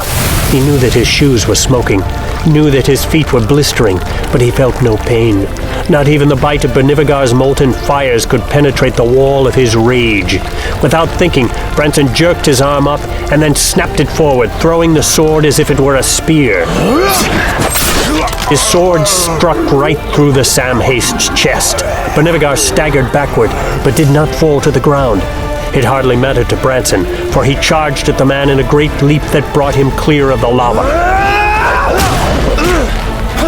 Bernivigar was not grunting under the blows, and his skin seemed not to give at all beneath the weight of Branson's punches, nor did his old bones crack in protest. Branson looked up to see Bernivigar staring down at him and smiling, as if Branson were but a child, an inconvenience. But Bernivigar lifted a hand and balled it tightly, and lightning-like energy crackled from his fist. Though Branson blocked the blow, he felt the jolt of energy surge through his body, stiffening him. Bernivigar swung again. Branson ducked, leaning low, and with perfect balance, managed to kick his foot against the hilt of the sword protruding from Bernivigar's chest. Bernivigar swung again, and Branson, knowing better than to block the enchanted fist, ducked. But even though the fist did not connect, it sent a jolt of lightning into him. He stepped sideways at Bernivigar, grabbing the sword hilt and accepting another powerful jolt, and then another as he stepped away, turning his back as he tore his sword free. Branson didn't hear the man, didn't hear anything but the anger in his head. He started left, reversed the sword flow suddenly, and spun back right so quickly that Bernivigar was still looking the other way when Branson came whirling around, the sword high and horizontal, level with the old Sam Haste's neck. High into the air flew Bernivigar's head, still wearing a smile of calm confidence. Branson was already moving the other way when the body crumpled behind him. He dropped his sword and slowed his movement as he approached Callan and the snake, motioning her to keep still. The snake hadn't struck yet, and it seemed as confused and overwhelmed as everyone else in the area. Branson found a place of calm as he slipped between Callan and the viper, moving low and staring the frightened snake in the eye. He moved his right hand across before him, and the snake's head swayed in concert. His left hand snapped out quicker than an adder's strike, seizing the creature right behind its triangular head. Branson allowed the snake to wrap itself around his left arm as he stood up, offering his right hand to the woman and pulling her to her feet. The snake seemed to calm, and the highwayman gently set it down where it rushed into the forest. You and you! The highwayman looked at the soldiers who had dragged Callan onto the field. The men looked at each other and both edged away as if thinking to run. But Branson lifted his sword as if to throw it, and both froze in their tracks. On your head! If any harm comes to this woman, I will see you dead. All of you! Any who harm this woman will feel the wrath of the Highwayman. That wrath is boundless, I assure you. I know your faces now. Where is Kaydale? Laird Priday took her. He took her! On my life, she will not be harmed. He sprinted through the streets of Pride Town. He charged into the courtyard of Chapel Pride, hardly slowing and brushing aside the one young startled monk who made a move as if to try to stop him. The main doors were open, but the highwayman, knowing this building intimately, moved to the right-hand wall and to the small door set at its far end. This one, too, was unlocked, and Branson charged through. He crossed the room above his own dungeon to the door to the main corridor. Branson kicked the door open and leaped out into the hall. A pair of brothers confronted him at once, one holding high his shaking fist, clenching gemstones, Branson understood, and the other waving an iron short sword so ill cared for and infrequently used that it showed rust all along its black blade. You would be wise to escort me to Master Bathalay's, and if you try to use that gemstone, I assure you that your head will bounce to the floor beside it. The man thrust his fist forward a bit in an attempt to be menacing. Branson's left hand snapped forward, clutching the man's wrist and yanking him forward. His right hand cupped over the gem-holding fist, turning it down and bending the wrist. Now it was Branson's fist that held the gemstone. Even as he pushed the monk away, the other, inspired by the sudden action perhaps, leaped forward and plunged his sword at the intruder's chest. A slight turn by Branson had the blade going harmlessly by, and Branson locked the man's sword arm tight against his side and sent his free hand, his balled fist, crunching into the monk's nose. The other young monk stood there transfixed and obviously terrified. That fear only heightened when the highwayman snapped his magnificent sword out, putting its gleaming tip close to the trembling monk's bare throat. To Bathalay's at once, or I leave you dead on the floor. The terrified monk scurried away, Branson close behind. The door to Master Bathalay's chamber burst open. What is the meaning of this? Bathalay's was not alone. Riandu, sitting across the hearth from him, also rose. Closer to the hearth, Father Jarek sat slumped in a chair, appearing oblivious to it all. You dare to enter this holy place! It is no place that I have not been many times before. Bathalay stared at him hard, searching for a clue, but he needn't have bothered, for in that moment Branson reached up with his free hand and pulled the mask and the gemstone from his head. Do you not recognize your pet idiot, Master Bathalay? Stop! It is impossible! How can this be? Branson came forward suddenly, sword tip lunging close to Bathalay's throat. I have no time for explanations. We took you in! We showed you mercy. Shut up! Mercy? You dare! Mercy? You allow me to clean your chamber pots, and I am to fall on my knees in gratitude. Stork, We were kind. None of it matters. I need you now, and you will help me. You are a fool. An idiot, perhaps, if I was to believe the opinion of Master Bathalace. But it matters not. None of it. You are going to help me now, to repay me for the murder of Garabond Womack. Yes, I know all about it. I know what you did soon after taking me in as your slave. He was in possession. Shut up! I know everything there is to say on that matter, and the only reason that your heads are not rolling on the floor now is because I need you. Fail me in any way, and you die, and all of your brethren in this chapel die also. Everyone! He studied Father Jarek as he finished, the man who had been in charge of the chapel on the day when Garabond had been murdered. Branson thought to go over and cut the man's throat to show these others how serious he was, and he did take a step in that direction, but just one step. Then the highwayman stopped and pushed the thought out of his mind. To what gain? Having passed that test, Branson turned back to Bathalace and noted that the man shifted his glance just briefly to glance over Branson's shoulder. Alerted, the highwayman dipped suddenly and lashed out with his foot, catching the creeping monk in the face. Both Riandu and Bathalace started for Branson at that moment, but they hadn't a chance, and were backed again by the gleaming tip of the leveled sword. I am long past mercy, Master Bathalace. Hesitate again, and a monk will die. He pointed his sword at Father Jarek. Hesitate again, and he will die. What do you want? You and the stork are going to pay a visit to Laird Priday.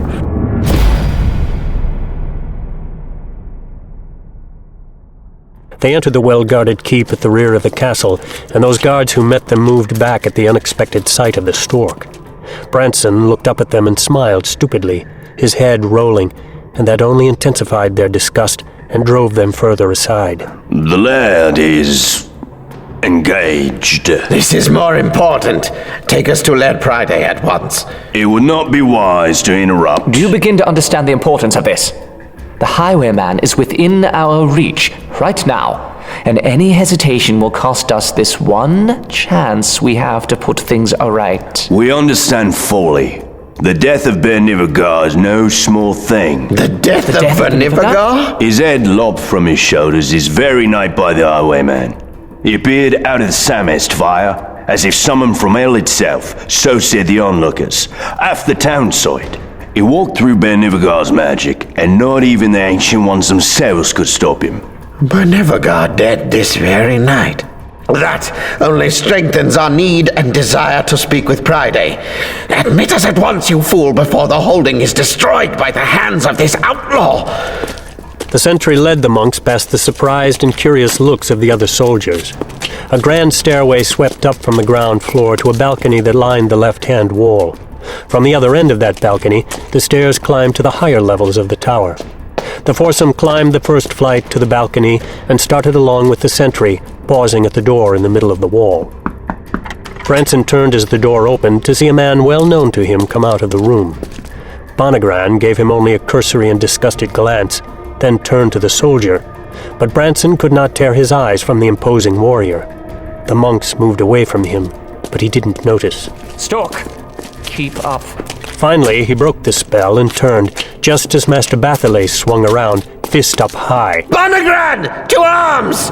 The stork is your highwayman! Seize him! A streaking bolt of lightning erupted from Master Bathalace's hand and slammed him hard in the chest, throwing him backward. He tightened his focus and forced his chi back into alignment. He used his Gesta 2 understanding and his soul stone, countering the effects of the jolt. And he did it all in the blink of an eye. On instinct, Branson dropped low, and the sentry who was charging from behind flipped right over his bent back and tumbled down, but not before intercepting Master Bathalace's second lightning blast. Branson went around and thought to stand to meet the charge of Bonagran, but then stayed low instead, kicking one foot right into the leading foot of the warrior.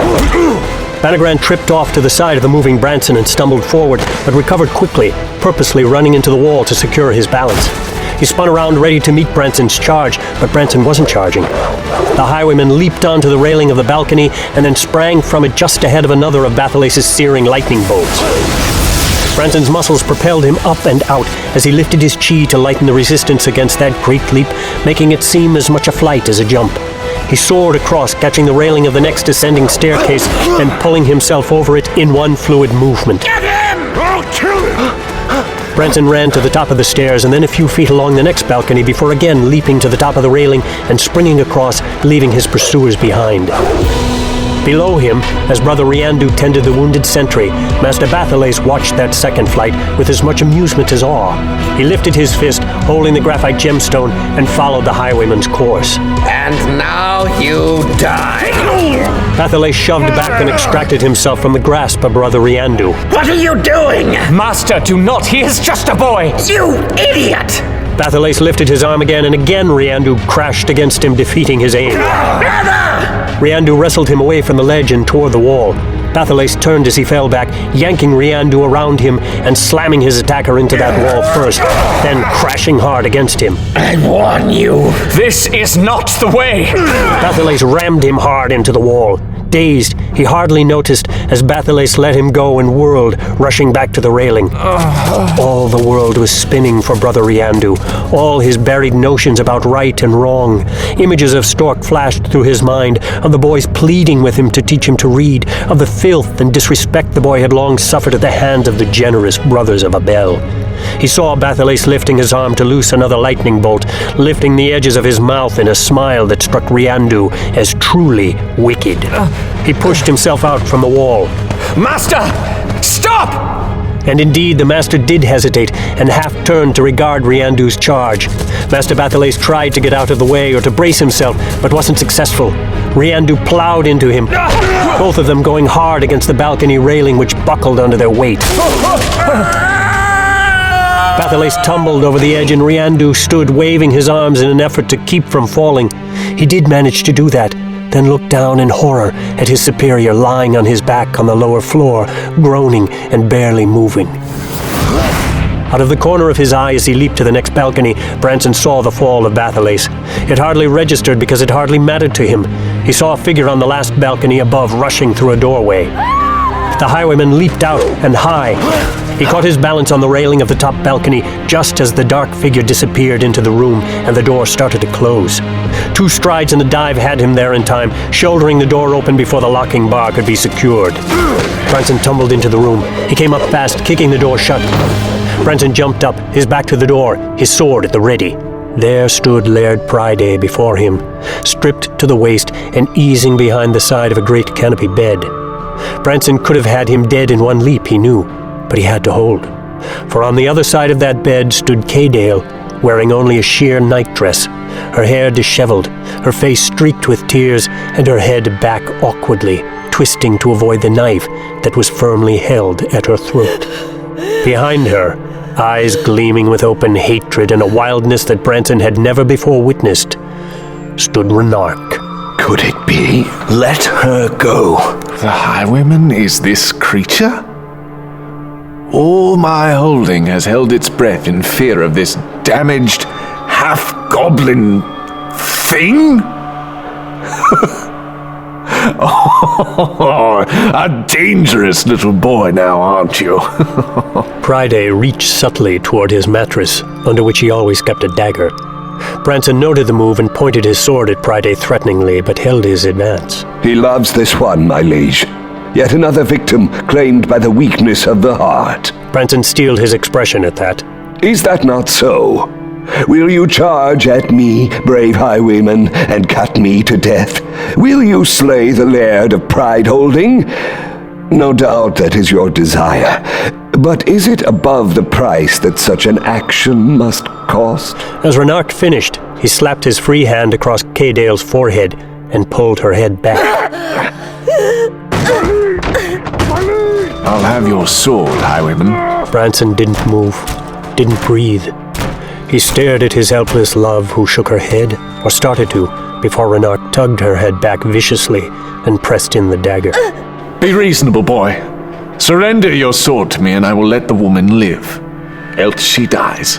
You will live with that image for the rest of your days, short though they will surely be. Branson looked at him, at his extended hand, though he was too far away for Branson to hand him the blade. Come along now. Put it on the floor and slide it across to me. Let her go or you die! Do you think we are afraid of death, foolish boy? Your sword! Branson had no answers. Kaydale was doomed if he lunged for either the Laird or Renark. He couldn't get to the old man quickly enough, and he knew without doubt that Renark would put his knife to deadly use without hesitation. Boy, on my word, the woman will live. Surrender your sword now, before my patience comes to its end! Branson searched his thoughts and his recollections of the gemstones, but found no answers. There were no answers. He forced himself to stand straight, then bent and placed the sword on the ground and kicked it across to Laird Pryday.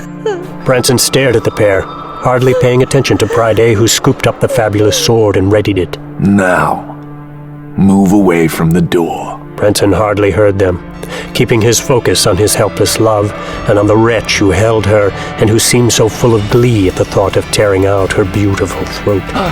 A spasm nearly knocked Branson from his feet then, as his emotions threatened to break the concentration that allowed him to hold himself in check. He tightened his grip on the soul stone and forced himself, for Kadale's sake, to regain his complete control.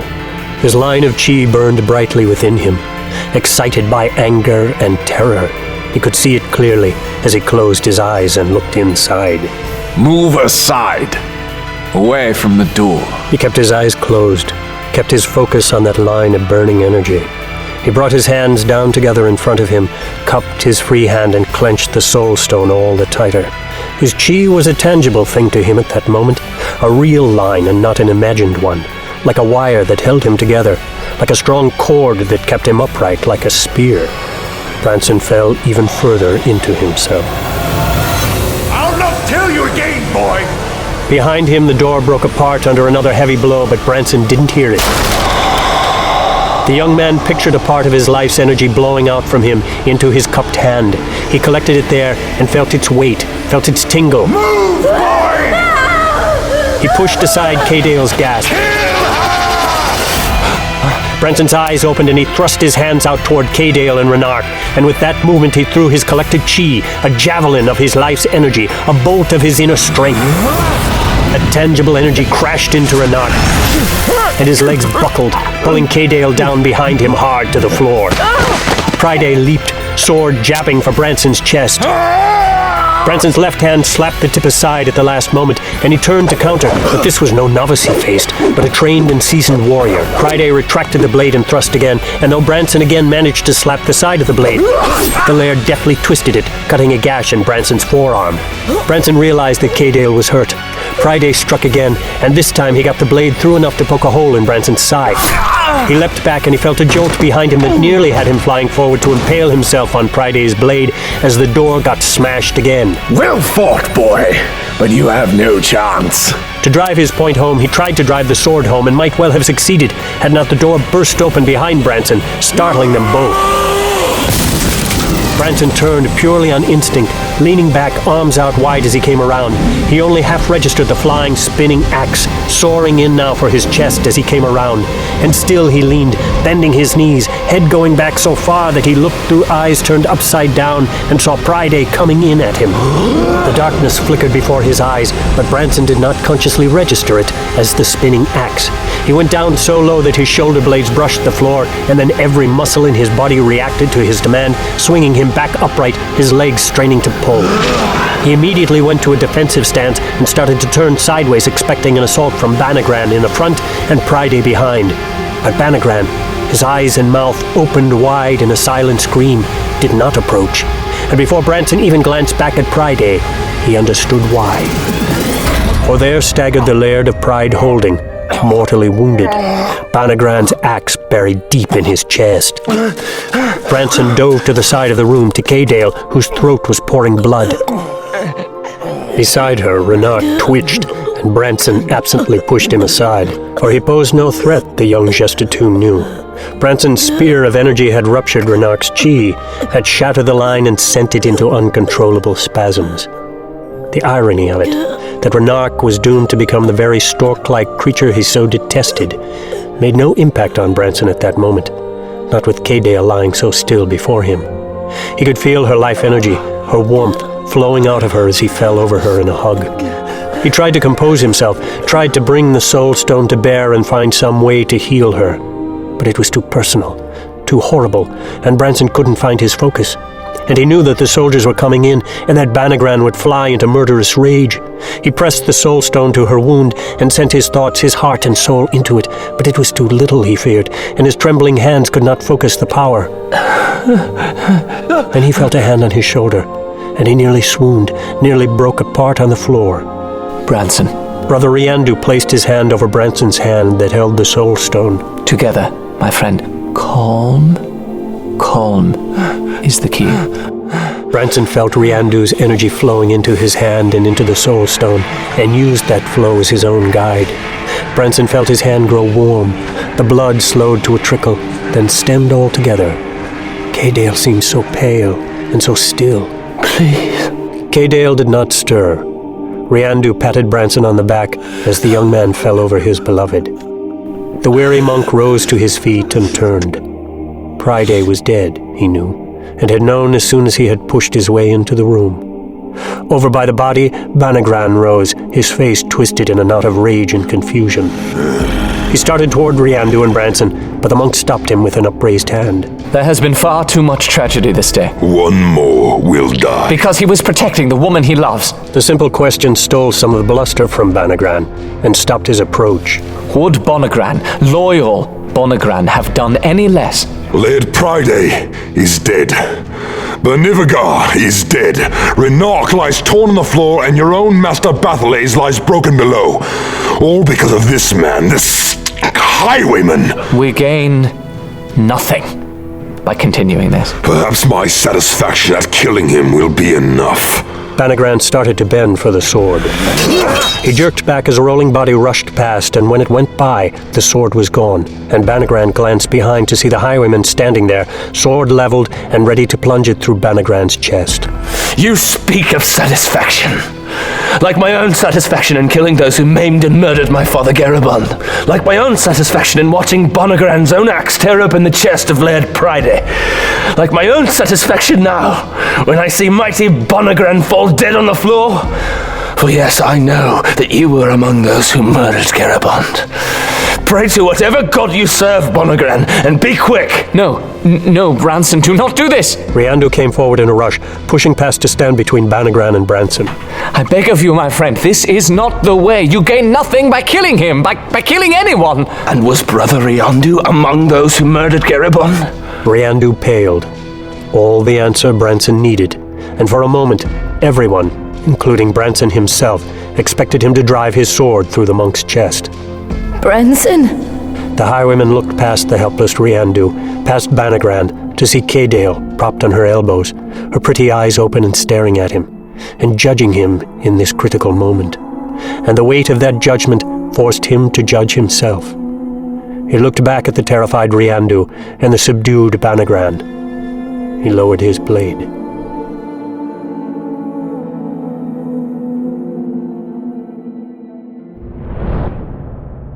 Early the next morning, Banagran studied the frail-looking young man standing before him, his mind flying between confusion, pity, and hatred. This man's actions had led to the death of his dearest friend, and for that, the mighty warrior demanded revenge. To the side of the room stood K-Dale and her mother Callan. They held each other, for they knew what would transpire here. Branson had surrendered on agreement that they would be spared, but that noble action did not lessen the blow they knew was about to fall. Do not do this, I beg you. There is no gain to be found here in continuing this senseless tragedy. We have already had this discussion. The warrior's eyes bored into Branson, who did not look away, did not look down, and did not blink. It all seemed so simple to Banagran. He was willing to let the young woman and her mother go free. As for the Highwayman, he was fairly caught and guilty of great crimes against Pride Holding. Indeed, crimes that would undermine Pride Holding. Yes, the Highwayman had willingly surrendered to Banagran with the agreement that K-Dale would be spared, and so it all seemed a simple matter of beheading the fool or throwing him to the flames. But that simplicity was undermined by the spectacle that Banagran knew was unfolding right before Castle Pride's closed gates. Hundreds, thousands had turned out that morning to show their grief at the loss of Laird Pryday and to shout their support for the Highwayman. Dangerous support, Banagran knew, and he remembered his own warnings to his friend Laird Pryday when Pryday had expressed his determination to kill the Highwayman.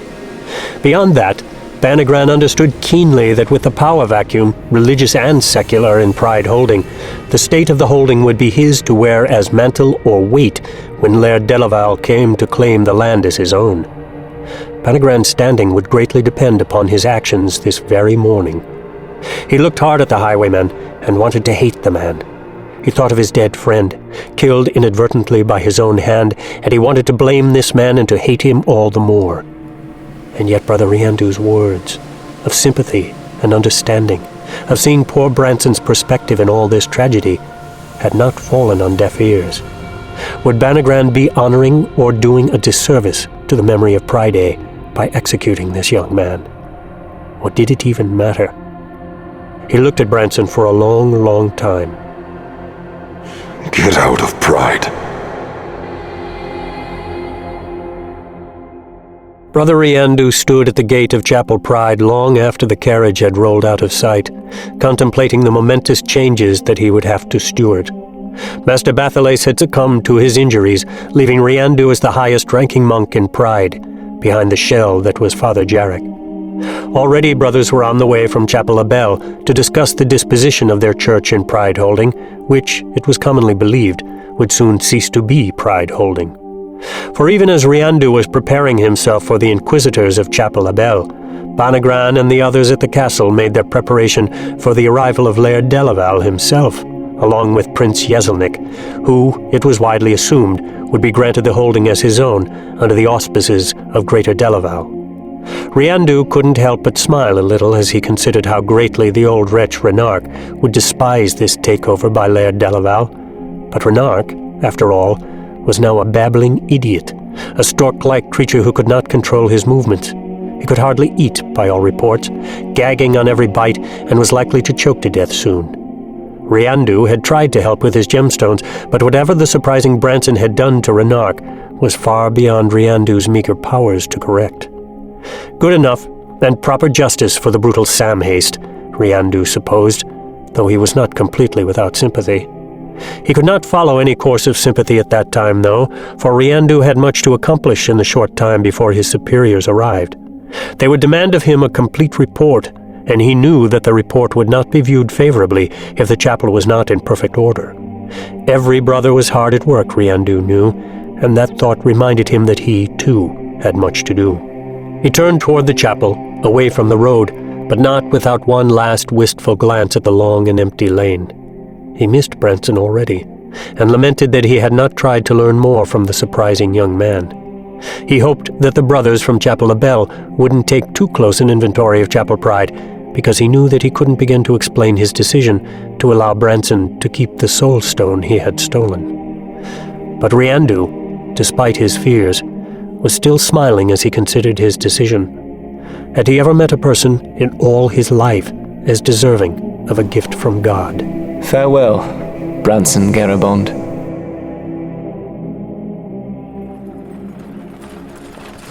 The simple wagon bounced along the flagstone road, the bumps rolling and soft as the wagon moved along at a leisurely pace. Holding the reins, Branson didn't prod the horses, for he was in no hurry this day. No more than were Callan and Caydale flanking him. Tied to the back of the wagon, old Dooley the horse meandered along in step. I never knew the world was so wide. Callan's eyes were filled with a spark of adventure that backed up her claim. Wide and scary. Caydale hooked her arm under Branson's and moved a bit closer. Scary? With the highwayman here to protect us? Branson smiled widely. He didn't look much like the highwayman at this moment, in his simple woolen tunic and sandals, and with not a weapon to be seen. But the black suit was there, tucked neatly under the wagon's bench, and beside it rested his mother's sword. His sword. And where shall we go in this wide, wide world? To where the wind begins and the gods do battle? To whatever land we find that are free of battle. And few are those, these times in Hunts. Then to Bear. Bear? To the wide-blowing sands of the southern lands. To the temple of the Jester II in the mountains of fire. You speak of places I do not know. Branson smiled, for in truth he was merely spouting names that Garabond had told him in his youth, and distant references in the book he had committed to memory so long ago. Are there any places we do know, beyond the boundaries of Pride Holding? There was substance to that question that was not lost on any of the three. To where the wind begins, then, and where the gods do battle. That is something I wish to see. And so they rode from the only place any of them had ever known as home, into new lands and new adventures.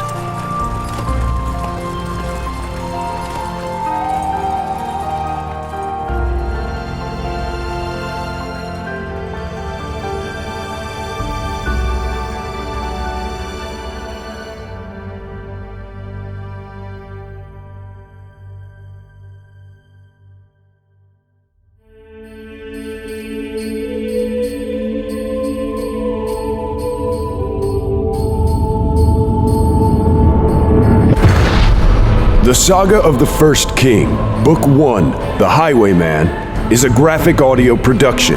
Copyright 2004 by R.A. Salvatore. Published by arrangement with Donald Moss Literary Agency. All rights reserved. Production copyright 2012 by The Cutting Corporation. All rights reserved.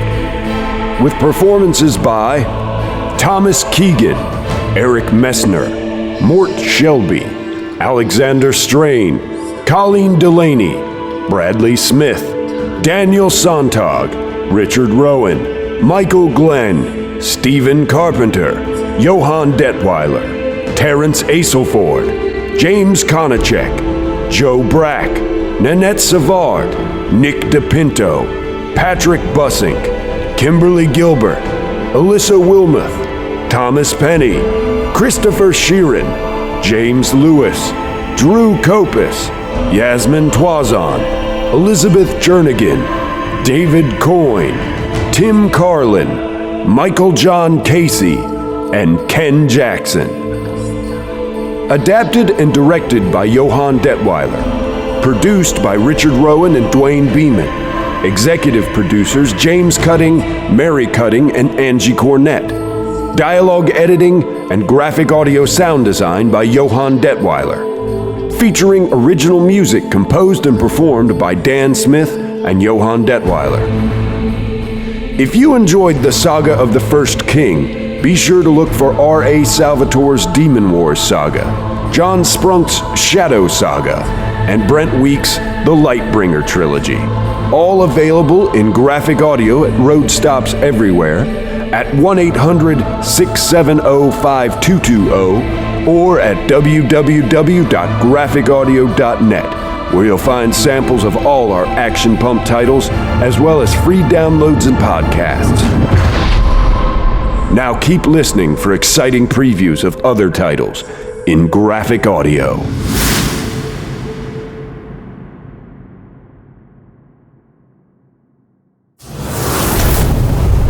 The warded man stalks the night, slaying demons with the newly discovered wards of power. But now, a new threat is rising. An old friend, now a bitter enemy. And he has in his possession a weapon that could unite all humanity, or tear it to pieces. The Desert Spear. Witness the rise of Aman Jardir in The Demon Cycle, Book 2, The Desert Spear. Available now in graphic audio. Now we can invade the Green Lands.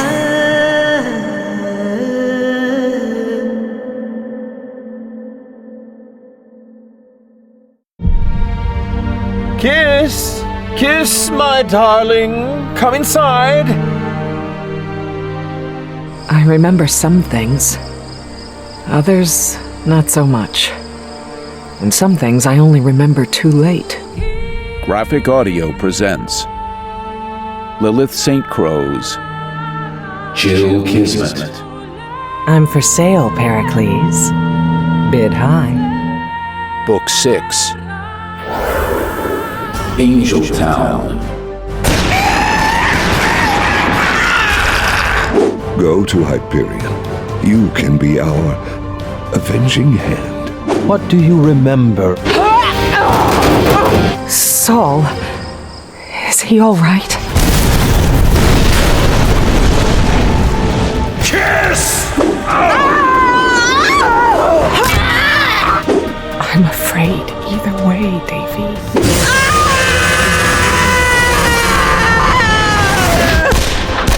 My children! Now is the hour of our glory!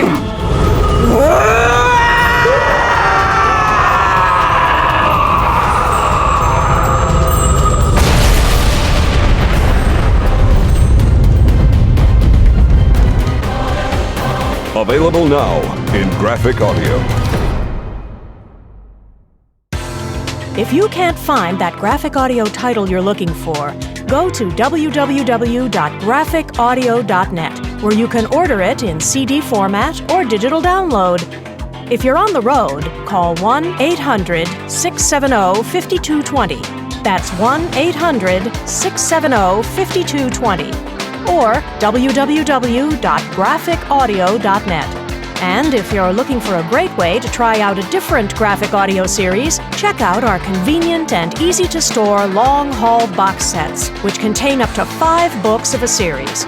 Available only at www.graphicaudio.net. Be sure to sign up for our monthly newsletter or follow us on Twitter.